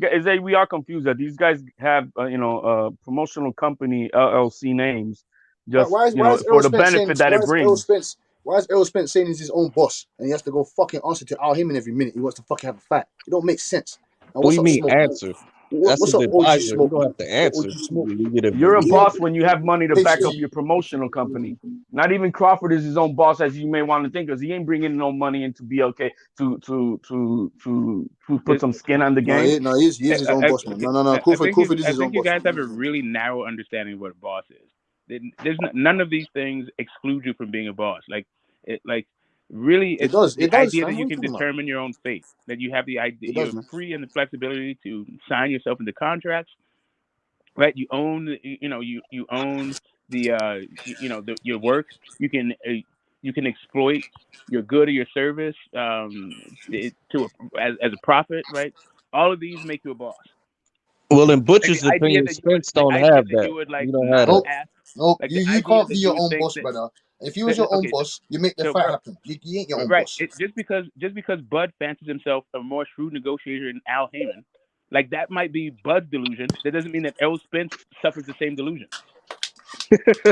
You said What that do you mean? nigga No, it's not delusion. It's a fact. It's not delusion. Nothing is delusion here. The fact is that Al Heyman doesn't want his fighter to get smacked up. The reason why he's not making the fight. It's as simple as that. All this negotiation is Only bullshit. one I'm man not walked away stupid. from the table, man, and that was Crawford. Yeah, Correct. because And you there's only one guaranteed me guy who set an because you arbitrary guaranteed me no deadline. money. You guaranteed me no money. You guaranteed I me no money. You guarantee he can't tell would me have this. made as much, if not more, than what he's making at BOK. And We don't. Yeah, but that's not guaranteed. That's not if you're a guaranteed. boss, why are you asking for guarantees? There's no What do you mean if there's you're no a boss, why are you guarantees asking in for being a boss. guaranteed? Because that's what I've been getting, guaranteed money. Yes, because you've not been a boss by your own admission. That still doesn't defeat the purpose of me wanting to fight your guy, and you better No, guarantee me some money. Hey, let me put it this way. Who's guaranteeing PBC money? Why let it read, boy? Them Who's guaranteeing motherfuckers, PBC them money? motherfuckers over there. They're putting in the Why let it same read? risk as the fighters when they're giving them a commission. They're hoping that they're gonna sell this fight, they're gonna make money on it, but they no guarantees. So if Yeah, bosses don't like businesses don't have guarantees. Employees get guarantees. The owners of companies don't get guarantees. Like it's either sink or swim. Either people watch your service or they don't. Smoke, do shareholders get guarantees? They in the ring holding bags. No. They're not in the ring holding punches. They in Do the ring holding shareholders punches. get guarantees? No, fuck them. No, They in the ring getting punches. There's no such thing, man. The only thing, like he literally he's talking about boss stuff, while really everything out of his mouth sounds like an employee. Nah, nigga, it doesn't matter. It doesn't matter what it sounds like. It's the fact that you didn't guarantee the guy the money. He wants guaranteed. Smoke. That's the talk that Simple they as that. use to bring in noise to cover up the other parts of what's going on. No, people get triggered by this boss thing. I think there's an idea, right, in the Why labor is it that you force, guaranteed? right? But why Labor can you market. can't you see what's on my fucking? Can't you see what's on my picture? Can't you see that? Why are you I got guaranteeing you, Mikey bro. Garcia? Why are you guaranteeing Sean Paul? Why are you guaranteeing Danny Garcia? Why Because are you they're all guaranteeing Ugas? employees. Why are you guaranteeing Because those they're guys? all employees. Because none of them are actually owned. None of those are promoting the fights. None of them. None of those guys are bosses.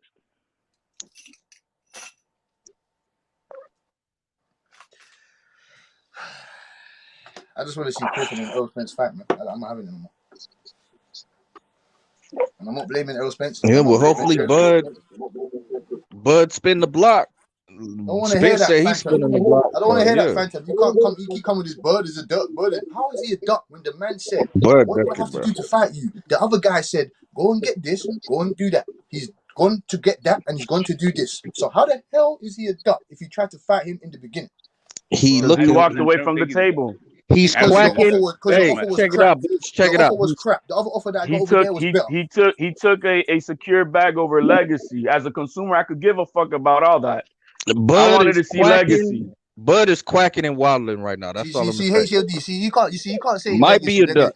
You want him to put his life on the line, and you want him to do all this other stuff, but you don't want to. You get me? Like, I don't care about his money. Oh, okay. So is Avanesyan getting the same lion's share as he is in this fight? Because I mean, it's about the lion's share, right? That he's gonna. So is Avanesyan getting the same type of cut that he is? They're both equally. They're both equally gonna be risking their lives. If you're talking by that logic. Well, Avanesyan is getting his highest payday as far as I'm concerned. So, he's happy with that.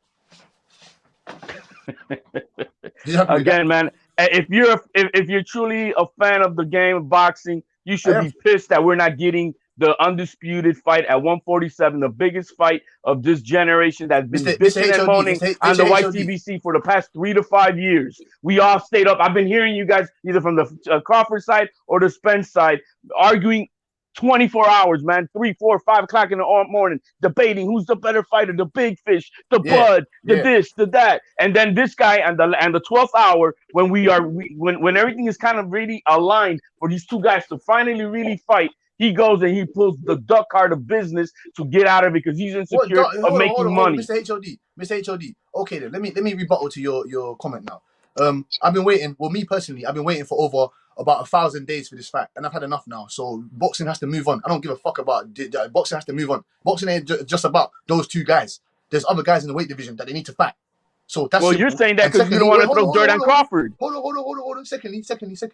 You how can you say, oh yeah, Spence, these two he walked away from legacy. Listen. If the terms and shit ain't right, what legacy do you want me to try and withhold? You can't tell he's number one pound for pound fighter in the world, arguably. You can't tell the guy, oh yeah, just take some dust and crumbs on the table, whatever we give you, and just go fight. You exaggerate by dust and crumbs. There was not no dust, man. You got to stop that exaggeration.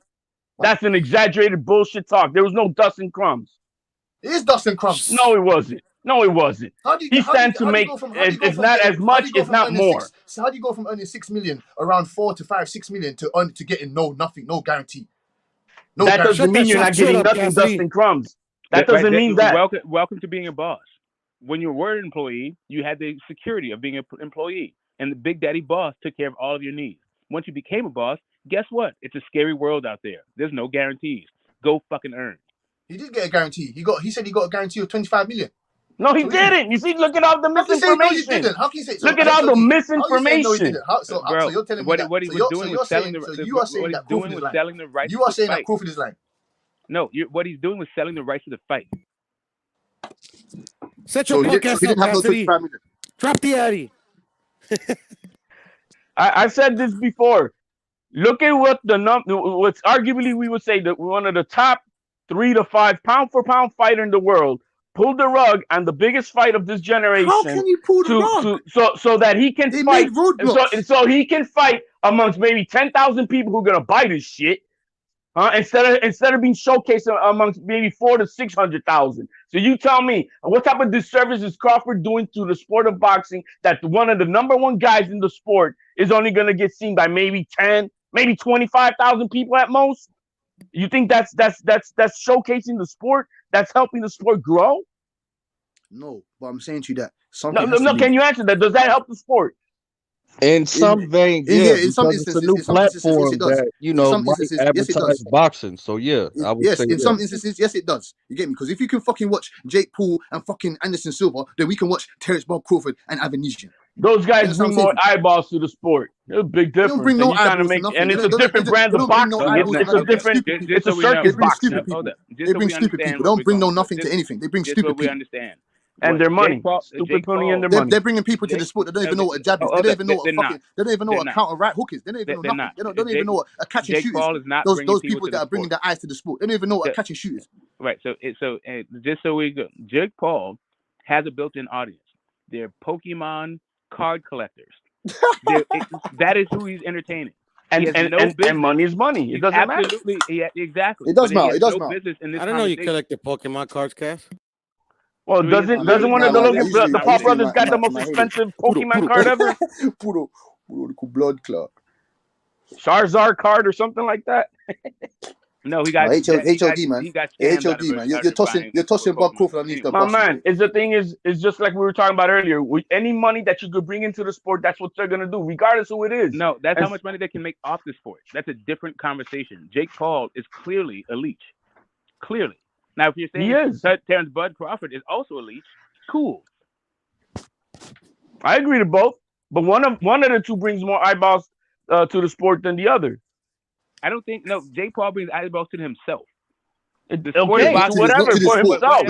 So then we shouldn't mention him as and bring in the man. He shouldn't have mentioned him. It's a different thing. It's a circus show. Exactly.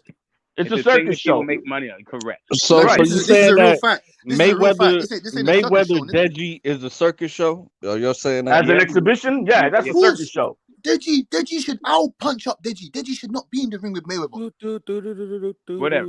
It's just a bunch of cans fighting each other. A bunch of One cans of them fighting. used to So. be great.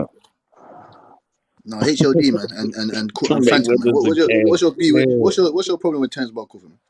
Why couldn't you understand that they ain't treating I don't him? understand. He robbed the fans of the greatest fight of this generation. He And robbed for the it to fans. align again, there's so many variables. Let's say Crawford Hey, gets Mr. hurt. Lighting World, it's the same group of fans.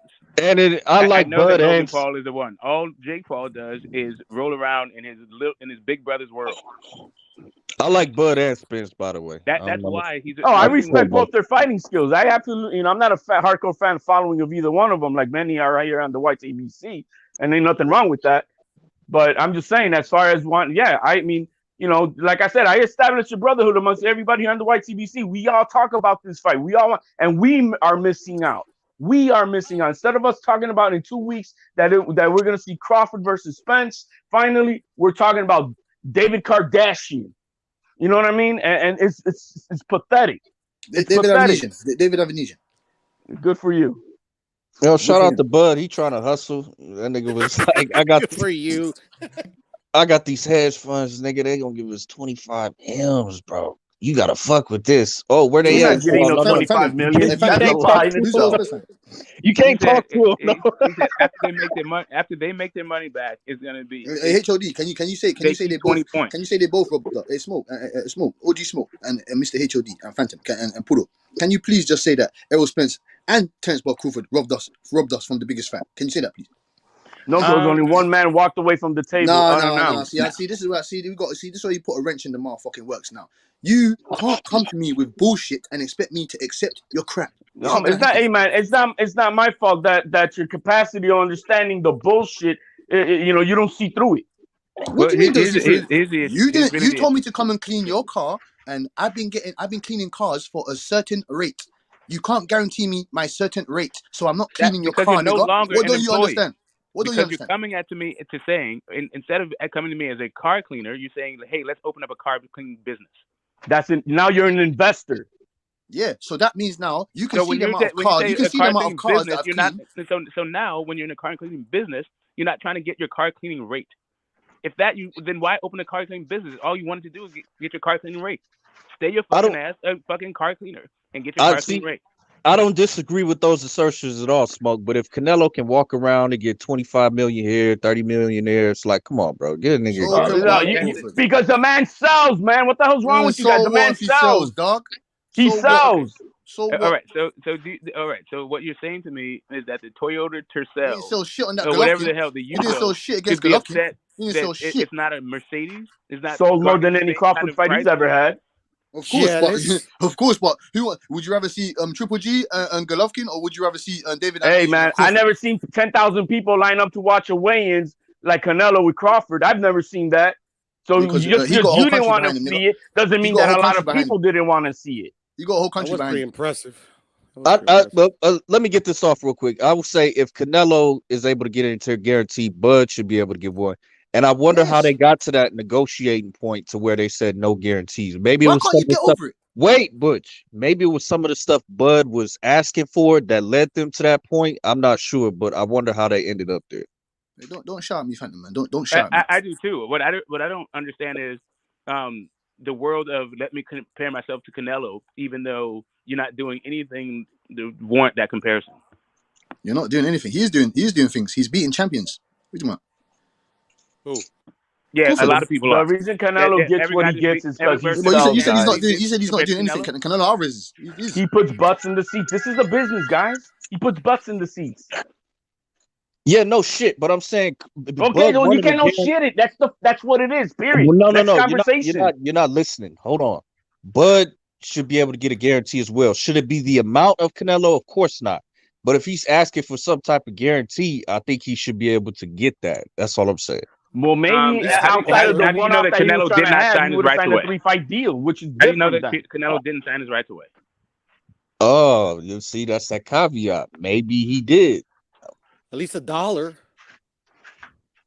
All I'm saying is that I don't want to hear the excuse from you. If you're telling me that the only reason or one of the reasons why the fight didn't go to fruition is because they didn't guarantee the guy no money, then that's their fault. Go guarantee him some fucking money, then maybe we would have got this fight. Why do you lot just skip over all the other components and everything that surrounds this shit and just say, oh, he just walked away, or like they gave him everything he But wanted, he agreed to it, guaranteed my him the man. money. If they He guaranteed agreed to him it.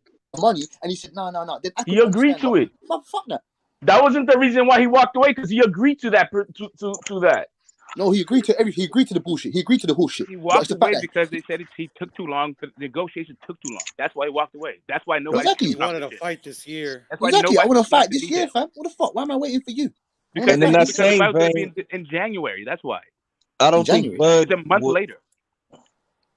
Yeah, and he wants to smoke before. He wants to. Yeah, he wants to smoke great. before a month. That's why Hey, smoke. people He wants to people smoke not before. satisfied He with wants to that smoke answer, before bro. that. All right, then, so there's no excuse on making this fight next. Then is that what you're trying to tell me? There's no excuse. It is now because he has burned bridges. Of course, he has an No, excuse. He said he no, wanted to fight not this year. excuse. That's his That's excuse. not an excuse. There's nothing. There's no excuse. No excuse now. No excuse. As Boo Boo Andrade, what's happened to his career since he burned out Heyman?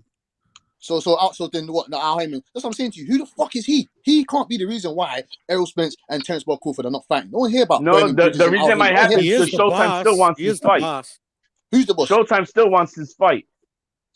Al Heyman's the Al boss. Is that Heyman. what you're saying, Pudo? Al Heyman Spence is the still boss, wants bruh. this fight. They still But want that. how is he the boss when he's the? How is he the boss when he works for Errol Spence? I don't get it. That's what I'm trying to explain to you. I don't understand. Ask Errol Spence, bro. Make me sound. Can someone make me understand? Pudo, can you make me understand, please?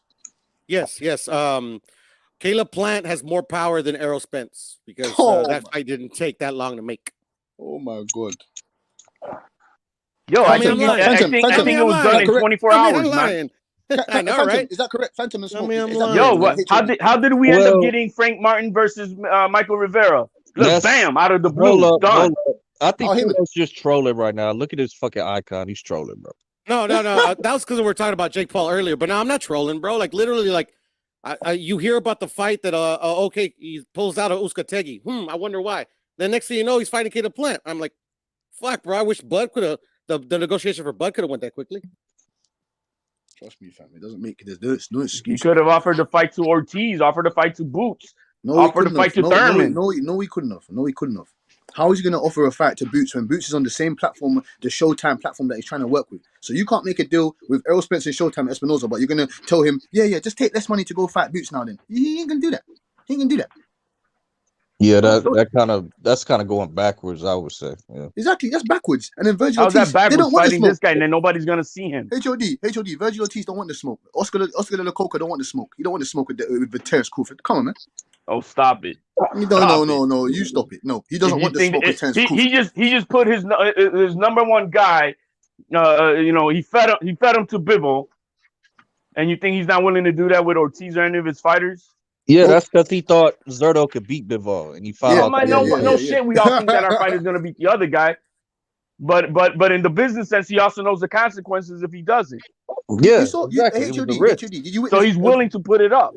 HOD, did you witness Virgil Ortiz's last fight against McKinson? You witnessed that, right? I didn't hear what you said, my man. Did you witness Virgil Ortiz and McKinson's fight? That last fight. Did you watch that, right? Yeah. What about it? Did you really think that Virgil Ortiz is ready for Terrence Crawford from that? At what point you think he's ready? At what point did you think he's ready? No, he's ready now. Okay, that's my point. I don't give a shit about being ready or not. I mean, yeah, he's ready. Just the same thing as Frank Martin and Michael Rivera. Everybody's saying, "Oh man, these guys ain't." No, man, they're 16-0 or so. They're ready for each other's smoke. When I mean they're ready, did that performance value credible performance maybe against Terrence Crawford? Did you give him a chance to beat Terrence Crawford from that? Absolutely, I do. Absolutely, I do. I seen Crawford get dropped by Mean Machine. So yeah, I see that. I seen Crawford get wobbled by Gamboa. So yeah, I can see that Virgil Ortiz could put hands on Crawford. Absolutely. Can Crawford put hands on Ortiz? Yes, that too. But yeah, absolutely. Well, what you mean by ready? He's gonna have to wait till Crawford's 40 years old? I mean, you're gonna test your mettle when you can, and that's what you can't do. Be struggling against McKinson. You can't be struggling against the guy. It doesn't matter, man. It does. Hey, look at Taylor. Didn't he struggle versus Catterall? Did Taylor struggle versus Catterall? But nobody was bitching about him. He being the top guy. Shit happens, man. Style make fights. Hey, I'm gonna say this. I have not heard Virgil Ortiz say I want. Open his mouth about Terrence. I'll say that. I have not heard him say that. He just said it, Phantom. He just said it. When? I don't know if it was like no, yeah, because it was like maybe 2 weeks ago, but I And barely saw the show. Kudo's not lying. Kudo's not lying. Maybe I saw the show like a couple days ago. It's on He was wearing a shirt. Marco Antonio Barrera podcast. He's wearing a shirt. So Virgil said he want Bud next. Yes. No, he wants Bud or Spence. Yeah. He says, that's what he wants. Okay. Yeah, that's what he said. But that's recently. It's just the fact that throughout before this avenue, before what Kudo was talking about, we didn't hear Virgil Ortiz talking about Terence Bob Crawford and all these other guys. My man. We did. Do you actually think that David Kardashian can beat Ortiz? Yes. You crazy. Now that's hater shit. That's hater shit. That's a joke. You see, that's the bias shit. Oh. That's that bias talk. Are you serious? You're upset because I think that David Avanesyan can beat Virgil Ortiz. Because nobody, you wouldn't put money on that. You wouldn't put money on that. Of course I wouldn't. No. I have Virgil Ortiz crushing David Avanesyan, but I'm saying to you okay, my point. That's a good fact. So then what makes him ready? What makes him ready over Ortiz? Because he's been through a few wars. He's gone up against the better opponents. He's fought the better fighters. He's fought the better fighters. You're actually justifying why Crawford took this bullshit fight. No, I'm not justifying that. That's why I said I don't want to see him fight David. And that's told you. I'm a real boxing fan. You get me, hate you. I'm a real boxing fan. I don't want to see Crawford and Avanesyan. I don't want to see that. I'm just happy to see Terence Bob Crawford in the ring. I want to see Errol Spence in the ring, whether that's against Cody Crowley, whether that's against Keith Thurman, whether that's against Stanionis. I just want to see them two fight, and then next they can get it on. That's what I'm saying. Who's gonna have more viewers? Crawford versus Avanesyan, or Spence versus any of the guys that you just mentioned? Let me double back on your question now. Which is the better what's the better entity? What's the better outlet? Which one is the more popular, bigger outlet? You should know that. We all know that. Yeah, that's why exactly. Even Tubi TV is better outlet than BLK. Listen, HOD. I have no idea. Well, obviously the money in it, but apart from that, BOT that came out of left center field. Like, you get me. No one knew about BLK TV Prime trying to sign Terence Bob Crawford and these other shits. You get me. So they must have had a mad lucrative offer for him to fuck off the legacy fight. You know what I'm saying to you? I don't think it would have been enough to negate legacy and robbing the I understand fans. what you're saying though, HOD. I understand. He did obviously he should have went to the legacy. Here. He should have let's say they would have let's say PBC would have gave him, nah man, we're just gonna cap you off at $8 million. Let's just say that's the truth. We're gonna cap you guaranteed $8 million. And then he still has BOK on this janky app giving you 10 million. No. See, I'm taking. Let me finish. Let me finish. Good. For legacy, for reigning supreme, for the history books, for the fans, for the all of people talking about the sport of boxing, which one would you be taking? You know what? I'm on legacy, so that's what I want. Yeah. That's my point, and this man didn't do that. No, that's what I said. Exactly. That's why it's a double-edged sword with Crawford. You know what I'm saying? I'm holding him to the flame as well, fam. I'm holding him to the fire as well. But you have to remember that my man's got 5 kids. He's got a big family. You know what I'm saying to you? Dude, he's okay, man. And the thing is, he would have had a rematch. He would have had a rematch that makes him the A side, which we all know that the rematches in boxing are always bigger than the first fight for the most part. He would have made more money than Spence would have made in this fight the first time around. I don't. So there was a rematch. There was a rematch clause. Was there? It was a rematch clause with the winner of this fight having all the marbles to their side as the A side in the rematch. Okay. Fair enough. So I'm just saying. So even if he would have taken we're not getting no. He would have even if that was true that he's taking short money, it wouldn't have been so detrimental to overcome this. Is that he is so, I don't know what the hell you want to call it, hard-headed, stingy, not insecure about commission-based salaries or whatever you may want to call it, that he fucked over the fans and everything and just took the secure bag. I get that, but at least he could have said that and not bullshit us with everything else. Yeah, fair enough. I understand with that. Fair enough. You get me? That's all. Look, I'm not hating on the man that he took the bag. You know what I mean? But because if he would have said this from the get, look, if he would have said this in August, look, guys, I'm trying to make this fight with these guys. I have another secondary thing going on, and if they don't want to do it by a certain date, I'm gonna pull the trigger and go to that way. At least he's No, but not they said no. bullshitting their But fans. HOD. He said that they made this fight in 2 days. I don't know. Obviously, allegedly, they said that they That's just made the bullshit. fight in 36 hours. That's what they said. The manager, David Avanesyan's manager said that, and Terrence Crawford said that. Blue Blood Sports said that. So are they all lying? Are they all lying? Hey man, I bumped into Snoop Dogg yesterday at the 7-Eleven store, man, and then out of the blue, I got another customer came in, and and since Snoop Dogg saw that I'm selling my new HLDZs, you know, he just said, "Yo, man, I want to collab with you, HLD," and the customer said, "Man, I'm gonna drop 50 on you guys." Now I'm signed to Death Row Records, bro. Look out for my new track. Just giving you heads up. Oh shit! Come on, man. Let's stop the bullshit. That's pooty tail. That's pooty tang. I mean, it's possible, but maybe not That's likely. it. It's just like we don't believe anything Crawford's saying at this moment. But that debate that they had on Twitter, that back and forth that they had on Twitter, Errol Spence did win that debate. Errol Spence won that debate. I'm not gonna sit and lie. Errol Spence won that. As in, like, he was talking about things that Terence Crawford wanted to pick and choose what he wanted to address, and when he was addressing it, it wasn't really adding up. It wasn't really adding up. Post the draft. You know what would have happened if they would have said everybody's saying, but why doesn't Spence post the draft? Because then they can say he's lying. Oh, that's not the real draft. No, Crawford, you got the draft that you were signed. You posted because it solidifies it's the one you got. Yeah. See, I agree with that. You see what I mean? If it would have been Spence, that would have that's the fake one, man. That's the ghostwriter who did that for him and bullshit like that. While the other man is reading off a teleprompter. Come on, man. Let's stop this. I agree with that. That's some bullshit. I agree with that. And every time he was called out, he wouldn't address it. He wouldn't address it. We ain't seen this draft all till now. What a bumble clock is that draft? So then, when it comes to why this fight isn't made, guys, I put it on Crawford. Maybe 80-20. I just think it's the business of boxing. I think Bud wants to make the fight. I think Spence wants to make the fight. It's just the business of boxing, in my opinion. Well, he wants it his way, and the thing is that when you're not coming to a platform and all you have is yourself with the track record of selling crap numbers, and you do not promote a fight. Look, this man has got a promotion right now with BOK that BOK put out. It's on their Twitter feed.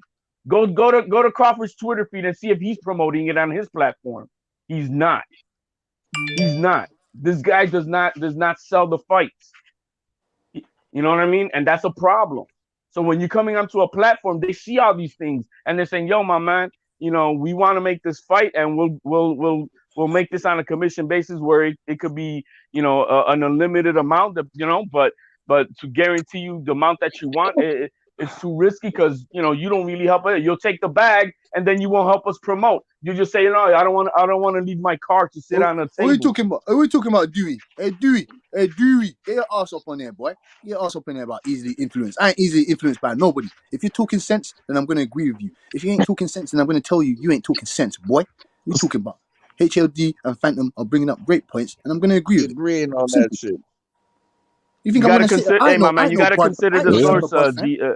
You gotta consider the source, man. That's why you don't worry about that.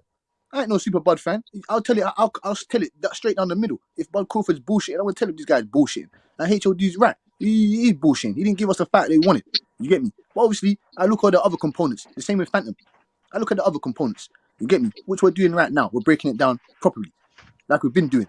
Come on, man. I don't cap. I don't do this other bullshit. If you ain't giving us the facts that we want, big facts, big 50-50 facts for the fans of the sport, then you ain't doing the right service. You ain't doing justice. You get me? But I can't, like HOD said, I can't cap and say, I can't, like Phantom said as well, I can't fault the man if he wants to get his bread or he wants to look after his family in the correct sense. That's fine. But after this, you better give us what we want. You better give us Crawford and Errol, whoever Heyman, you better give us what we want and what we want to pay for. You better give us what we want, man. Give us what we want. Yeah, I think you're right, Bush. Bud Crawford is trying to he's trying to lure the fans in as fanagers. You know what I mean? And trying to promote this fight based on the lion's share and you're trying to hate me, trying to get a bag. Yo, man, we don't care about all that. Louis, get up on there. HOD's lying. You come up in there and tell him that he's lying. Tell him he's lying. Nah, man, I don't waste my time with that crackhead. Oh, Hey, shit. but check it out though. I think that PBC and Showtime would be especially motivated to make this fight because it's probably the biggest fight they can make for Earl. So of course they want to make it, Well, bro. I mean, Steven Espinoza is clearly stated he's still down with this, right? Because he don't care about he wasn't insulted. He's not the one who got left at the altar. That was Al Heyman. Bud Crawford left Al Heyman at the altar for that ugly chick on the side. You know what I mean? And so he's the one who's pissed off. And but there's money to be made. And if they I mean, logically, I say, yeah, it can happen again. But by the history of the way Al Heyman rolls and the way I've seen him do in the past with people who cross him, they're not dealing with Crawford again. No, man. The fight is too monumental. The fight is too monumental. The fight is too monumental. So, like, say for example, let's just speak this into it. Let me ask you guys this: if once Errol Spence, if he doesn't fight Keith Thurman, he vacates his belt, or they franchise him. I'm gonna get onto Errol Spence if they franchise him and he takes that franchise belt. I'm gonna get onto Errol Spence. If that's not, cap stuff. He's not gonna franchise. That's just theoretically bullshit talk. Well, fair enough. But it's either he has to drop the belt or he fights Keith Thurman, or if he goes up or whatnot, the belts will be relinquished. What's gonna happen? Where's the undisputed fight next? Where's that gonna be? Where's the undisputed fight? There's so many. That's what I'm saying, guys. There's so many variables that comes into lining a fight up. What if Bud Crawford breaks his hand on December 10th? Or gets injured, suffers a cut. What I was saying the other day. That shit happens. Injured, bro. Right now, Tyson Fury is taking up this tuna fight with Chisora. But something can happen, and where he gets hurt, and he might not be able to fight for 6 months. Have no fear. The method is here. Mr. Method, what is your thought process today, Mr. Method? All right, so I hear HOD Captain. I've been listening. Hey, Snoop and Smoke. Everybody that came on the panel. HOD, why you always up here lying, man? And mixing up your words, using things that don't apply to situations. Method wants to go one-on-one with the great one. HOD wants to go one-on-one with the great one. Nah, man, I don't waste my time with peasants, bro. HOD, every time he bumped heads with me, I cook him and he runs to another panel. He's been run off so many panels, man. It's not even funny. It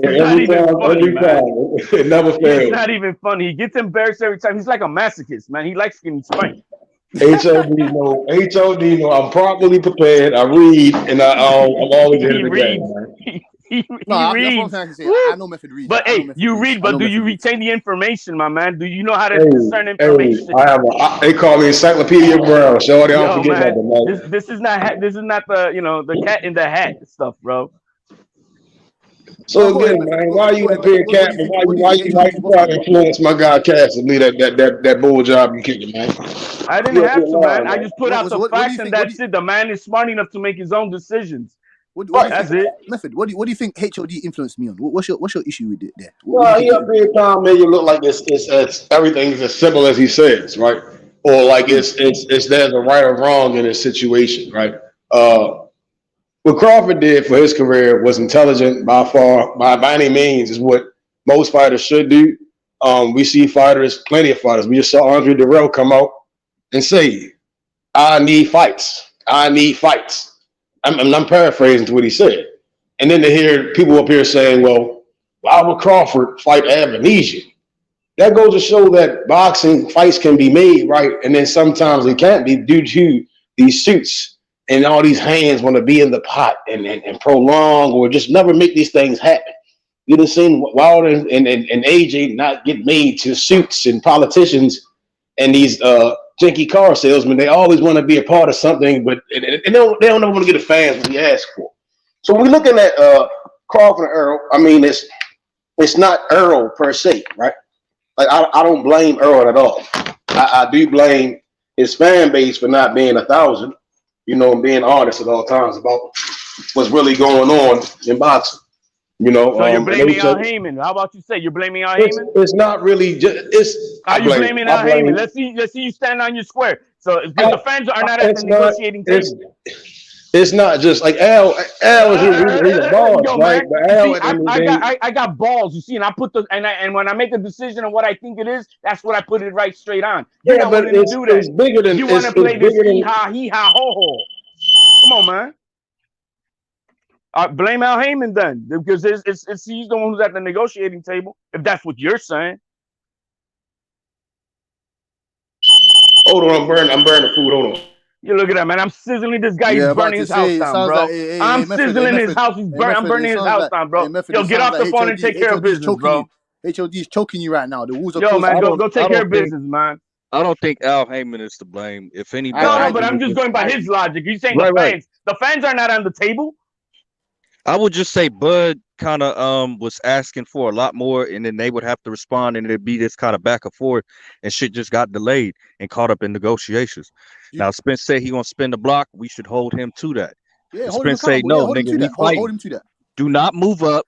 Do not drop them belts. Fight whatever mandatory they give you, and go to the sanction bodies and say, okay, we making Bud next. Just give me one mandatory in between. Well, what's gonna happen is this. Look, this week right now, as Rachel, she's over there at the WBC convention. Expect that Thurman will be announced to be in mandatory position. Doesn't mean that he's mandated. It just makes him he's in mandatory position. And in my opinion, the long game is they're gonna see if this Bud Crawford fight actually happens. You know what I mean?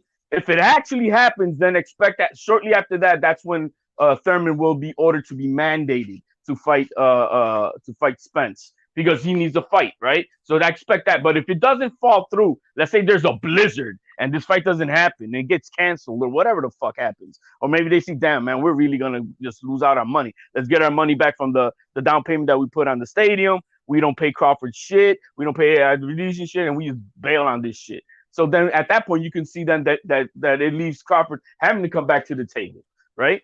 So I mean, I think they're gonna wait. There's a lot of chess moves, and it's really on a day by day basis that they have to see what's happening in the landscape and what are our options at that point. So I don't expect Spence to announce a fight until after December 10th. That makes complete sense. Yeah, you have to leave your options open. So we're gonna see if it happens. Okay, now we're gonna make this fight happen, and they play the chess game. That's chess. You cannot make a decision and leaving all your doors that you may have open, shut them up. No, I think they're gonna wait till December 10th to see what's happening, and at that point, then they can make a decision. Okay, since he's fighting, let's make this Thurman fight in January or February, whatever it is that they were talking about, and let's make it happen. But it all depends on what happens December 10th. And what upsets me, Mr. HOD and Phantom, Smoke, man, is that these promoters, or I don't know Al Heyman personally. I don't know. He's just an advisor. All these other guys, not just Al Heyman, Eddie Hearn, that cunt, Bob Arum, Fish Eyes Frank, all those guys. Listen, they don't care about us to where they just want to make the right fights. That's what I'm upset about. They don't take us into consideration.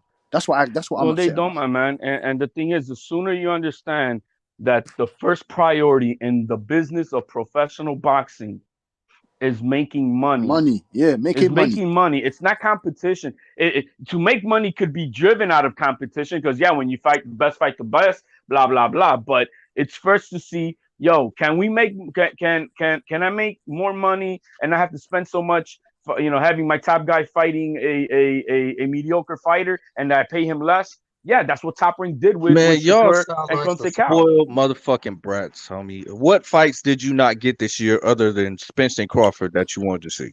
I didn't get Jamal Charlo, Bubu Andrade. I didn't get Keith Thurman and fucking. That's not the promoter's fault. Yeah. Okay. All right. 135. Yeah, it is. 135. We didn't get. Hold on. We didn't get the entire 135 to mix it up. Hold up. We didn't get 175 undisputed this year. Yeah, we didn't get. Hold on. What else we didn't get? 140 kind of at a standstill. We might be starting to pick back up. See, y'all. When y'all just want to yell and over talk, you just making asinine points, bro. Because 175 better beef got injured. He wasn't gonna fight Bevo because he had to fight Yard, and then you want to go down. What else did you say? So again, that's proving my point is that these sanctioning bodies are all over the damn place. But that's not. Why is Espinosa saying that we don't want to see? I'm saying that they're all over the place, right? If some guys don't get mandatories and these guys get mandatories, and it's just like they got to pick a lane and stay there, because then it becomes we talking why hasn't Daryl Peoples of the IBF mandated and ordered Boots versus Crawford, or versus Spence? Yeah. Why? Why didn't they order it? They could have ordered Why? it. You mean the IBF? Because they Why? really Why? work. They Why you really gotta work order for it? the promotional That's Boots company. just a got great to the point. number Why one don't spot. they mandate undisputed fights? That's what I'm saying. Why don't they? Why are they mandating these fights? I don't get it. Why is number 2 fighting number 11? Why is number 3 Well, fighting because number 8? they are run independently, autonomously from each other. Like, even though they may Bullshit. have some side agreements that they have on the back scenes, they really are not contractually obligated to do anything with each other. And that's just the fact the way the business is run. It's why it's the wild, wild west. Yeah, So here for I me don't is think that we can blame promoters for what sanctioning bodies are doing. No, that's what I'm saying. Promoters haven't gotten in the way of any big fights this year, really. Maybe a couple, Oh but not my really. God! shit. Phantom, can you ask me this? Why did Steven Espinoza say that people don't want to see Bubu Andrade and Jamal Charlo? Why did he say that? Shit, I was gonna say That's the network. fights got blocked. Look, I think we all would have been happy if Boots would have been ordered to fight Spence and Ortiz would have been fighting Crawford. Simple. If they would have been ordered, we would have been like, all right, we're missing out, but these are some good Yeah, motherfucking that's what I'm fights. saying. Hold up. Let Replace me us ask with you this, fire though. Let me fights. ask you this, though. Replace it Did with fire Boots and fights, man. Castillo Clayton fight this year? Say that again, Phantom. Did Boots and Castillo Clayton fight this year? Yes. That was the IBF title eliminator, correct? Yes. Okay, so he just got to that fucking contender position, correct? No, he was no. He was number He's one. in the He was number one. mandatory position. No. He was number one before that. Before that fight. I don't think he was. Yes, he was. Yes, he Yeah, was. he was. Phantom. He was number Yes, he one. was. Boots Phantom. was number Yes, he one. was. Who did he fight in the title eliminator to become number one? So to your point though, Phantom, He was already ranked. why isn't the number 1, 2, No. 3, and 4 fight? Hold up, because I want to iron this out. Because being up in the rankings is different than a title eliminator. So which is it? That's the problem with the sanctioning bodies. They could play any game they want. They could just say you're in number one position, but you're not mandatory, or you're in number one position, but we're gonna send you first to a title eliminator. Exactly. They play all these hokey pokey games to delay the fights, and that's not the promoter's fault. No, that's the promoter's fault. You're telling them, "Yo, hold this fight off as long as you can for us, because we don't want it." Just because the fact is, Boots will not bring money to the table. Correct. Boots would not bring money to the table. That's where the business of boxing comes into play. Incorrect, bro. Y'all about to make me contact Rick Glazer. Bring Rick Glazer up here, man.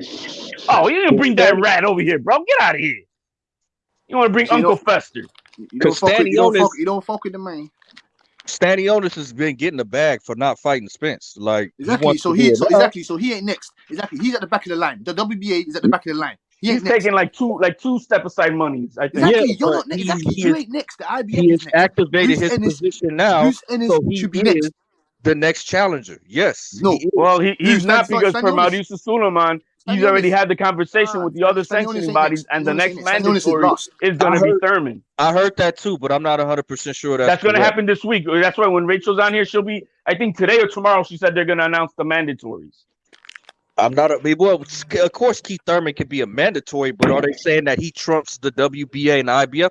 I don't know if that's the case. Well, yes, for Mauricio Suleiman, I believe him because he's the godfather of all four sanctioning bodies. It may be something to the AJ situation. Remember, AJ had Pulev and he had Ushin, right? And then he went on to fought Pulev first, then he fought Ushin. Immediately added. We don't know. Yeah, that's what I'm saying. But I don't think we can blame the promoters for this year. This year was pretty damn good, bro. No, we blaming them, boy. I don't give a fuck. This year was just like the year before that. I mean, no, look, that's not be. I mean, yes, we've had some decent fights. We're not. I can't say that we haven't. But when it comes down to, man, there's no other fight bigger that the entire community ain't getting what we want, man. Simple as that. No. It's not that you're not getting what you want. It's you're not getting Bud and Spence. That's what it is. Call it what it is, bro. Call it what it is. There's a plethora of fights. I told you, I can name you 10 guys. I can name you 10 fighters. Go ahead. I can name you 10 A-class fighters that we don't know when they're fighting, and that's unacceptable. Okay, go ahead. Keith Thurman, we don't know when he's fighting. Bubu Andrade, we don't know when he's fighting. Jamal Charlo, we don't know when he's fighting. Bruce Ennis, we don't know when he's fighting. Errol Spence, we don't know when he's fighting. That's 5. 6, Tank Davis, we don't know who he's fighting. Munguia Charlo, that went out the door. Munguia's fighting another bum. He's fighting. But he was supposed to fight Charlo. That didn't happen. Okay, that didn't happen. Yeah, Munguia, that didn't happen. That's 7. 3 more. Usyk and Fury. Oh, that's 8. 9. Fury and AJ. Oh yeah, Fury and AJ. That's 9, and They then just 10. fought. Tank versus What are you Garcia. talking about? What do you mean? I just told you, Phantom. You asked me, name me 10 Oh, you said fighters. Fury and AJ. My bad. But that's not because of the promoters, bro. That's what I'm saying. Like half of those you name, some of those dudes are injured. Some of them are taking time off. How active is fucking Keith Thurman? Fighting like 3 times in the last fucking 4 years and shit. Like, come I on. don't think he mentioned The Keith question, Thurman in this. I think the question comes down: why haven't they dropped his ass?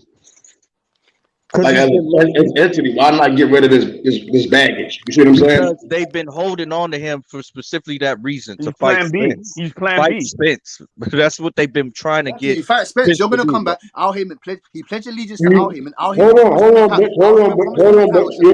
but you're proving your point now, right? That I believe when guys Al can sit Heyman promised him the around title. and not fight, and then it's a goal is to have this guy sitting here as a backup player, you're bullshit. You see what I'm saying? No, that's not bullshitting because of the promoter. That's Keith Thurman being inactive. He was off in Thailand or whatever the fuck, doing whatever the fuck he was doing. Like, that's not He Al was Heyman's recuperating, fault, guys. bro. He's been injured. He had surgery throughout the last few years. Yeah, he was and injured, that's man. why he had to take that time off. I'm saying, how can you blame Al Heyman for that? You can't. You just being disingenuous when you do that. But they played it right. They played chess. They had Barrios and Thurman be a title eliminator. I'm not blaming Al. And they put him in #1 position with the WBC.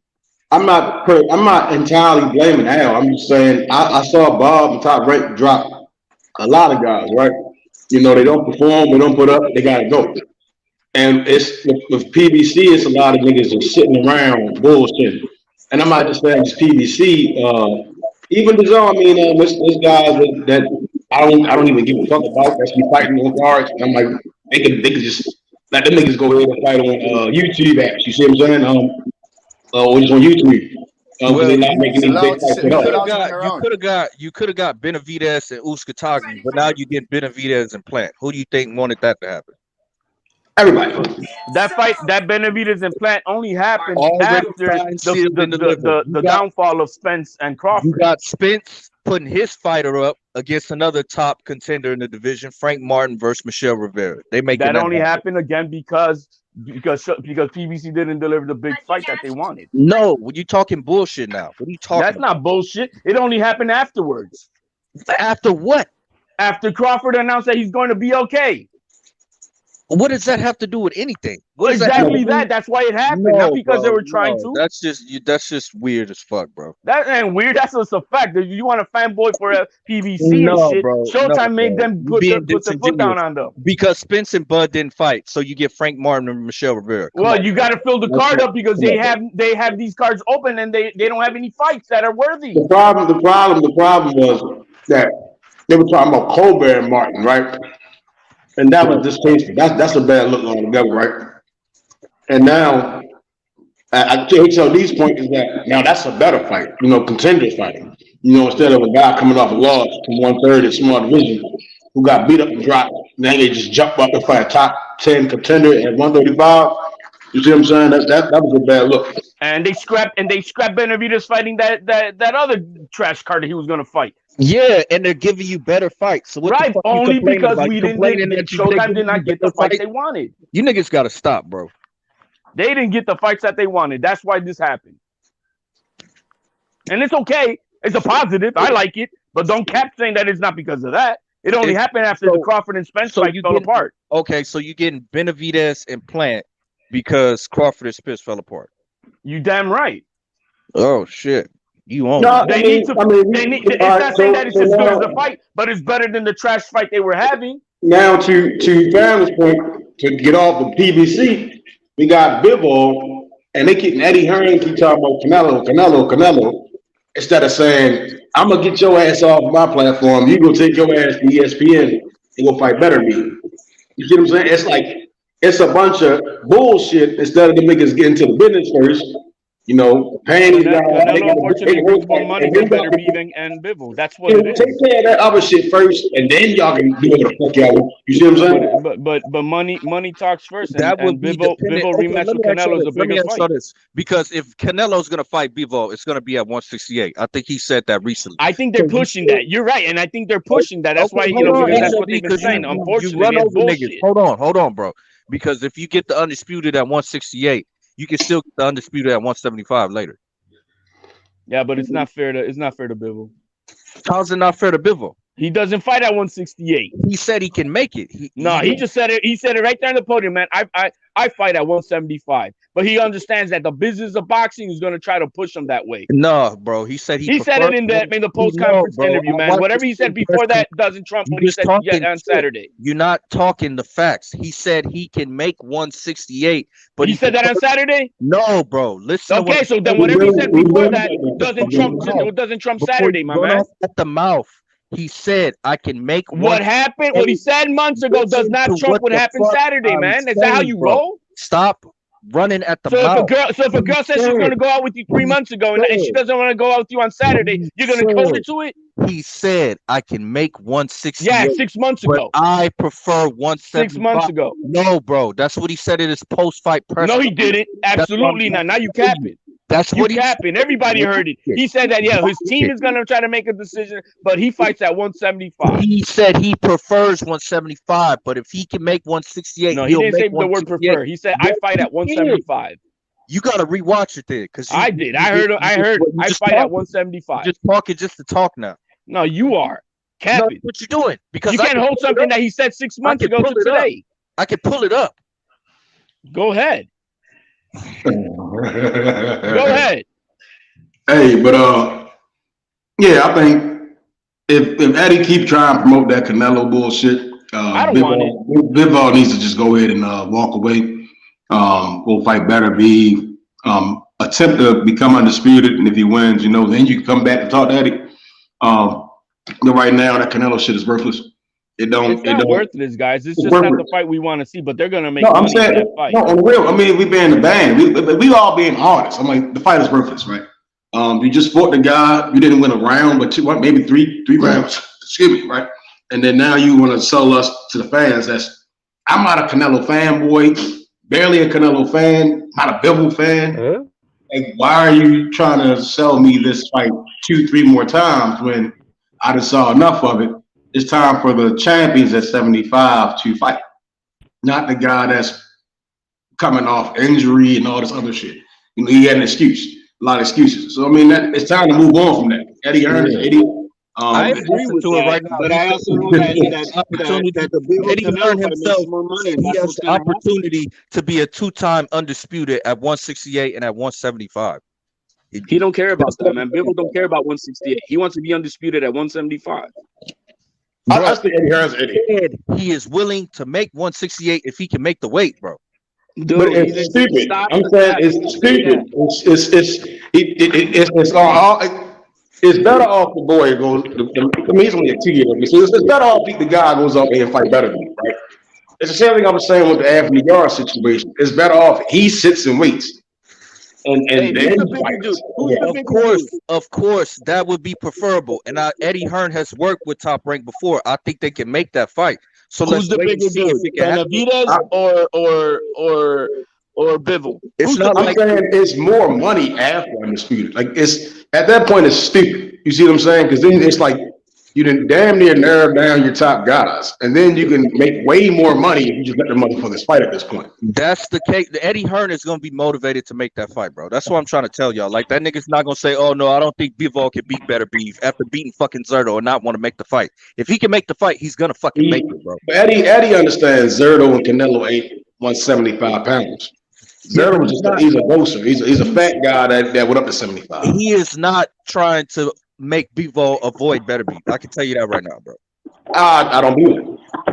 Yeah, you want to cap. That's cool, but I'm telling you, Eddie Hearn is not going to be unmotivated to make a Better Beef Bivol fight undisputed in motherfucking Saudi, bro. No. The reason I disagree is because this is the same guy that I just seen go all out for Connor Benn for the motherfucker to come back with the drugs in him. This is the same guy that Eddie Hearn always lies, right? And at this point, it's like it's time that he let Bivol let his name fly and go ahead and fight. Speak louder than words, right? The actions seem to be that he'll throw a fighter under the bus for a bag. Thank you. I don't think he's going to throw Bivol under the bus because I don't think he's going to get paid. Why wouldn't he throw Bivol? Having Bivol fighting Better Beef is not throwing him under the bus, bro. Bivol has fucking skills, nigga. We're talking about Dimitri motherfucking Bivol can't I'm beat just saying. I'm just saying, like to make an extreme point. Like Eddie Hearn is trying to get a bag. He's not in the business of protecting fighters. Like like past getting a bag, right? I mean, if he can sit there and get the Canelo bag, it's cheaper. I mean, it's a lot of money. He could probably drag Canelo to Saudi and then put him at 68 with a weight catch weight of 166 or some shit. I just don't. Again, it's a lot of ways he can flip his shit. They can have a catch weight, drag. No, I'm saying Canelo's not fighting until September of 2023. He can't have a catch weight for undisputed. I'm gonna keep it 100. I think if it came down to it, Top Rank would maybe be less motivated to make Better Be Bivol than Eddie Hearn would be to make Bivol Better Be. Correct. No, I agree to that. I disagree. But I think they're ready to cash out Better Be. Not only that, both of their statements bear that thing out, right? Like, but Eddie Hearn is the one saying like Bivol doesn't sell, and I'm not trying to make the fight. That's why he did the yard fight. He could have did Bivol. This is like Bob is the reason why we're getting the anti-yard fight, not Eddie Hearn. I mean, this is the same, but it was no point of having a Canelo fight in Bivol. Personally, I don't understand. I don't understand why stretch it out as far as he can, because he's going to have to cash him out eventually in the business side. Better Be is 37 going to 38, so he's going to have to cash him out eventually. I don't think Aram is going to have a problem cashing him out versus Bivol. You're not cashing out Better Be. Better Be is not losing. Bob Aram does not cash you out to some other promotional company unless he's already co-promoting you, right? If he has a co-promotion, like the Maurice Hooker kind of situation, yeah, then it's like, okay, whichever. But Ramirez it doesn't Ramirez fight for Top Rank, so it's not even that. Yeah, I don't know. I don't know. Mo Hooker didn't. I think Mo Hooker was a co-promotion with Bob and Jose. Yeah, the Jose fight. Right. So he had a piece, like Bob Arum had a piece of both guys. So yeah, in that situation where. Yeah, but that sounds like something Bob would work out. But Bob is not sending his champion to get slaughtered on somebody else's promotion. Like that's not what Bob does. No, but if you can make money out of it by co-promoting, I don't see that. I know he would. Yeah, I again the whole. I ain't gonna get in my conspiracy, but I mean, prior to the Jose Mo Hooker fight was the Top Rank and Don King fight with Jose and Amir Imam. It's. Again, but for Bivol, I don't understand the Canelo path. I don't understand any other path besides him going to fight Better Be. I mean, if you got a chance to be one undisputed at 168 and then also at 175, if you was a fighter, would you want to do that? I mean, again, it makes no sense because he already beat the guy, right? Beat the shit out of him, right? But he didn't beat him at his weight class, though. He didn't beat him at his weight class. Canelo came up in weight. There's a caveat to that. It doesn't really matter, bro. If Benavidez had struggled to make 168 with his skinny, lanky ass, look how big Bivol is. How much harder do you think it's going to be for him to make 168? Bivol ain't that big, bro. He's a small he's not that big. And Bivol said he'll come down. So, I mean, I don't know really what we're arguing here. Like, well, HLD wants to make sense to become a 2-division champion, or no? I don't get what we're talking about. I don't think he wants that 168 fight. It's intriguing to talk about. It sounds nice. He said it on Saturday. It sounds nice, but I'm a fighter. I fight at 175. Yeah, of course. I mean, why would he want to? Like, if he had his preferences, he'd fight at 175. It doesn't mean that he can't do both. Well, exactly. That's all I'm saying. But why doesn't he want to? To throw another fact, the zone match from has never made an undisputed fight. Top Rank has, PBC has. Yeah, so I definitely don't see that shit happening. I mean, Bivol. Well, that's a fair assessment. Could become undisputed at 175 before Canelo ever comes back. Canelo is out until September of next year. Bivol could fight 2 or 3 times before then. And by the way, they just did women's undisputed. If you didn't know that, they did one, but the Taylor Serrano. Yeah, I don't flip up that shit though.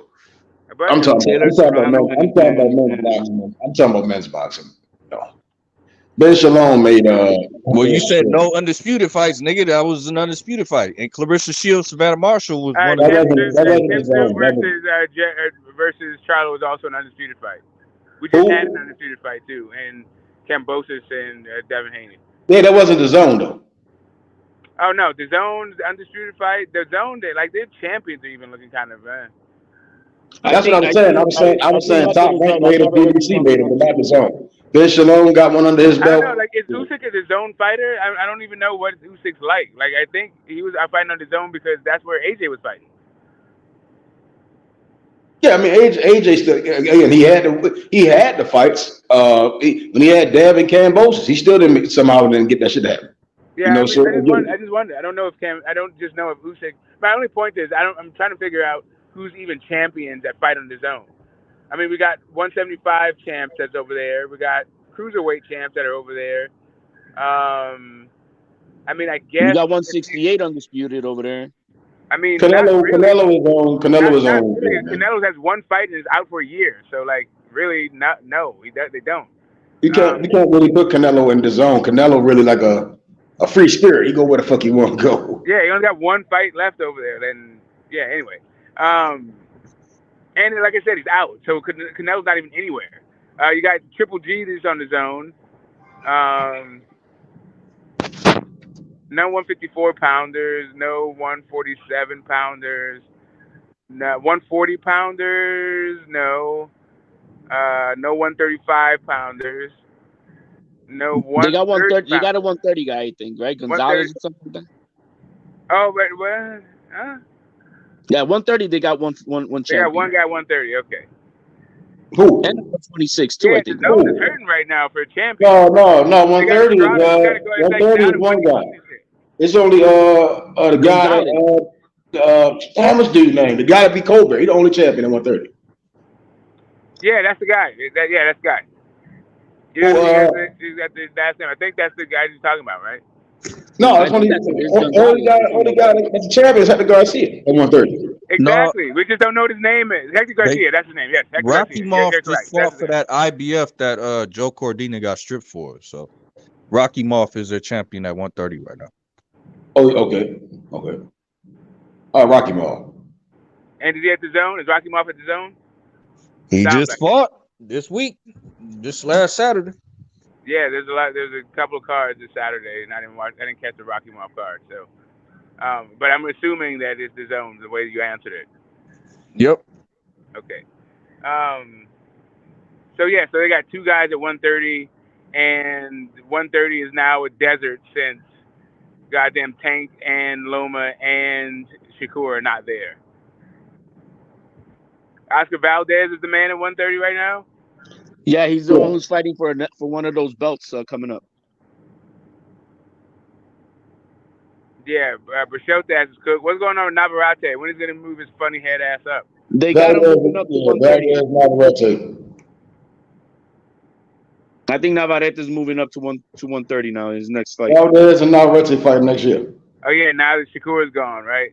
Now now the monster's gone, it's safe to come out. Safe to come out in front of the bed. I get you. Yeah, the zone's hurting.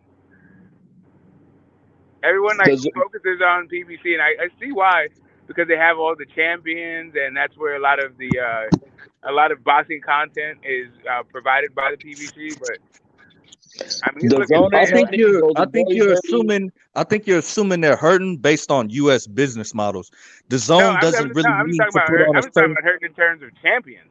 Like that's really what I'm looking at. That's what I'm saying. They don't necessarily need to have certain championship fights per year. That's all I was when I was saying that they're hurting. All I was referring to is champions.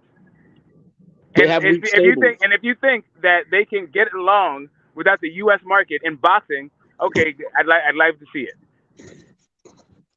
Yeah, I think that's why they're motivated to make cross-promotional fights. Like, that's what Eddie Hearn wants to do. It's just that they don't really want to do it. So that's not these other markets that are, these tried and true legacy markets in boxing that are not the United States, they already have their broadcasters. So unless you're going to knock out those legacy broadcasters, like, maybe you can get the zone to be, overtake Ryzen, or I don't know what the hell the network is in Japan. Or maybe you can get the zone to take over Sky Sports. I don't think so though. Sky Sports Australia and all that other shit. Like, I don't know, man. Sky Sports is signed in connection with Top Rank or ESPN. They have a deal together now. Yeah, that happened. Yeah, but I'm just talking about the distributor, like in the United States. I'm just saying, like, these local fucking markets, like in Mexico, Boxeo Azteca, and goddamn, there's another one that are just have fucking boxing in Mexico on fucking lock. Like, you're not gonna just introduce the zone and all of a sudden change that situation up. Hey, Smoke, is your avatar, is that you, Smoke, with the suit on? Yeah, that is a facial morph. That's me. That's Dr. Smoke. That's Dr. Smoke. You don't know that's Smoke. Yeah, that's me and that's me Dr. and Tony Smoke, Stark fam. mixed together. Smoke, you're a sick man, that picture, fam. I know that's how you get all the ladies around there. That's how you get all them valley bitches, man. You getting them valley bitches like that, boy? The valley bitches? What did you say, valley? You getting them valley bitches, man? I don't know what the valley picture is. They hook me up. I'm down to piece some games. I said, you getting them valley bitches. You getting them valley girls. He's got to project that sophistication money. You know what I mean? First off, Robert Downey Jr. is all LA. He's not just Hollywood. He's not just the Valley. Robert Downey Jr. can touch down right there in the hood, and it's all good. Like, stop playing with Robert Downey Jr. But anyway, that's Tony Stark. And if you don't understand the brilliant billionaire philanthropist, then I don't know what to tell you. The guy, like, he projects sophistication, intelligence with wildness. Don't mind to crack a couple of jokes here and there. Hey, man, I'm gonna bounce off, man, and thank you for having me on the panel. Everybody on the panel, man, God bless. Have a beautiful day, man. I mean, we'll catch up later on. Until next time. Stop spreading that misinformation to people. Chat Ross, misinformation, man. Hey, by chance, that Timo Lopez was undisputed. Bill Haney get cooked by a crackhead. What? Which crackhead? There's only one crackhead on this white TBC going crazy. He cooked Bill Haney, man. That's funny as shit. Oh, listen, we like Teofimo Sr. We like that dude a lot. Why are you calling him a crackhead? He's the only man that said, yo, man, we're going to let you talk. And the guy responded, you a pussy. Anyway, I missed that moment. But stop telling people that Teofimo Lopez is undisputed. He is undisputed. He was never undisputed. Stop that. Hey, Chat Ross says Smoke look like Nick Cannon before the 25 kids. Like, what? That joke. Let's turn this to a roast session.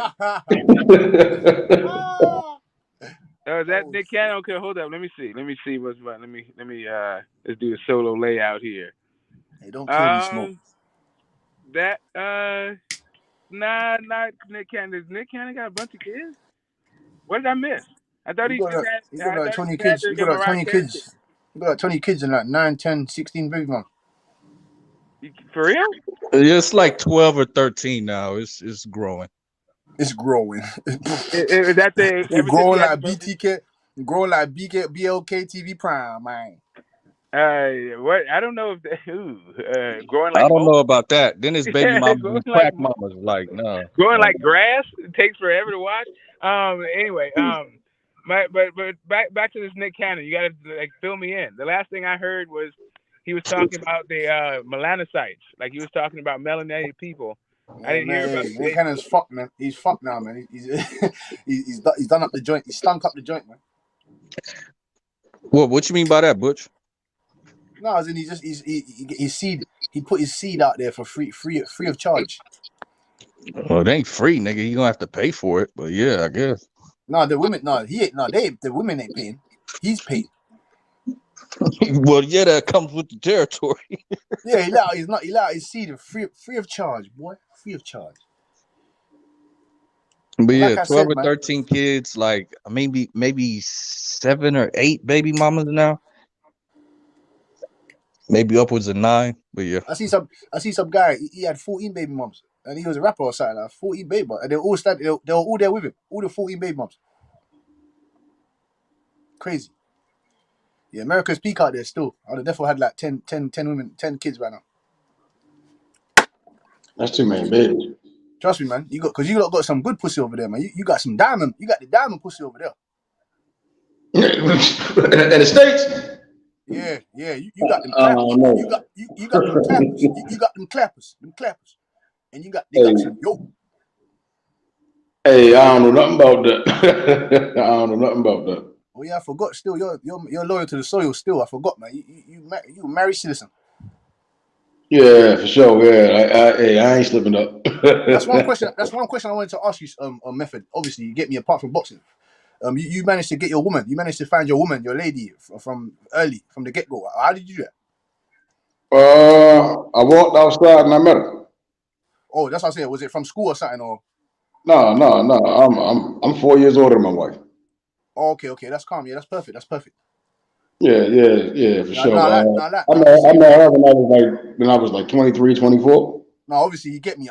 Obviously, I'm just saying this is away from boxing. I just wanted to ask you, innit? Because I like hearing and seeing those type of things, innit? You get me? A young man of man's age, married and settled down already. You know what I'm saying to you, fam? We ain't trying to do that when we're 40 plus and all this shit. Yeah. My anniversary was yesterday and shit. Hell yeah. That's live. That's live. Still, I respect you for that. Still. Oh yeah, man. Yeah, I try to encourage all the men and young men out here to, hey, get married. Process is a progress. Whatever gotta go. But yeah, man. Get married. Enjoy your wife. Y'all enjoy each other. Have the kids. Stop trying to keep up with the Joneses. Live life to the fullest. Yeah, man, hundo, and give us man, give us we want big 50-50 fights, man. We're gonna have to make some astronomical change to get what we want in this game. You get me? We want to see Bivol and Beterbiev. We want to see Jamal Charlo, not Jamal Charlo, sorry. Jamal Charlo. We want to see Jamal Charlo and Bubu Andrade. We want to see Keith Thurman against one of the top guys in the division. We want to see Shakur Stevenson and Devin Haney. We want to see Tank Davis get in there with the best because he's one of the best. You know what I'm saying? We want to see Tank Davis. That's what I want to speak about now. Tank Davis. What's going on with that, brother, man? He just announced January. He fighting in January. He took against who though? I would assume it's Ryan. Ryan's real quiet. Ryan is real quiet. Yeah, he quiet. I think reality said and he got to fight a dog. I'm 90% sure. I'm 90% sure that it should be Ryan Garcia. Yeah. That'll start. I mean, damn. When Tank became world champion, he fought in January. I think that was January when he beat Pedraza. So yeah, he ready to do this boy Ryan dirty. Yeah, man. That's a great fact. I want to see where they're gonna put that bitch in Atlanta, in Vegas. Where they gonna put it? Most likely Vegas. I doubt. I mean, they could go to Cali.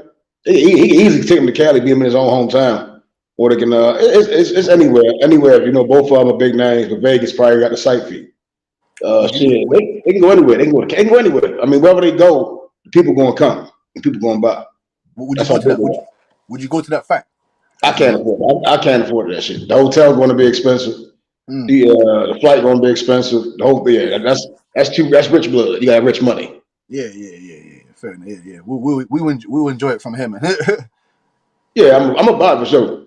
The car going to be dope because it's 2 135 pounders. I expect some 130 guys, some smaller guys. I would expect a couple of guys that we want to see on the card. Yeah, for sure. Correct. Yeah. All right. Can you hear me now? Yeah, it's cool. Oh, damn. I was shouting. You guys just blah, blah, blah, blah, blah. God damn. I don't know what is going on with my connection, but yeah, man, if you can find the one to settle down with, cool. It's cheaper to keep her. And also, once you have the kids, it's definitely like way easier to co-parent under one household. That is fact. Yeah, all that 2 household nonsense, 14 households, 12 households. I don't know what. Hey, I mean, it must be nice if you can afford it and make it work. But yeah, it's probably easier. It's probably more fulfilling if you can just like focus all that into like one person. Yeah, for sure. I'm trying. I be trying to explain to young cats out here, man. Marriage is the way to go. The baby mama thing. It sounds good. It sounds hip, but it ain't. Everything is better on paper. You don't do anything in business without signing them contracts. In the marriage, you want to put a contract. Protect your investment. You the investment. Your kids are the investment. And that paper go a long way. People just say it's a paper, but that paper goes a long way for sure. Put everything down that you want and need out of y'all relationship, and y'all two, husband and wife, y'all work together. So both of you guys are under the idea that Terrence Bud Crawford has he should be defended because there was no guarantee, right? Am I correct? That's a reason for him to not take the fight. No guarantee. That's not a reason. I would say that's not a reason. It's just my preference. That's not a reason, because I said this already. I'm picking legacy over money. That's just me. That's me. But I understand where Crawford is coming from. I understand. What was the question? That you feel like it is the reason why, and it's the reason why you feel that Bud should tell the boxing fans and the PBC to take a hike, take a long walk up a short pier, is because of no guaranteed money. I don't think Earl ready. Honestly, I think he got some shit going on, man, and he's not ready. So what does that have to do with no guarantee, though? I think they don't think he's ready. I think Bud a stand-up dude, and he want to fight Earl at his best. And early next year is when Earl probably be at his best. So you don't think anything about it. So when you talk about the no guarantee, what you really mean to say is Bud is magnanimous, and out of some sort of boxing fraternity solidarity and compassion for his fellow human being, he's going to wait for Errol Spence to get ready or never fight him and just talk about guarantees. I do believe that the business could be a part of it, but the more I sit down as time go by, I look back of how he came out of the car accident and how he said, he wasn't fighting coming up no car accident, and that's real in my opinion. And then you get what I'm saying. So then it's like, yeah, it sounds like a bunch of excuses to not make the fight though. Like on the other hand, I have part of it, right? It's like one of those things. It's like, well, you know what? I would fight you, but you're blind, crippled, and crazy. Even though you're undefeated and knocking out everybody, but you're just not ready for me. So, forget what everybody is saying. What I'm gonna make it look like is that your team is stalling, but really, I feel badly for you. No, I think the time coming. I always say the closer the fight get, I think the fanboy is going to get real loud prior, then it's going to be a complete silence all over YouTube, and then there's only so much people can say. But I don't believe Earl is ready. That was during this time, it was the quietest I've seen Derek James and Earl. Yeah, so I definitely don't believe they're ready.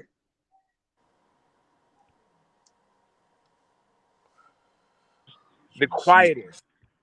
Yeah, they usually. Here's really what I don't understand. When I asked you about guarantees, you're now talking about the quietness of Derek James and the charity and the compassion of Terrence Bud Crawford. What in the entire hell does this have to do with what Bud Crawford said? Why is Bud Crawford a liar then? Hey, he's the people's champ, man. The people's champ. Why is the people's champ a liar then? Why is the people's champ talking about guarantees if it's really talking about the real reason that you're able to discern all by your own? Is he's just afraid that Errol Spence is just not enough for him. The late great Sugar Ray Robinson had a dream one time, and he did everything to get out of the fight, and then when he got in there, he beat the holy fur up to God, and God rest that man's soul. He died in the ring, So if you could please tell me what this has to do with guarantees. Why is Bud talking about bullshit deals and guarantees if what his real reason is he had a dream and he just wanted to kill the guy? No, I didn't say that's what happened. I'm saying that Terrence Crawford is the best fighter in the world. Any of the stuff that you're saying. Right. I'm saying my own things, my own brain. Smoke's trying to drop the anvil. Smoke's trying to drop the anvil, motherfucker, man. I'm just trying to figure out Like, because I heard you say no guarantee over and over. That you want guarantees. You want guarantees. But now when I'm trying to ask you about guarantees, you're talking about something else.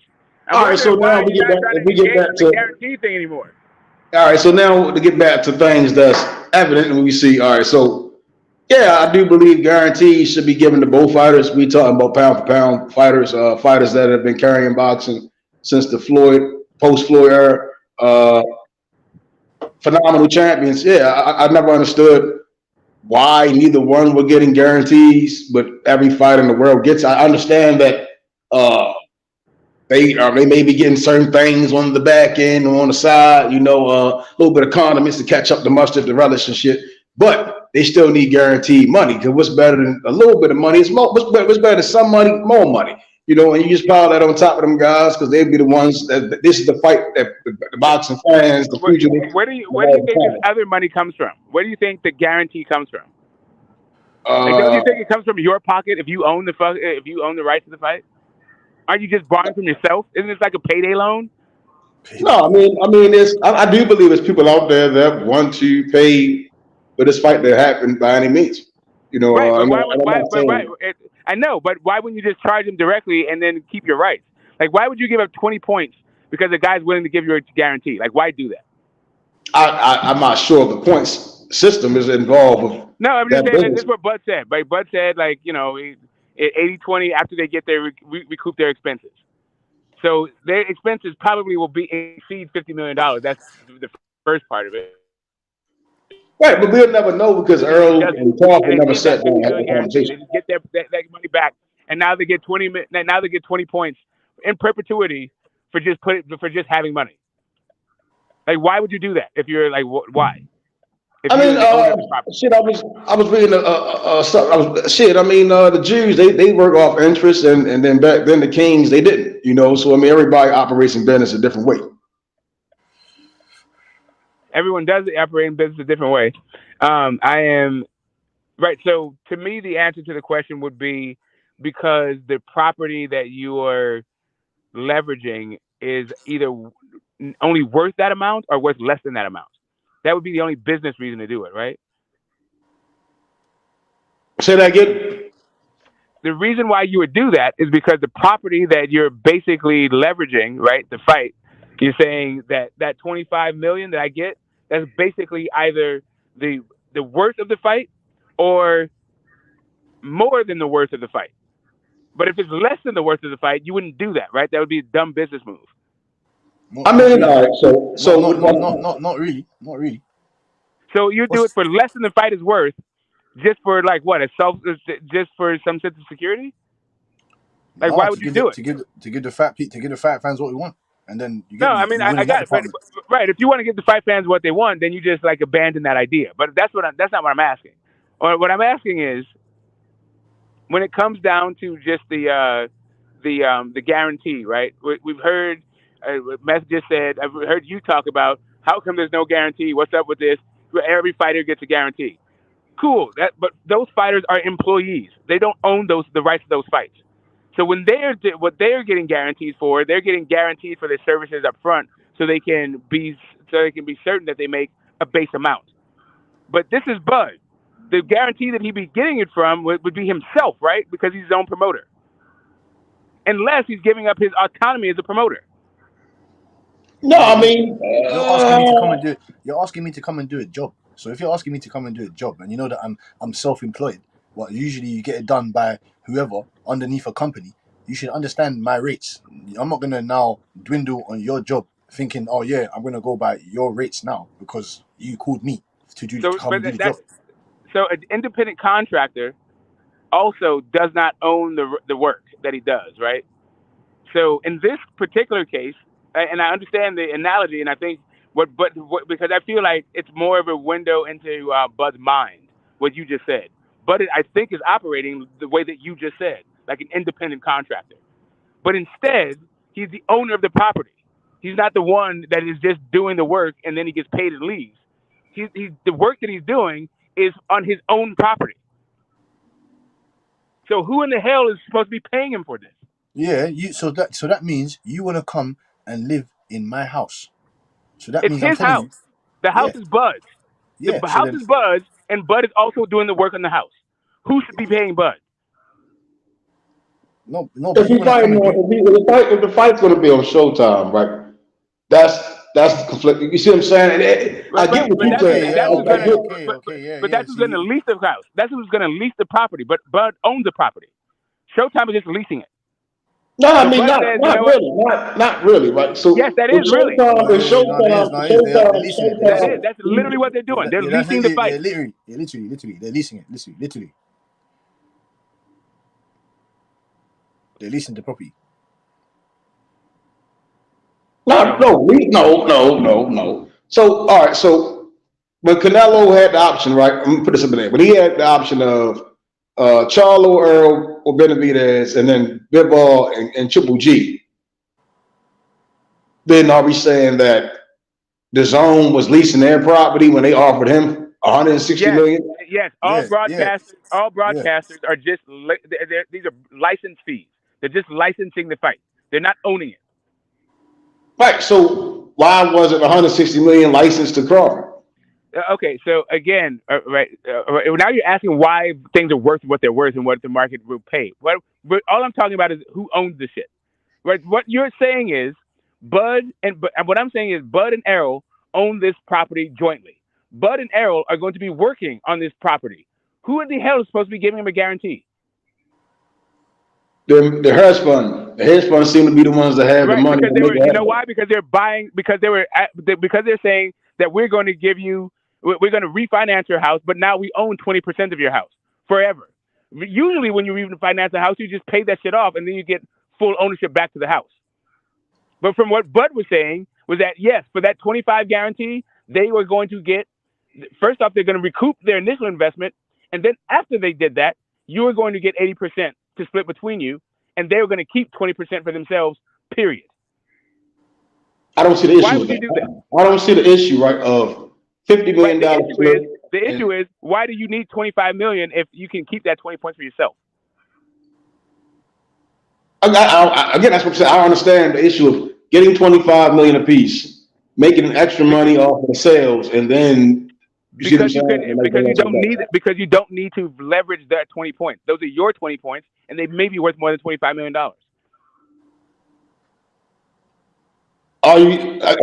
That's a lot of ifs. You see what I'm saying? Correct. And you know what it is? That's why.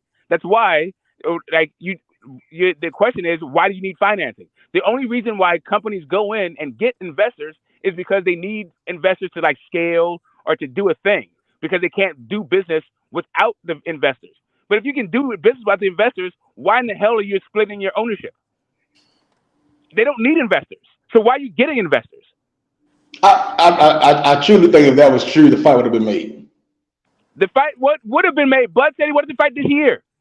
That's why Bud said he doesn't want to fight. I don't understand, like, if Bud is a straight up guy and he's a stand up dude and all this stuff how you describe him, why did you then turn around and say he's a liar? No, I'm not saying he's a liar. What Bud said was the reason why the fight isn't happening is because the negotiations dragged out. He blamed them for the negotiations dragging out, but it was basically he said that he had a deadline and the negotiations dragged out past the deadline. That's why we're not getting the fight. Yeah, sounds about right. Yeah, that's it. But I was trying, in that thing, I was down to like explore this idea about the guarantee because there seems to be this idea that I keep hearing that Bud somehow is what is it? He is not only just justified, but he would be stupid not to ask for a guarantee and not to get a guarantee. And anything with it that doesn't have a guarantee is a bad deal on his end. Yeah, I agree with that. And I'm trying to understand that mentality. There's two caveats I want to introduce to this, Smoke, because the shit you said is really pretty high level. So let's say Bud, it doesn't have 100% ownership rights. Does he then get a guarantee?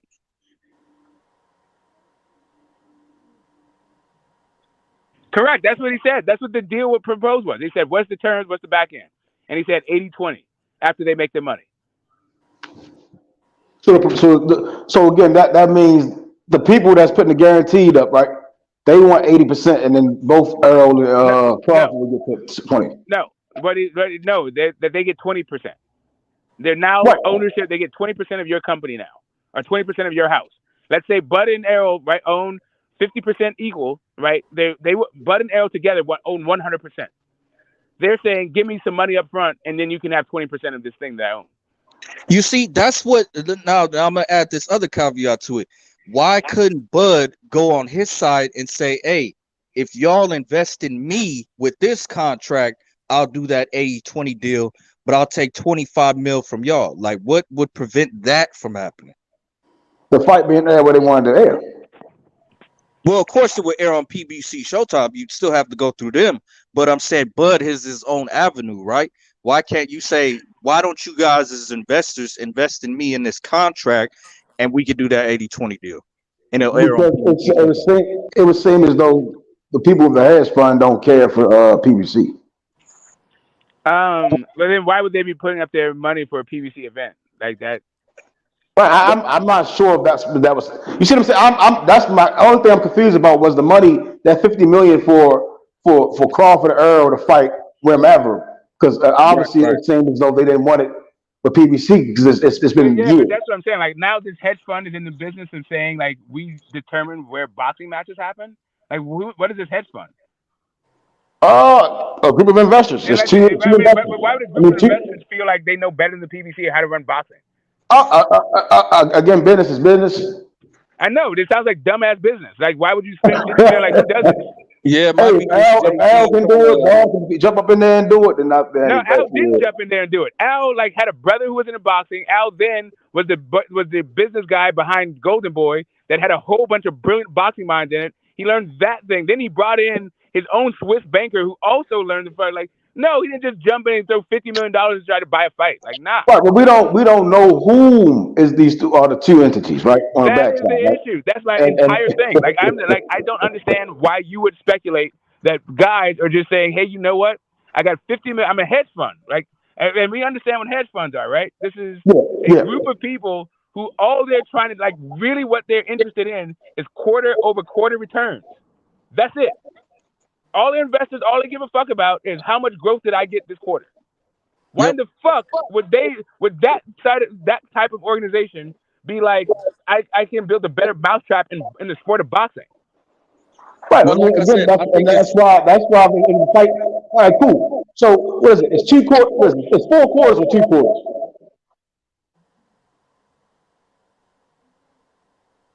My phone cut up. It's 4, right? It's 4 quarters, right? Yeah, 4. Right. I'm sorry. I didn't understand the question. Just repeat one more time. You said because they're worrying about getting the revenue for that quarter, right? So I said it's 4 quarters in the year, right? Yeah. But I mean, the fourth quarter is generally a wash. But yeah, but there's like in the fiscal year, there's 4 quarters. Right. So looking at the time period, right? So why wouldn't they want to end the 4th quarter, right, with that fight, right? Because again, it's like the fight itself would generate like your taxes and all that shit. You're not really trying to do no fucking big ass fucking thing in your 4th quarter because then your revenue is anyway. No, that is generally your 4th quarter is your least active, not your most active. Why? Because you need to do all your filing for the year generally. So why do certain fights take like place a lot at the end of the year? taxes are generally like you do your yearly taxes generally at the end of your 4th quarter, the end of your fiscal year. So you wind up getting all your ducks in a row for the entire fucking year. Yeah, so, and if you're that big of a corporation, hopefully you start losing money at that time. Well, I mean, depending on how your thing is, like the PBC has they have corporate budgets. So really, what you want to do at the end of your fiscal year is spend whatever money you have left over. So because you'd rather spend all your budget so you don't get your next year's budget like reduced.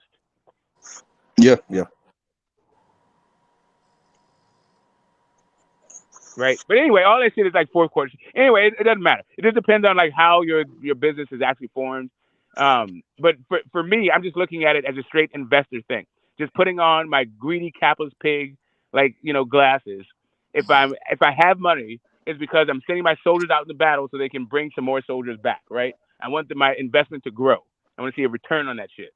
So I just don't get how like Bud's deal is negated by not having Spence. Like I don't. It's hard to explain. Like, okay, if half of your shit is worth 25 million, how come you can't get that 25 million and still make the Spence fight? Like instead of paying Spence the other 25 million.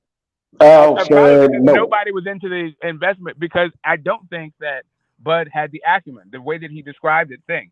Because what should have happened, instead of him trying to negotiate all of these things and have them acquiesce, what he should have done is say, I want to put up 25, I want to put up half the revenue for this fight. And then I'm 50-50 partners with you, and it doesn't matter where the revenue comes from, because I'm bringing, you get your revenue, I get my revenue, and then we all have 50-50. And then whatever his business agreement is with his wallet doesn't come into, it doesn't come into the negotiate, doesn't come into play. That's what I'm saying. What prevents that? The negotiation process? Nothing. Bud's relationship to the money. Right. So that's kind of the point. But why would I want to go into Ben? If I'm not Floyd, I probably wouldn't want to just go all the way in with PBC, whomever the entity is, Showtime, PBC, whoever the fuck it is, right? TGB, whoever it is, right? If I just want to make the fight, get paid a nice piece of cheese, why do I have to conform to wanting to do everything with y'all? So there it is. Right. So there it is. Because you can't do the fight by yourself. Right. So the idea of like the conforming thing, so because boxing is a collaborative effort, you can't just unilaterally do things. Right. I mean, you can try, but you also run up against other kinds of market forces, like who the hell are you fighting? Right. Like you can't just cherry pick your way because it makes a bunch of money. But to the extent that does happen, the extent that fans allow that to happen, it does happen. But at a certain point, you come up, the rubber meets the road, right? So Spence doesn't need. Spence only wants to fight to a certain extent and only needs to fight to a certain extent. Bud only wants to fight to a certain extent and needs to fight to a certain extent. So now you have this negotiation dance where Bud might have one outcome and Spence have a different one. Like Bud might want just a quick return, right? I just want to get paid for my fight. I don't give a damn about leveraging it for all of its for its entire value, as long as I get enough. Like the hunters coming for the buffalo, like the natives, they use every part of the buffalo, and they honored its spirit. When the European hunters came, all they did was use the buffalo for its skins. They shot the buffalo dead and didn't even use the skin sometimes. They just used it for sport, right? So who's right or who's wrong, that doesn't matter in this particular thing. Right? Yeah. Like for me, I understand where Bud is coming from. What I don't understand is the idea that just because all you want is furs, then that is inherently the only deal you should make. When the deal on the table is furs, steaks, liver, and spirit, you still get the fur. Why are you rejecting all this other shit? So how you know he don't want to get the milk and the fur? Because he's talking about selling all that shit to somebody else. Right, they can have the meat, give me the milk and the fur. And no, that's why he doesn't want it, because he's literally selling it to somebody else. No, he ain't selling a portion. It's a portion. Yeah, I know. Right, I got it. He's selling a portion of it. Instead of keeping that portion for himself, he's selling that portion away. Right. Well, all right. So, all right. So, wouldn't he be selling the portion away? Because again, it's not guaranteed that if Earl and Crawford fight with PBC, whomever, right, that it's 50-50 all into as far as the as you said. We know that it's not actually. We actually know that it's not 50-50 because they talked about that. Okay. And I think that's really where Bud feels like he's getting fucked. Not really on the guarantee, but on the split. That's like, if I'm going to read into what Bud is saying, I feel like why he's saying he's getting fucked. Not because he doesn't have the right to sell his fuck. Like he's not trying, it's a pretty good chunk of change and he is used to getting paid that way. I feel him on that thing, but I also think that he wants 50-50 because why not have 50-50? Right. I mean, Danny Garcia and Earl and Ugas fought. The fight isn't being released till March, right? And it seems though Ugas has no say so or anything about his own film. Unless you get what I'm saying. So again, right. That's what I'm saying. They gave up autonomy for those guarantees, for those kinds of things. And that's what I'm saying that you're saying that Bud should do. And I'm saying that Bud is, if you're a boss, like, why are you doing this thing? You're acting like an employee while calling yourself a boss. You're actually sitting there jealous of the employees' salaries while you're the boss. Like, if you're the, like, if I own the corporation, right? If I'm the owner, I might be the lowest paid guy. I may be that. My salary may be lower than everyone else's, but my compensation, my actual overall compensation package may be more robust. Maybe instead of just getting a salary, I take all of my salary in stock options. Right? And so, like, what I actually wind up earning is way fucking more than, like, the highest paid employee at the company. Where I'm at with it is that I would definitely take the 25 and all the extras. That just seems clear cut. It seems more clear cut. What extras? You're not taking all the extras. You're taking 25 against your extras. That 25 is coming out of your pocket. It's just a loan.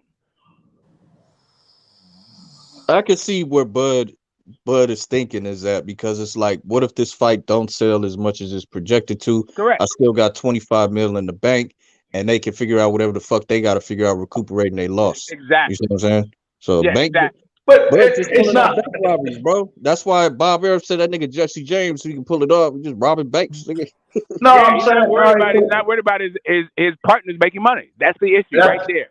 That right there, and that's cool if you're the money. It's like really weird when you're the talent. Like, if all you're doing is selling your talents, then what you're gonna wind yourself being is like fucking Vanilla Ice at a bar mitzvah. Like, hey,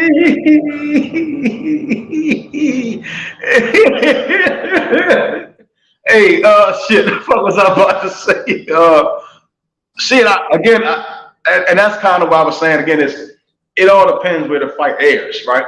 And again, I think, again, if the 50 million was split, 25 apiece, and then they sell the fight, and me doing all the numbers and shit. So again, it's like, if you even let the fight go for like 65, 69.99, and then it pushes for fans to be, and necessarily, because the fight could be anywhere. It could be on BLK Prime, it could be on Method Prime, it could be on Optimus Prime, it could be anywhere, right?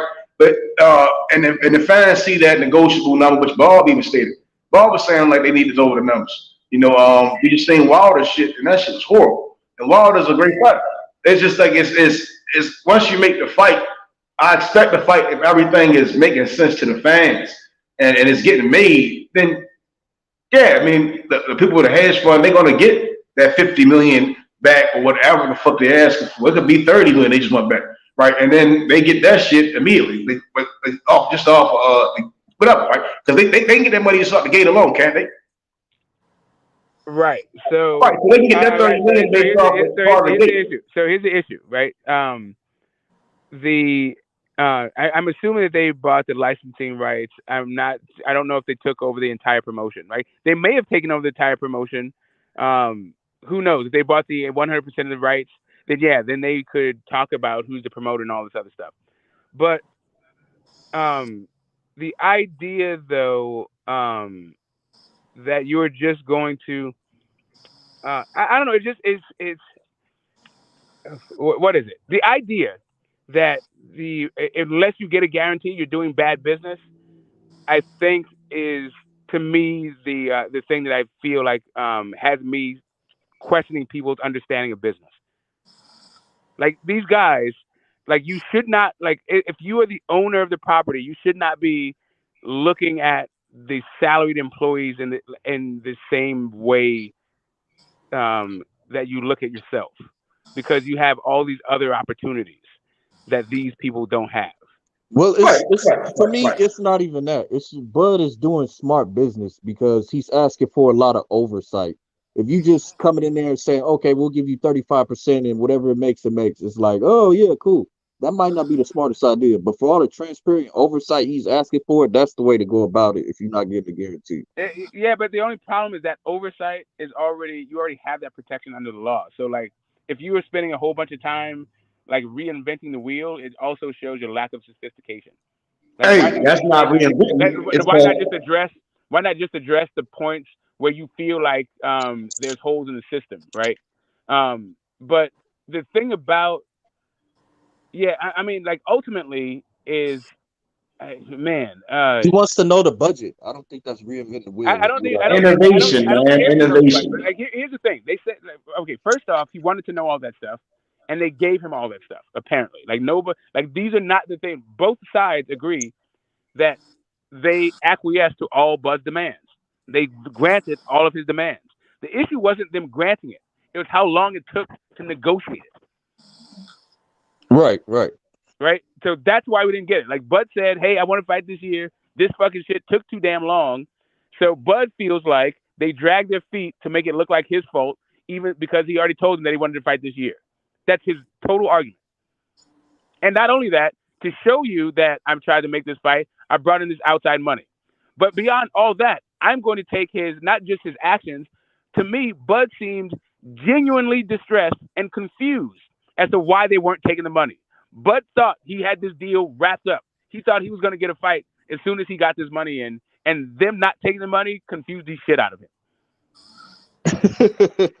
Well, you just hit a nigga up and say, I got 50 mil for you, and then no details. It's kind of funny style, bro.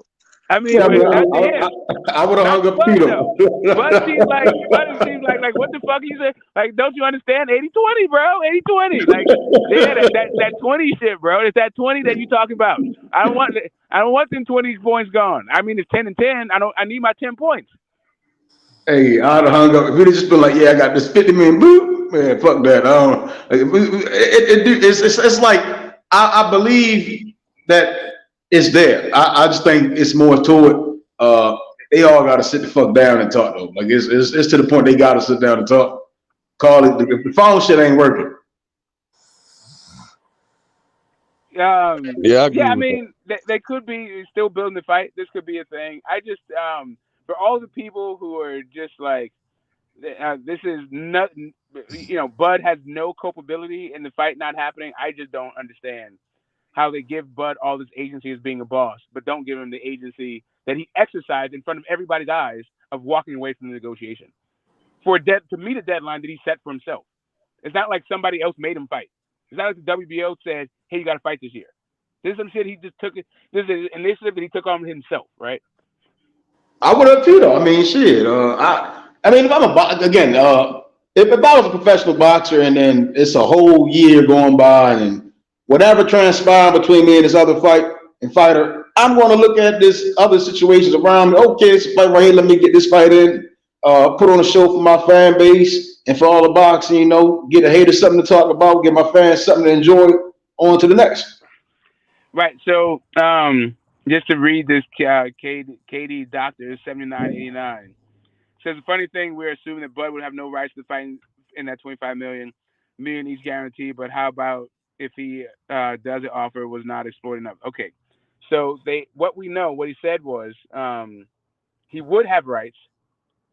They would have split him and Bud 80% of that after the hedge fund recouped their investment. So the hedge fund was looking for their money back and 20% of the underlying property. Right? That's what happened. So let me just tell you guys like how funding works in a company, like because maybe this will help you out. I don't know if you ever watched Shark Tank. Have you guys ever watched a fucking episode of Shark Tank? Like these guys, they come in and they'll say, "Hey, yeah, I'm looking for $50,000 for 5%," something like that. Like that's what they're trying to raise capital for their endeavor, and they're taking on new investors, and the investors, they're willing to give you the capital for a piece of the profit, right? For ownership piece. And that's what Bud is saying. They're saying, "Hey, I got $50 million, 25 a piece. After they make their money, it'll be an 80-20 split." You guys get it? Yeah, understood. And are we assuming that 80 was in favor of Bud and Spence, or was it in favor of the hedge fund? Was that clarified? I thought he said it was for them. They said they get 80. I think he was saying it's 80-20 for us. I don't know. I thought that. I mean, we could clarify that just to clear that up. But I doubt very seriously that they would be, just upfronting the money for 80% of it, because then why wait for you to recoup your cost if you're gonna turn around and take 80%? Like, who the hell would take that? Now Now that's predatory. Like that's vulture capitalism, straight up. Well, you dealing with fucking hedge fund smoke, so yeah. I mean, I hear you, but I mean, if they're like, okay, like Bob, I mean, listen, like Al is going to light up a cigar and like the only picture we have of that Al laughing, that's the like somebody brought him a deal that looked like that made him smile like that. That's the one face we have. It's some bullshit ass fucking deal. Yeah, man. Okay, here's what I got for you. I'll give you this 5K, but I want 95% of your business, and you need to be to work on time from here on out.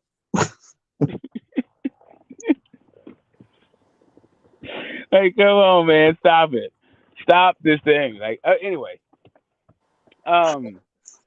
enough of the Bud.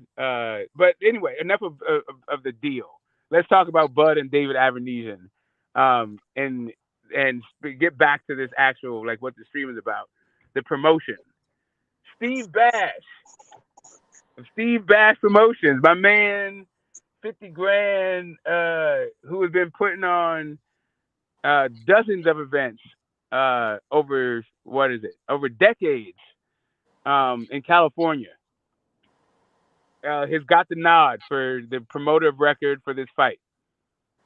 I mean, looking around, Steve Bash, he's just like the BLK Prime. You know, you look him up with the Secretary of State in the state of California. They're also a California company. You'll see these franchise tax board suspensions. I think they relinquished one of their licenses. But the license they have right now is current. It is they actually can operate. They I think they reconstituted themselves last year in 2021. But what I can tell, from what I can tell, the money's not coming from them. Let's just put it straight up.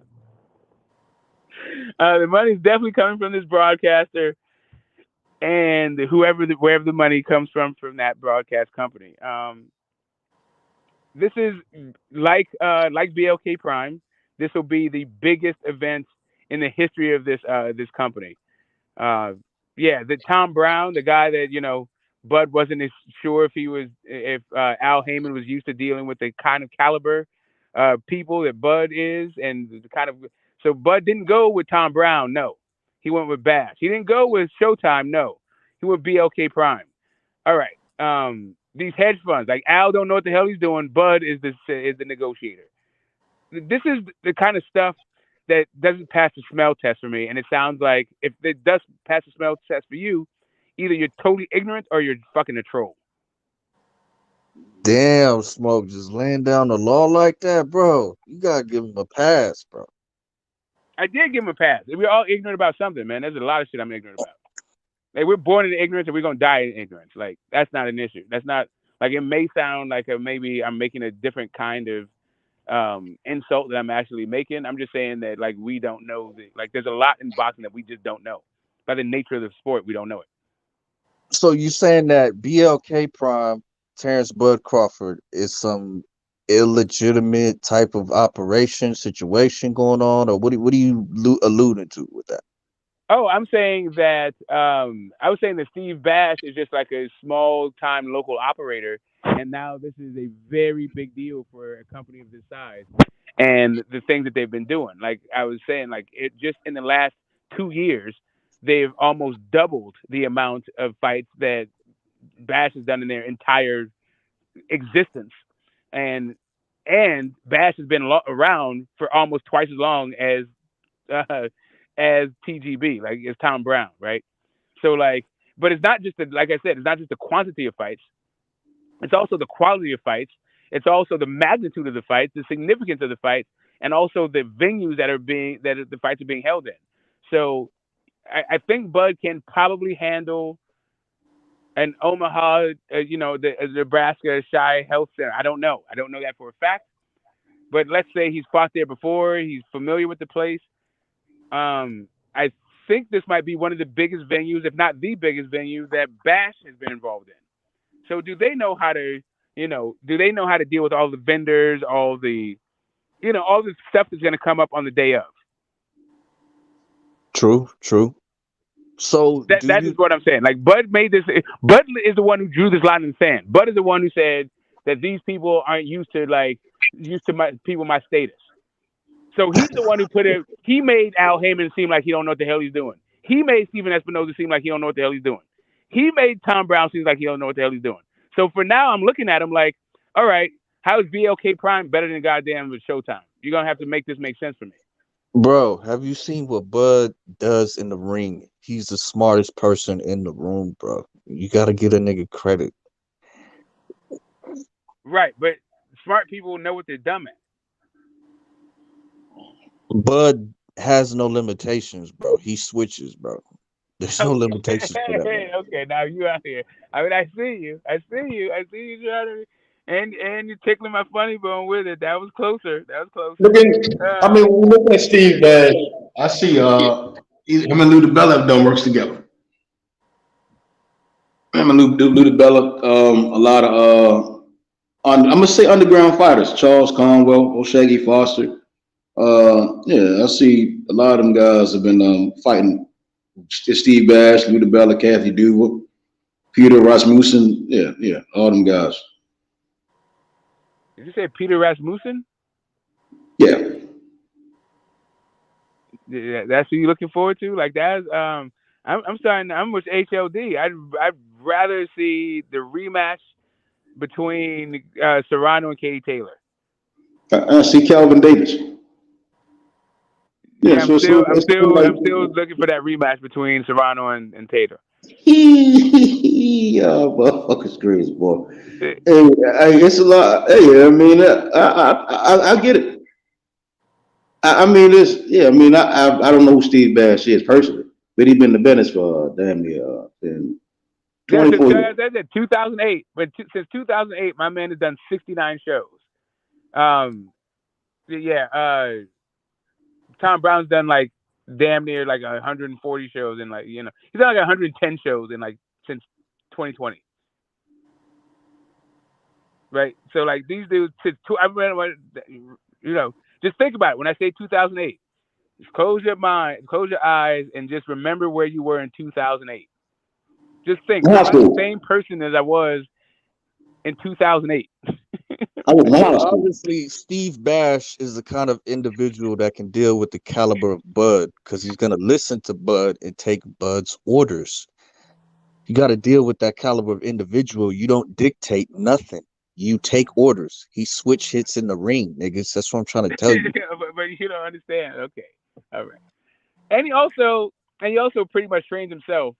But does he also promote the fight? Is he also going to be the guy who gets insurance for the event?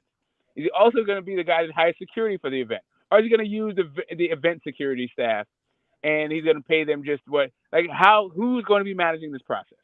Bud is going to be cooking burritos and doing security all at the same fucking time. The nigga's going to be doing everything, bro. He's going to fight in the ring.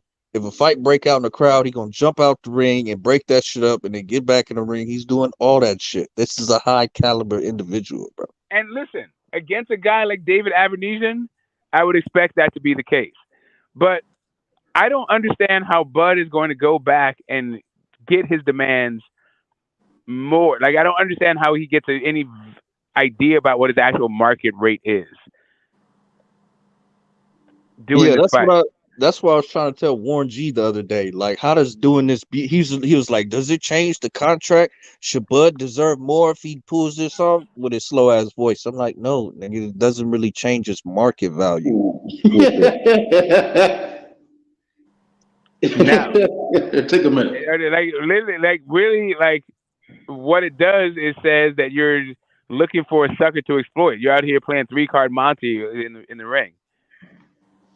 I think everything's in front of our faces, man, and people don't want to accept it. We are. It is in front of our face.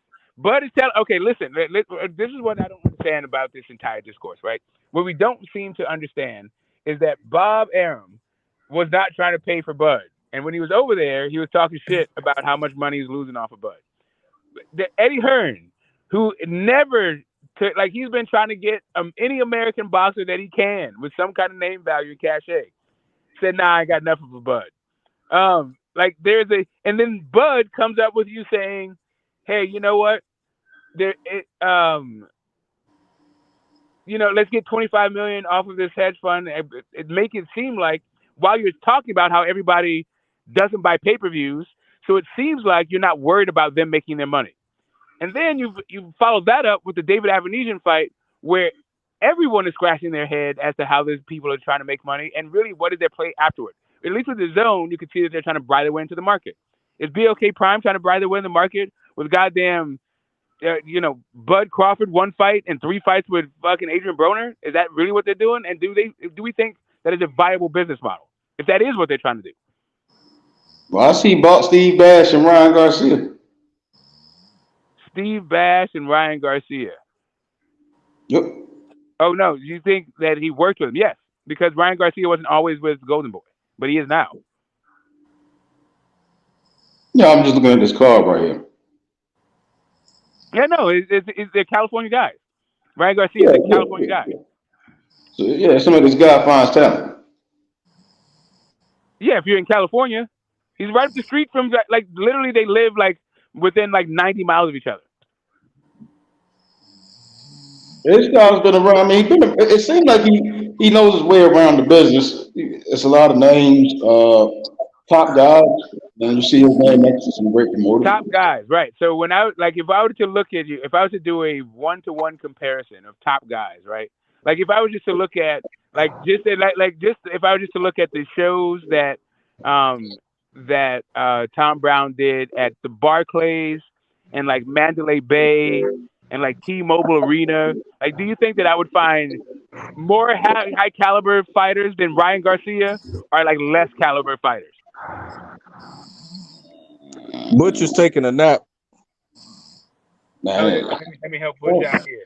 Let's preserve Butcher's dignity to the best of our ability.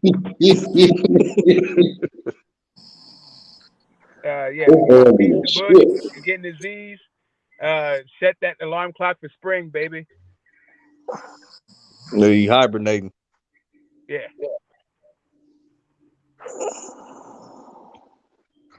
So he was in the Playboy Mansion, 2009. There's another excellent metaphor for what Bud is doing, right? So, in the way, wow. So, before hibernation, bears they consume a ton of calories, in preparation for their hibernation. But there's a certain point when they've already hit their fill, but they keep gorging themselves. I can't remember what the term is called. But at that point, when they're eating for the hibernation part, they'll use all of the all of the prey, all of the deer. They'll eat everything the bear consumes. They'll consume that shit whole. But afterwards, right after they got their fill, they'll just eat the choice parts. They'll get a liver, maybe some eyeballs, maybe some brains. They start getting picky about the shit, and it seems like what Bud is doing. He's like, you guys get yours off. This is all I want. I'm good with the $25 million.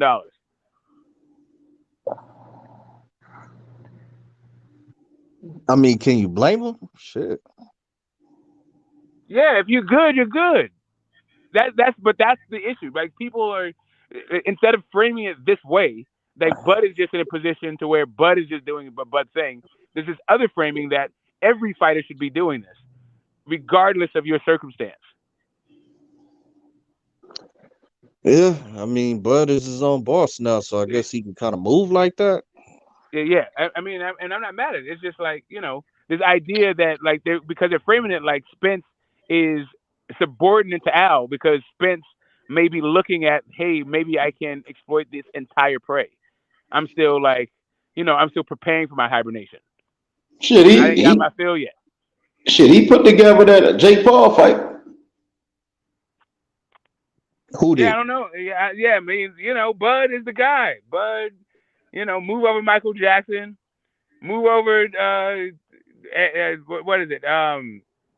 Who we got? Move Beyonce. over Floyd Mayweather. Move over Floyd Mayweather. You're not used to what you're about to see out of me, homie. And then they're just looking at this dude like, I'm very used to seeing you. You're what we call nouveau riche. You don't understand the ways of the commerce just yet. Or maybe you do. Maybe you just want a bunch of cash. I don't know. So do you think that, because I heard Warren saying this as well, because he a super fan with his slow talking ass, that it's gonna sell. David Avanesyan is European. It's gonna sell all over the world because David Avanesyan brings in that market. And What market? That's what I was trying to get him to see. When is David Avernesyan brought in the market? Okay, so hold up. Let's rewind that. This is already the established Let's platform rewind in this. Europe Let's and all that. rewind this thought.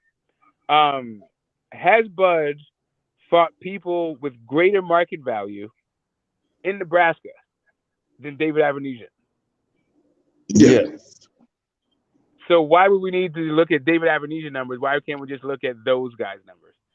Because they're not a Russian Armenian from Europe, Smoke. You got to understand. This is Yeah, like the Russian Armenians from Europe is okay. So hold up a second. Okay, so the idea that Russia and Armenia are European is already controversial enough. But let's give that pass. Let's just for the United States' sake, for our sake, yeah, we just consider them all. I don't even know that we consider Armenians white people, but let's say we do. Fuck it. I don't think that gives you an inherent like market value over. I mean, Jeff Horn was a guy, right? Yeah. He was Australian, right? Yeah, I mean, White. I think we all consider those dudes white. Like we do that. Like they're part of their like whole like genocided thing. Like because you gotta like the Turks, man. Like those Armenians, they got genocided. They weren't like the people perpetrating genocide. They got genocided by the goddamn Turks, right? So I don't know, man. Like, yes, but the Australians, they definitely genocided. Like, yeah, Tasmania, like, yeah, they got rid of all those Aboriginal. Like, anyway. Well, this is according to Warren. I'm gonna make a channel called According to Warren and just start like clipping his shit and then posting it. Right, because I heard Jay-Z was an investor. I've heard Andre Ward is an investor. I don't know where they get these things from. They just go to like one thing to another until it all gets debunked. Like first is a Silicon Valley investor, then you debunk that. Now it's Jay-Z. Why? Because he took a picture with him? Now all of a sudden Jay-Z's investing? Like what? Well, I don't know if Blue Blood said that or not. I haven't heard him say it out his own mouth, but I've heard the YouTube people say, yeah, Blue Blood said it, that Jay-Z was an investor. So maybe they got that timestamp. I just haven't heard it from Blue Blood himself yet. But if it adds some credibility that they would try and undercut Al Heyman out the fight, because Jay-Z got a little beef with him going, All right, so I'm going to tell you about a little thing called accredited investor. There's a little bit something also behind the business veil, right? To be an accredited investor, right, in order to just invest in startups, the FINRA, the financial, anyway, they require you to have X amount of money, right? And then that way you can just invest and maybe you can get written off to a certain extent. There's all kinds of rules when it comes to being an accredited investor. I'm sure that is what Jay-Z is. From his Rockefeller stuff to all of his different business ventures, he's definitely an accredited investor, right? But all that means is you put down some money and you take a piece of something, or you try to get your money back, right? So to invest in BLK Prime, he could have given him $5,000 and expect 50 back, right? It doesn't mean that like he is the source of $50 million. He could be the source of 5,000. I don't think he's the only source for the 50 million. I think he probably just had a share in it. You know what I mean? Listen, if you're Jay-Z at this level, you could just attach your name to it for fucking 5 points. Like, if you want to use my name to hawk this bullshit service, you got to give me 5% of ownership, and then you can use my name.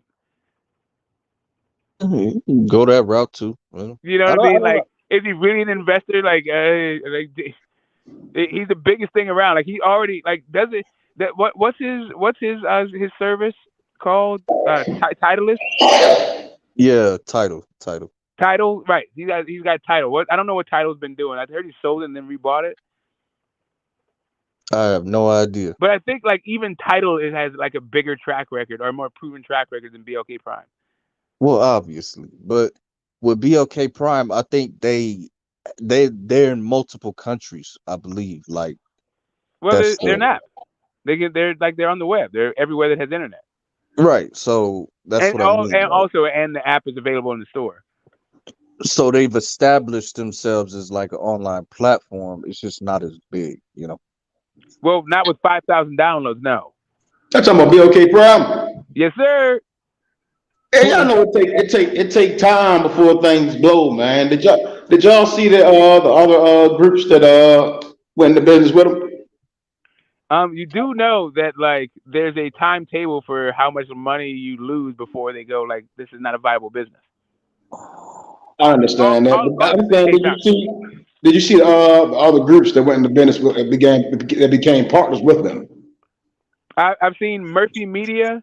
I've seen that they did like some Nigerian, like they have some Nigerian production that's coming online shortly here. Like shout out to my African brothers. And Yeah, Belizean, what I am I believe. missing? Adrian Broner got a 3-fight deal, and Bud. That's what I've seen. I mean, there What did isn't I much miss? there to see, really. I mean, it's just early starting platform. They've only been around since what 2015 or something like that. Yeah, I just wanted like listen. I'm trying to figure it out. Like I'm trying to see if Bud's hate is justified. Maybe by trying to see if Bud's hate is justified, I might sound like a hater. But if you tell me that the preeminent names in broadcasting and entertainment and boxing are for some reason have been slumming until you got into this game. All right, now I'm looking at you. Like, okay, what you got, bruh? And then what you Yeah, give me is Steve Bash, BLK, and Uncle Dez, bro. Uncle Des with the trap motels. Uncle Des. You tell me guys are not their own boss because they have the temerity to ask their advisor what is a prudent business plan. And the advisor is none other than either 2 or 3-time manager of the year, the guy that brought Beat It World Tour, the Thriller Awards. They're like, come on, bro. Like, what are we doing? Like, why are we doing this? You don't understand, Smoke. Fuck all that. Bud switches Why are we in the doing it? ring, bro. He Bro, like, listen, switches. I understand. He goes Here, from let me give it orthodox up. Let me give it to up. Let me give it southpaw, up bro. to guys, to the sport of boxing being changed, perhaps for the worst, because PBC fighters are making so much money off of not fighting that they're only getting in the ring once a year. Like, shout out to the boxing fans that want to see their fighters get their brains beat in more often because that's what we're into, fights. We're not into, like, just glorifying and paying, being witness to somebody, increasing their purchasing power. I get it. We want to see fights. Okay. Does that mean that now all of a sudden, like, Al don't know how to do business? Because it seems like he's got the business stuff locked the F down. Am I missing something? Bud switch hits, bro. He does. He does. And now this is starting to sound a little bit like I should say pause when you keep saying switch hits. I Okay, feel like my you're bad. saying something else He other changed than from something he does in the ring. If more fighters would do that, they'd be as a high caliber individual as Bud sees himself. You see what I'm saying? If they were able to do what Bud does. Okay. Why was Bud wearing a Hugo Boss sweatshirt talking about being a boss? Like, do you You think gotta that? look. You gotta look the part, my man. You gotta look the part. But why doesn't he have Bud clothes then? Why is he wearing somebody else's clothes? Why not have like the TMT? I remember when Floyd came out in his old TMT gear, and I was like, look at Floyd, looking like a goddamn Power Ranger. He got his own clothes, his own brand of gear. Like, look at this guy. Why am I not seeing Bud looking like, a Ninja Turtle? Like, what's going on?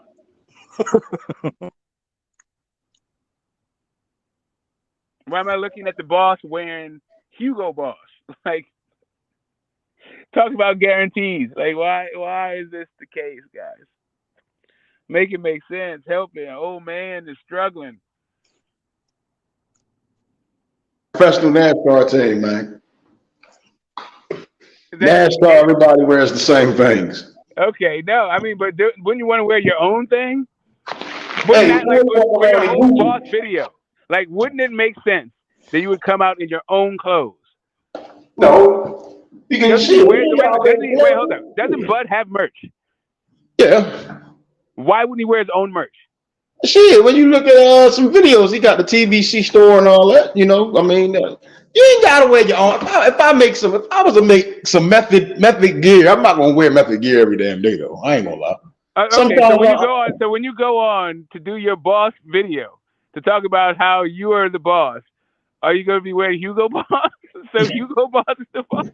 That's some country shit though. He walking around. My name Terrence Crawford. I ain't gonna walk around wearing a whole bunch of Terrence Crawford hats. That's country as shit.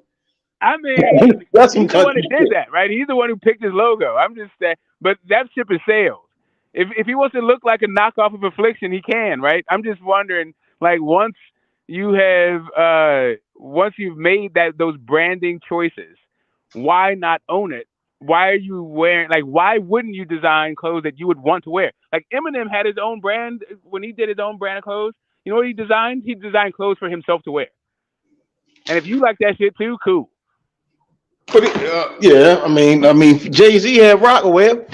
I'm saying Fat Farm, all these things, like, boss stuff. He owns their own merchandise.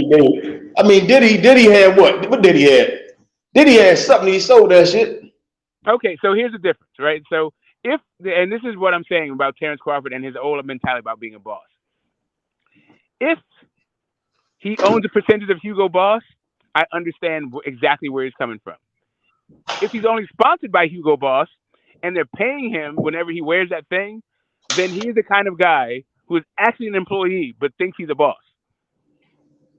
I don't know. You talking about clothes? I get the notion of what you're saying, but I think I don't think clothes is why I'm not my own boss. Everything, bro. It's like every facet of the way this guy is presenting to the world. I don't understand how people are missing it. Hey, Jay-Z, I seen a video with Jay-Z. He said this is mauve, you know, and I ain't nobody know what the fuck he had on. It was just a mauve suit. You know, some fabrics people just like wearing.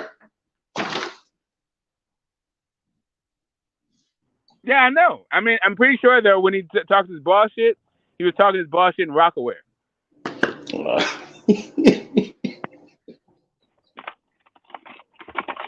When he came on there trying to convince the world that Al Heyman didn't know what the fuck he was doing in business, right? If he was trying to have those kind of conversations, I'm pretty sure he would have had those kind of conversations in Rockaway. Well, I ain't never seen PBC fighters rocking PBC hats. Yeah, but I have seen. Okay, so hold up a second. Have you seen a Bomb Squad T-shirt? I have. I've seen Man. I haven't seen Wilder coming out looking like Black Jesus, man. You know what? I also don't hear them. I also don't hear them like obsessing over being their own bosses. They just talk about, yeah, we got it, we're good. I'm straight. I got Bomb Squad Promotions. Like you don't hear them going like, oh yeah, I'm getting that bag. I'm getting that. All you hear is like, yeah, Frank Martin. I'm promoting Frank Martin. All right, all right. So I get what you're saying, but y'all take things too literal. That nigga Bug be making up words and shit. So again, he can be his own boss, but he like Earl said, you know, he pay people to get on the because he fought at his mandatories. Is that what you're talking about? Who? Yeah, I mean, that's a boss. A boss is 10 steps ahead. Listen, right, and an employee is just looking for security. No shit, everybody looking for security. Yeah. No, they're not. No, actually, in a capitalist society, and a capitalist market, what you're looking for is profits. But it's looking for security in a market that's designed for profits. Well, I mean, where the goal is not just all boxing. It's like I think everyone sees it as just boxing is his only business. Yeah, but how do you leverage that? That's what I'm. That is the entire deal. You're giving away your profits for a guarantee against a property that you own. Yeah, but I mean, as long as shit. See, boxing is different because again, it's the promoters work for the fighters. The networks are the fights. I mean, his situation is just about him getting the fights that he want to finish his career, and then head on to his other business ventures. You see what I'm saying? Okay, I can get behind that. Oh yeah, okay. You're being dad. Okay, so are you jealous that that your toddlers are looking at you in the eye, Matt? Are you?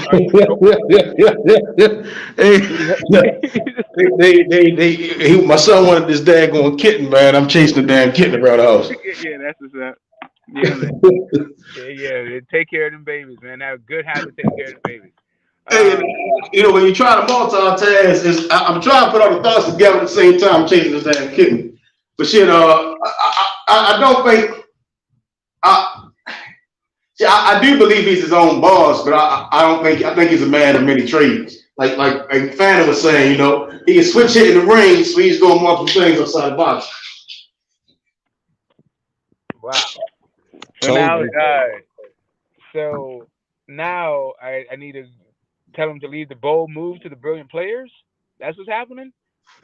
No, I mean, I think he's ahead of the curve. That's innovation. He's trying to either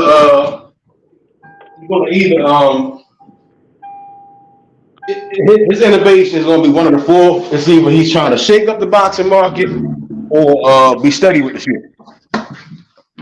Yeah, so I want to just make sure, because I was on Q the other day, and they dropped the Ice-T player haters ball on me. That's my drop, right? I'm just the hate guy. So I can't be surly. I definitely can be perhaps overly critical. So I just want to make sure that I'm floating the ideas out, trying to get some answers back. So, what if hypothetically, right, when Bob retires from boxing, I always say, who this kind of off top, who y'all think going to take over Top Rank?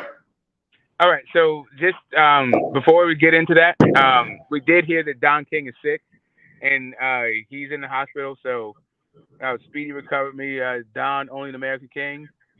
Don King? Yeah. Shit. But who do I think is going to take over boxing once Bob Arum is gone? I don't think Bob Arum is running boxing. I think Bob Arum is not the guy running boxing.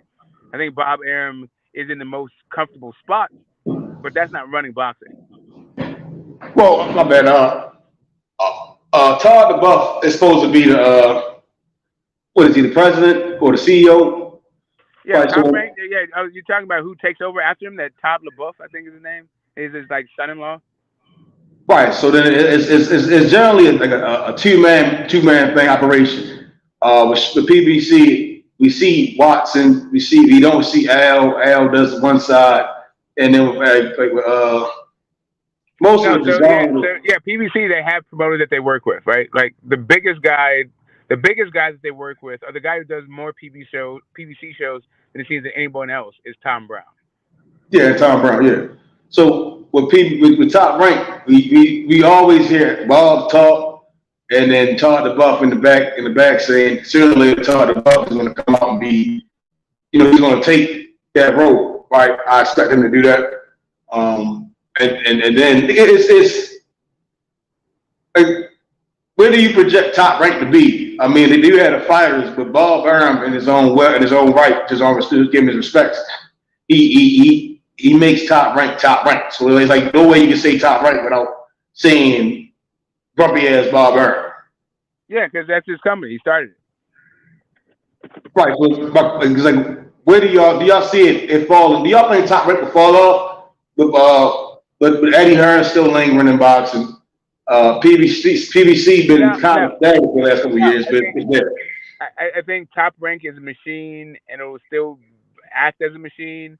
I think ESPN is actually pretty leveraged for this whole transition from broadcast to streaming. I think that the biggest deal that they have to deal with is the Olympics not being in amateur, like the Olympics not showing boxing right now. I think that'll be the biggest, like, the threat to like their farm system that they've had. But I don't know. It's a really easy thing to negotiate. I feel like a relatively easy, not a really easy, but a relatively easy thing to negotiate. Right. Where would Top Rank get his prospects from? That's one of the bread and butter of Top Where Rank. they're gonna farm out. They can still farm out from the world system. They can still go out to amateurs. I think they still have pretty good talent scouts. It's just that they can't. It's just not an easy. Here's the Olympics. So they have like some kind of marketing behind them already before they ever even join the pro ranks. That's what Top Rank likes. Top Rank likes you to have some cachet to you already. Well, couldn't they do something similar to Lomachenko, like host little tournaments and then sign guys? You know, like have a super series and then have them guys come on in, especially with the young prospects, like them young guys that's amateurs want to transition. You know, like they have, like how UFC had the Ultimate Fighter for boxing. They have like some shit, Top Rank Fighter or some shit, and then they sign these guys off. They sign these women. We had the contender. Like literally, UFC was biting fucking boxing, and neither one of those shows lasted. Just so we could understand what we're talking about. Not only that, I don't like, is Big Brother still around? Or the Real World? Like all that living in a fucking house and everybody watching you shit, like YouTube killed that shit. You got reality TV 24/7. We don't even watch your fucking dumbass with your scripted ass fucking drama, right? Yeah, well, I'm not saying per se to the reality TV shit, but more so just like tournaments. Like it's basically like how the sanctioning bodies. I see the WBC. They always have tournaments going on, certain locations. But it's basically when you want to invest into them young guys come out the amateur system. Do you really want to take the best of the best? Seeing the guys from the Olympics, the guys that just fought on that card race, I can't think what card it was.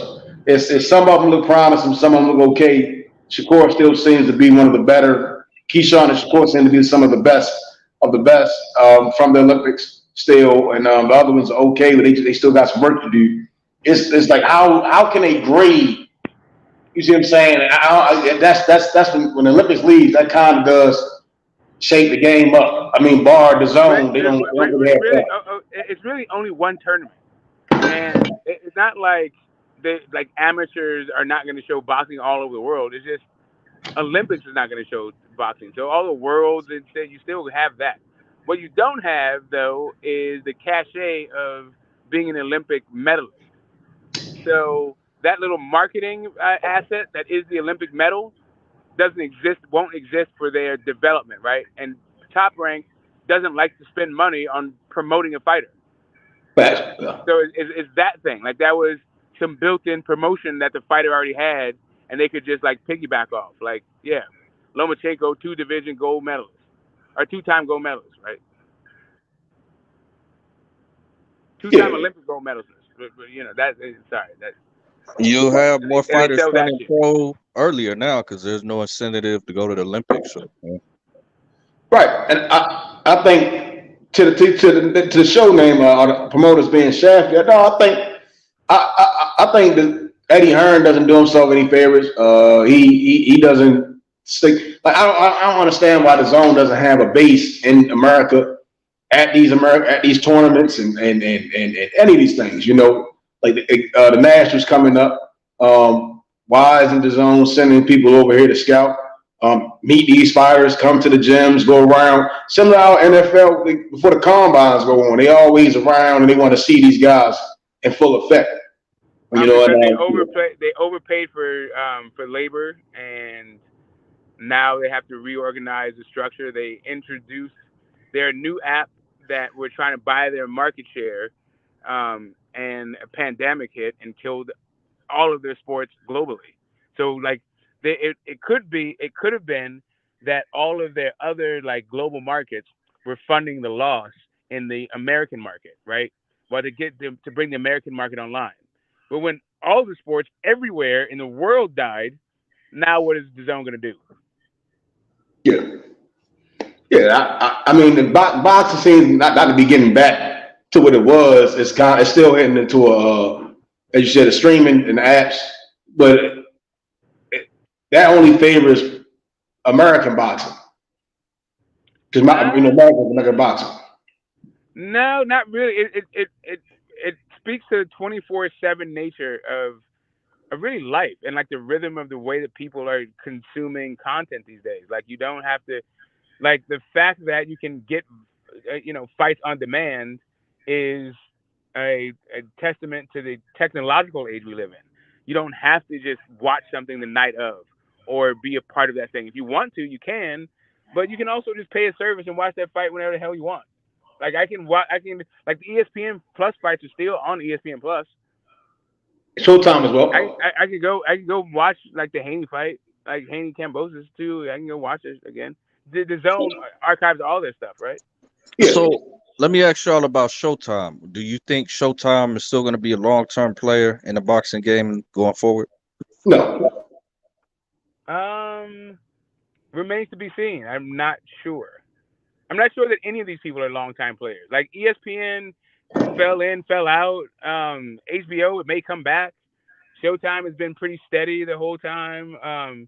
They seem to figure out a way to, weather the peaks and the valleys. Like, I mean, looking at the decline of LeBron James, the retirement of Roger Federer, Serena Williams retired, all these other great athletes worldwide.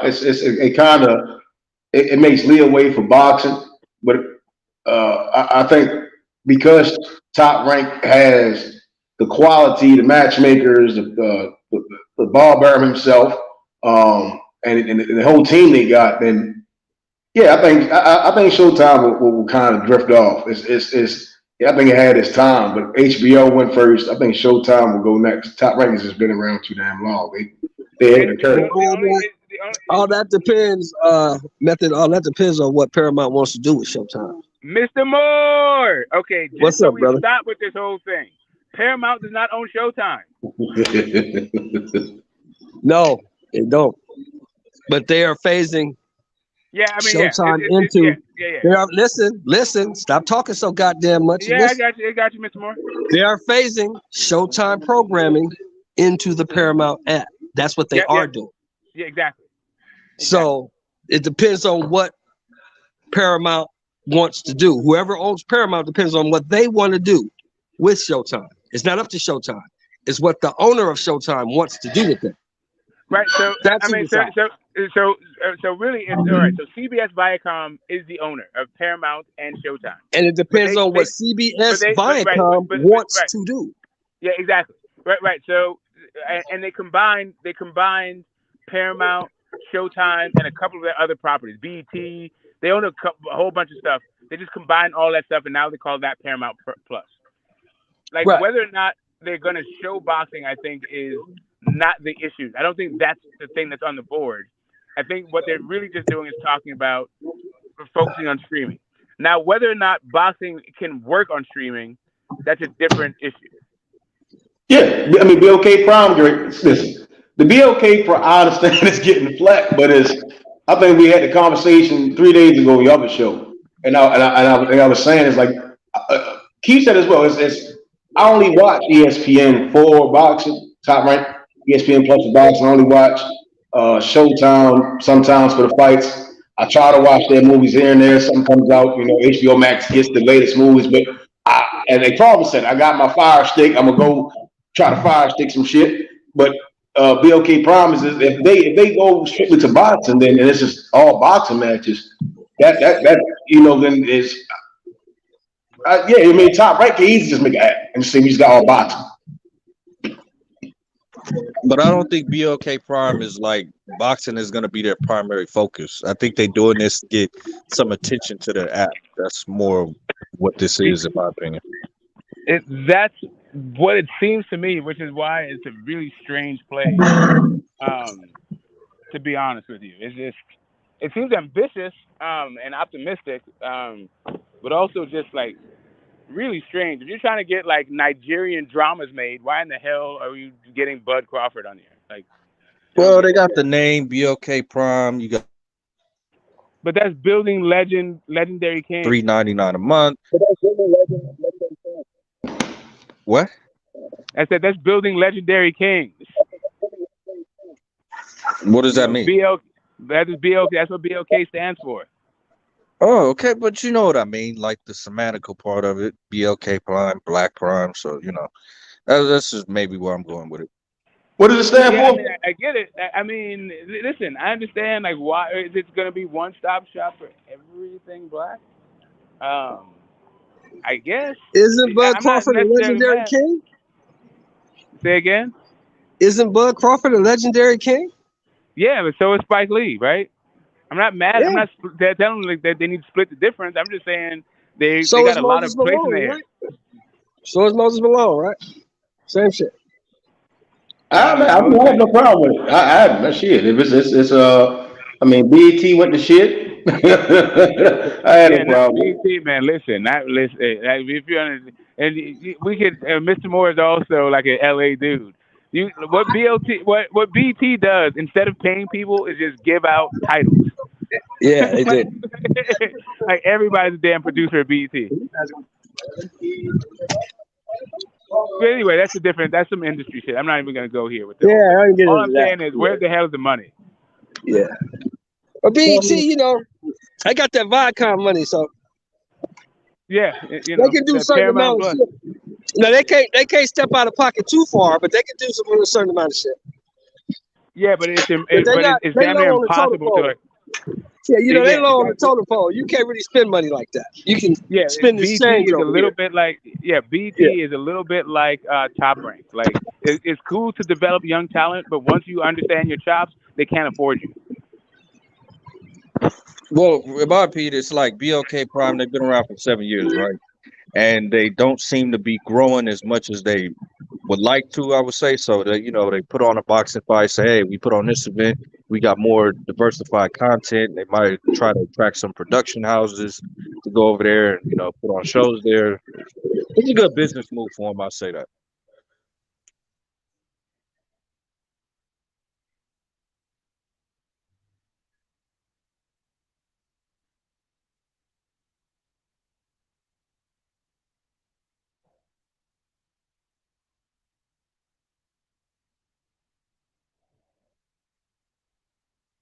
I'm talking on mute. Since we got Mr. Moore on here, I know you watch women's boxing. What do you think of the Savannah Marshall winning that run back? Why? I mean, I get it. She got heart and she wants to fight, but why? It's not like the outcome's going to change. It's not like you're going to get faster. You're not on her level when it comes to speed, aggressiveness, punch placement, IQ. These things, it's going to take you years to even get close.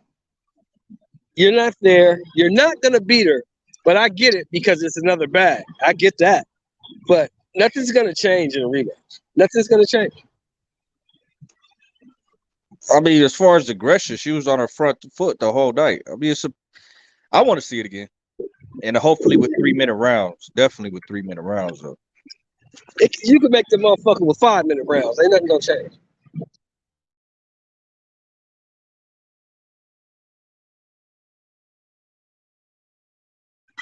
But kudos to her. She wants to run back. She got heart. I give her that. She ain't going to win. But, you know, she got heart.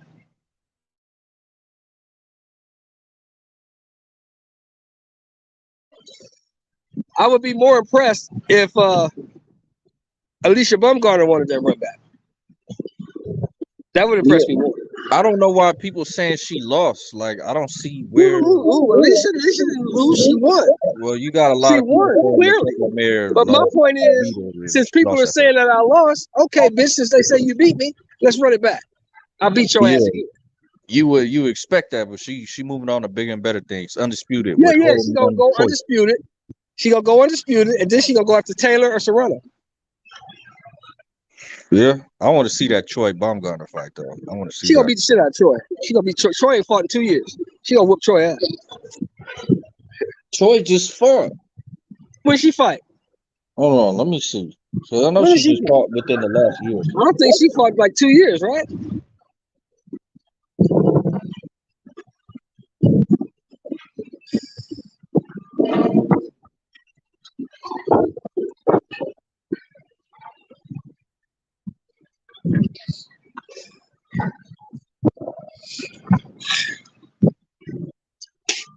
Yeah, she just fought like last month, October 19th.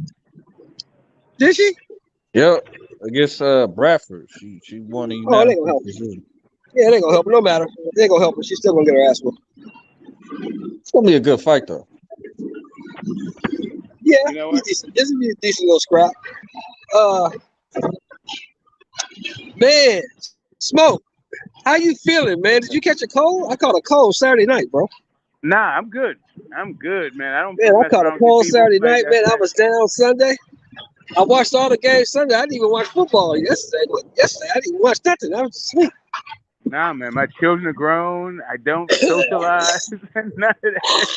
You But get the pandemic, man, they got me used to like everybody's Oh got no, the this cooties. ain't no goddamn COVID. It's a Nah, cold. I'm just saying, I know like, I'm COVID. just telling you that everybody got the cooties to me now. Like, yeah, that's cool. Stay the hell away from me. I don't even know how I caught it. I think I caught it because it was hot Saturday morning. I turned that fucking air on and I forgot it was on. I think I caught it like that. I think that's how I caught it. Yeah, you catching colds in Cali. You know somebody in Cali hit that Powerball. Hey man, it's pouring down out here today. It been Yeah, raining that's the all thing. That's motherfucking the morning. thing. Like, it got really cold. But the cold has been, they've been threatening, right? Like last weekend or 2 weekends ago, it was kind of cold. You know, they just drop. You know how we do it here. Like they drop the singles and then the album's coming. So yeah, that's it. Yeah. It seems like It's nice now. in It's just heavy windy rotation as right now. fuck. But the Yeah, rain is coming back. I can see the clouds moving in, so the rain coming back. Yeah, I mean, sure. Isn't that raining up in Northern Cali? Shit. Wait. Is that my cam? Yeah, that's my cam. Oh no, you nice. You nice over there. You see? Yeah, I see the clouds though. It's coming. Yeah. It's coming. Yeah, it's fucked up. It's fucked up down this way. It was raining this morning down here. It's coming though. It'll be there in a minute. It just left here like 30 minutes ago, so it'll be there in a minute. Mm-hmm. Yeah. So actually, my phone is about to die.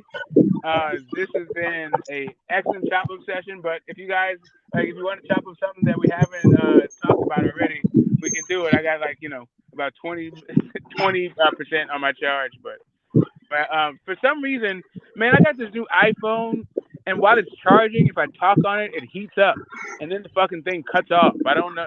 Like my Android didn't do this. My phone do that shit too. Sometimes if I'll be talking to y'all, and I'll unplug it to go plug it in, I'll unplug the motherfucker, the whole phone will cut off. You got an iPhone, Sheldon? No, I got a Galaxy 20. Oh, yeah, I got Galaxy Droid too. It don't do that to me. I don't know. Yeah, my Droid didn't do this, but yeah, this iPhone, man, it's tripping. But anyway, you guys got any boxes? Oh, you know what, Mr. Moore, I didn't get your thoughts on Andy Ruiz saying he's got a right hand for Wilder's temple, and Wilder will go down. Whoa, big talk, Andy. You better produce now. You're talking big. Let's produce it. Don't talk about it. Be about it now. I don't know. The reason why he didn't want to get on the inside with Luis Ortiz was he was afraid of that southpaw counter. I don't know if standing on the outside with Wilder at the full extension of that right hand is a good idea. You scared? Yeah, he got to get inside. If you scared to come in and get hit, like if you're gonna stay at range, he's standing at range. His ass is toast. His ass is toast if he's standing at range. That's a fact. But that reach difference in hand speed and like awkward shots is gonna be like really strange. It's gonna be interesting to see. But if this fight is on the inside, then yeah, I can see that happening. This fight is all about distance. Yeah, he get on the inside though. He got action. He got fast hands. Well, Wilder added another level to his game with that movement, that step back. So might not Right, be right, what he right, was right. previously. Yeah, I saw that. I saw that. But he gonna have Yeah, to use that because if you let Andy get inside on him, them hands is quick. You'll catch him. it seems like they developed that specifically for it in the Andy Ruiz fight. Try to do all that lateral movement shit. I was very surprised when I saw it. Like, what's this dude doing? And then we threw a punch from like bouncing around. I'm like, okay, your hands and your feet are not actually working in concert right now. But he also still got the knockout because he hit so hard. Yeah, and it's coming from a weird angle, and now his feet. Yeah, man, it's just man, Wilder's And, a whole and the load. and the fact that Wilder was a dog might play against him because Wilder ain't gonna run. Well, it's Nah, but not he's running also if you're not the gonna be guy that punching. stands there and slugs though. He's not a slugger guy. He's got a bunch of heart, but he's not like stand and trade. He don't got combinations. Right? No, Wilder knows he's a 1-2 guy. Yeah, facts, facts. He But kind of he will fight you. added a He 3, will but like fight you if really, you got to. yeah. If you corner him, he'll fight you. But yeah, but it starts to look like girl fight a little bit. Like the Yeah. shot that he actually hit Hellenius with was like not a shot that should have like hurt him the way Right. it did. But just a Hey, little I bit of got a turn. dip. I'll be back. I got a dip Yeah, right all right. quick. So we may not be here, but it's great having you while you're here. Like, yeah, like I said, it may end abruptly. If it does, I'll come back and end it on the right note. But maybe we talk for another 6 hours. I don't know. I got the thoughts off my chest. I just wanted to know. I wanted to do a special kind of thing. It seems like the promoters right now are taking front and center while there's sort of lulls in the fight. We don't really have any big fights. Well, we have big fights, but they're already made, so we're just waiting to promote them. Yeah, I figured, hey, let's talk about the Steve Bash is him actually getting a big fight, introduction to the major leagues, right? And then also talk about how Eddie Hearn is bitching about how he doesn't like the fans, how the fans are criticizing him. And then also Kelly Sauerland also as an extension of that, as the two promoters in the Ben Eubank Jr. fight. Yeah, and also this whole like Al Heyman is the reason why we get to fight. Like, yeah, I figured now is a great time early in the week. Yeah, let's chop up what we think about these promoters, and let's see if perhaps we've been a bit too harsh, or if not too harsh, and not harsh enough about certain things, and then maybe we haven't been appreciative enough about a few things. I don't know. If this is gonna be like the Festivus, and you're gonna give thanks, right? You're gonna not just air your grievances like Festivus, but we're also gonna talk about what we're thankful for when it comes to these promoters. What is it that we are actually appreciative of when it comes to promoters? Well, we got Steve Bash going to make one of the biggest fights in boxing, Omaha, the Shy Center, the return of the pound for pound best fighter in the world, Terrence Crawford, coming back to potentially stop David Avanesyan, the prospect killer. Oh, you think it's a possibility? Okay, so what percentage do you give of Bud knocking out David Avernesyan to keep his 99.99. Exactly. There we go. And now you're talking my talk. Yeah. All right. Anybody else? All right. Phantom is it Ghost, right? Phantom ghosted us. Phantom said he's making French toast sticks. Trying to cook sweet potato in the toaster. Is that what you're doing? Hey, he said he eat yams, man. He said only the yams.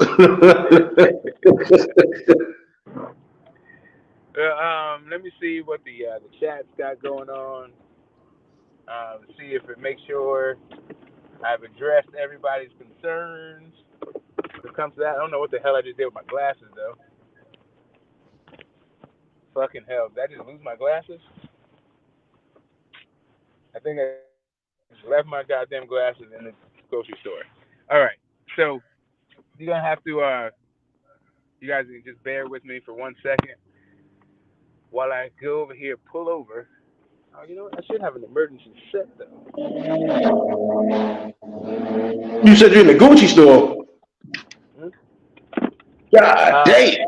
I got my Oliver Peoples. Oh yeah, here we go. Yeah, that's what I thought. I know what I do. I know me well, baby. I've been with me all these years. Okay, here we go. Let's scroll. Damn phone calls. You go to voicemail right now while I talk to the people about this boxing. All right. Removing boxing from the Olympic schedule was a blow to the sport. It was a blow to the entire sport. It's definitely a blow to Top Rank. And besides the Golden Boy fighters, they got rid of everyone else that is expensive. They only have low budget fighters signed from America. Yep. I mean, that's what's happening. People are tightening their bellies, I think, all over the sport. And really all over the world. This pandemic is nothing nice. If they wanted attention to the app, then the Crawford fight wouldn't Shit. first pay-per-view. The pandemic has now brought in great entities such as BOK Prime, Brady, to present this fight December 10th in Nevada, Omaha, Nebraska. Steve Bass, here to promote, and this is all thanks to I just saw you put the face on. Like you saw the faces. His face didn't make it to my list. I was gonna put him up there, but I'm gonna wait until after. I'm still following this whole thing. I'm still a little bit confused, but I do like the fact earlier in the stream, and I think I'll end it on this note. Earlier in the stream, we looked at the ticket availability. What about it?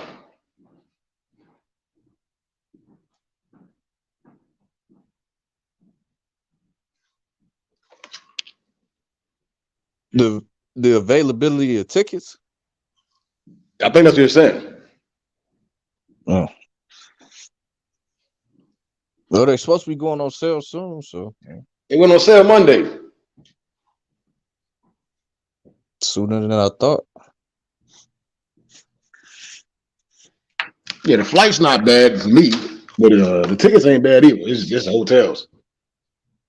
Hotels in Nebraska is gonna be cheap as fuck in December. Okay, I'm sorry. Can you hear? Yeah. So I looked early. The tickets went on sale yesterday.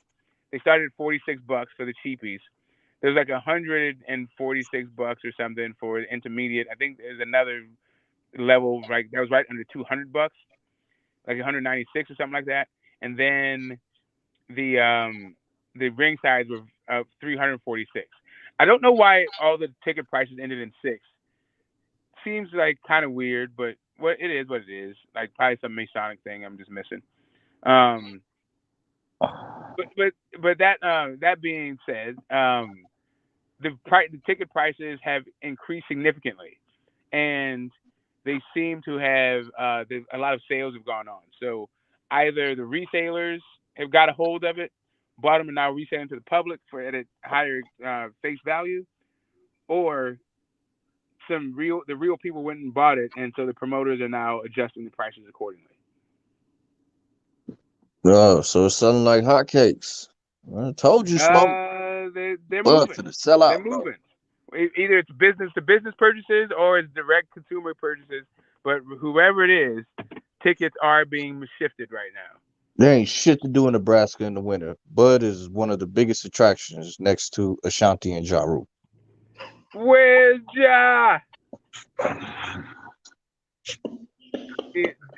He'll be in Nebraska on December 10th. All right, somebody alert Dave Chappelle. All right, so there's nothing to do then.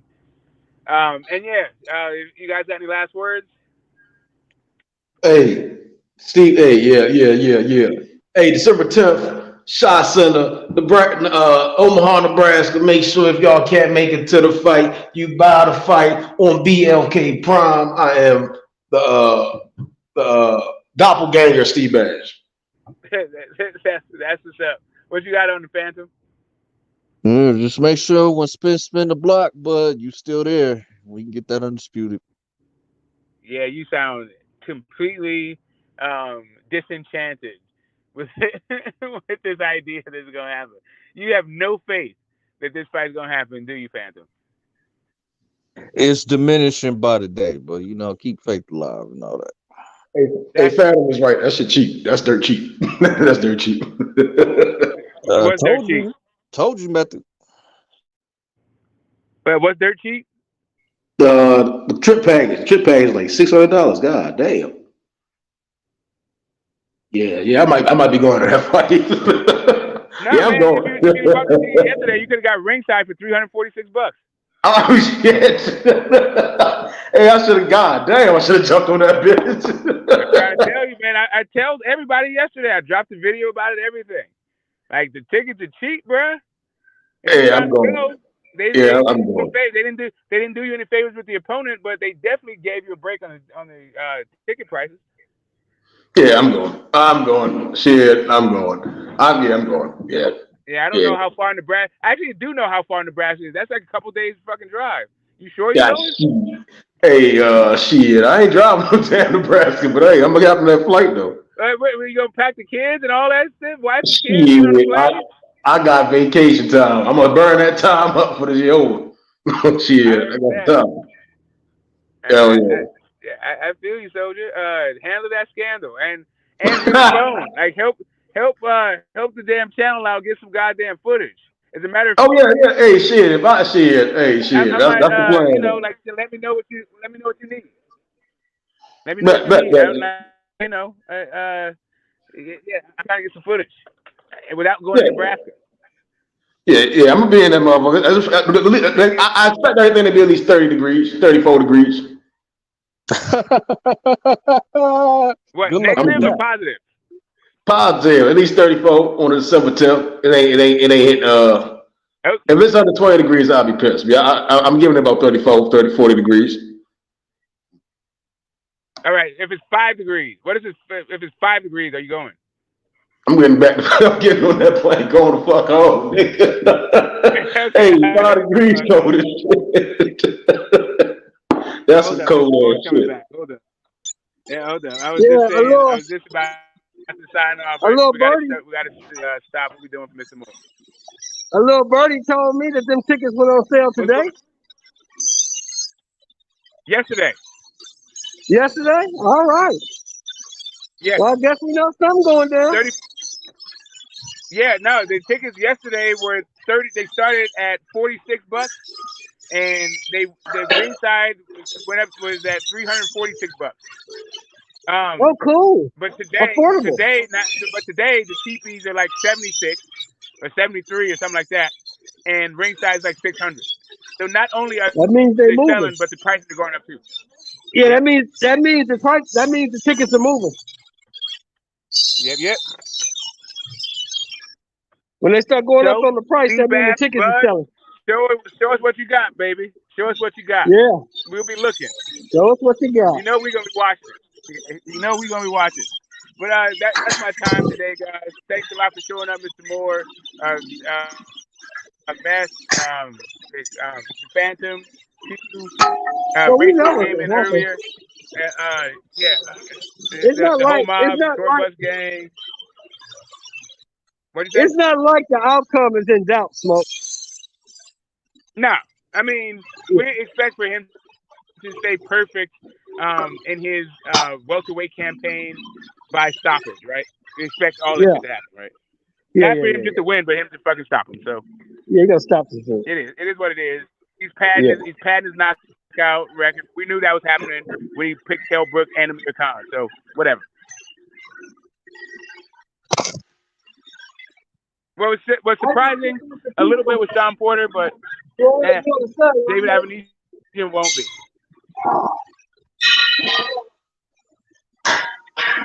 Best of luck. All right, guys. Until Friday, we're out of here. But we'll be right back here 4:20 on Friday morning, chopping up the entire week's events and the weekend's fight. Did Spence announce his fight yet? Did Spence announce his fight yet? No. Nope, not yet.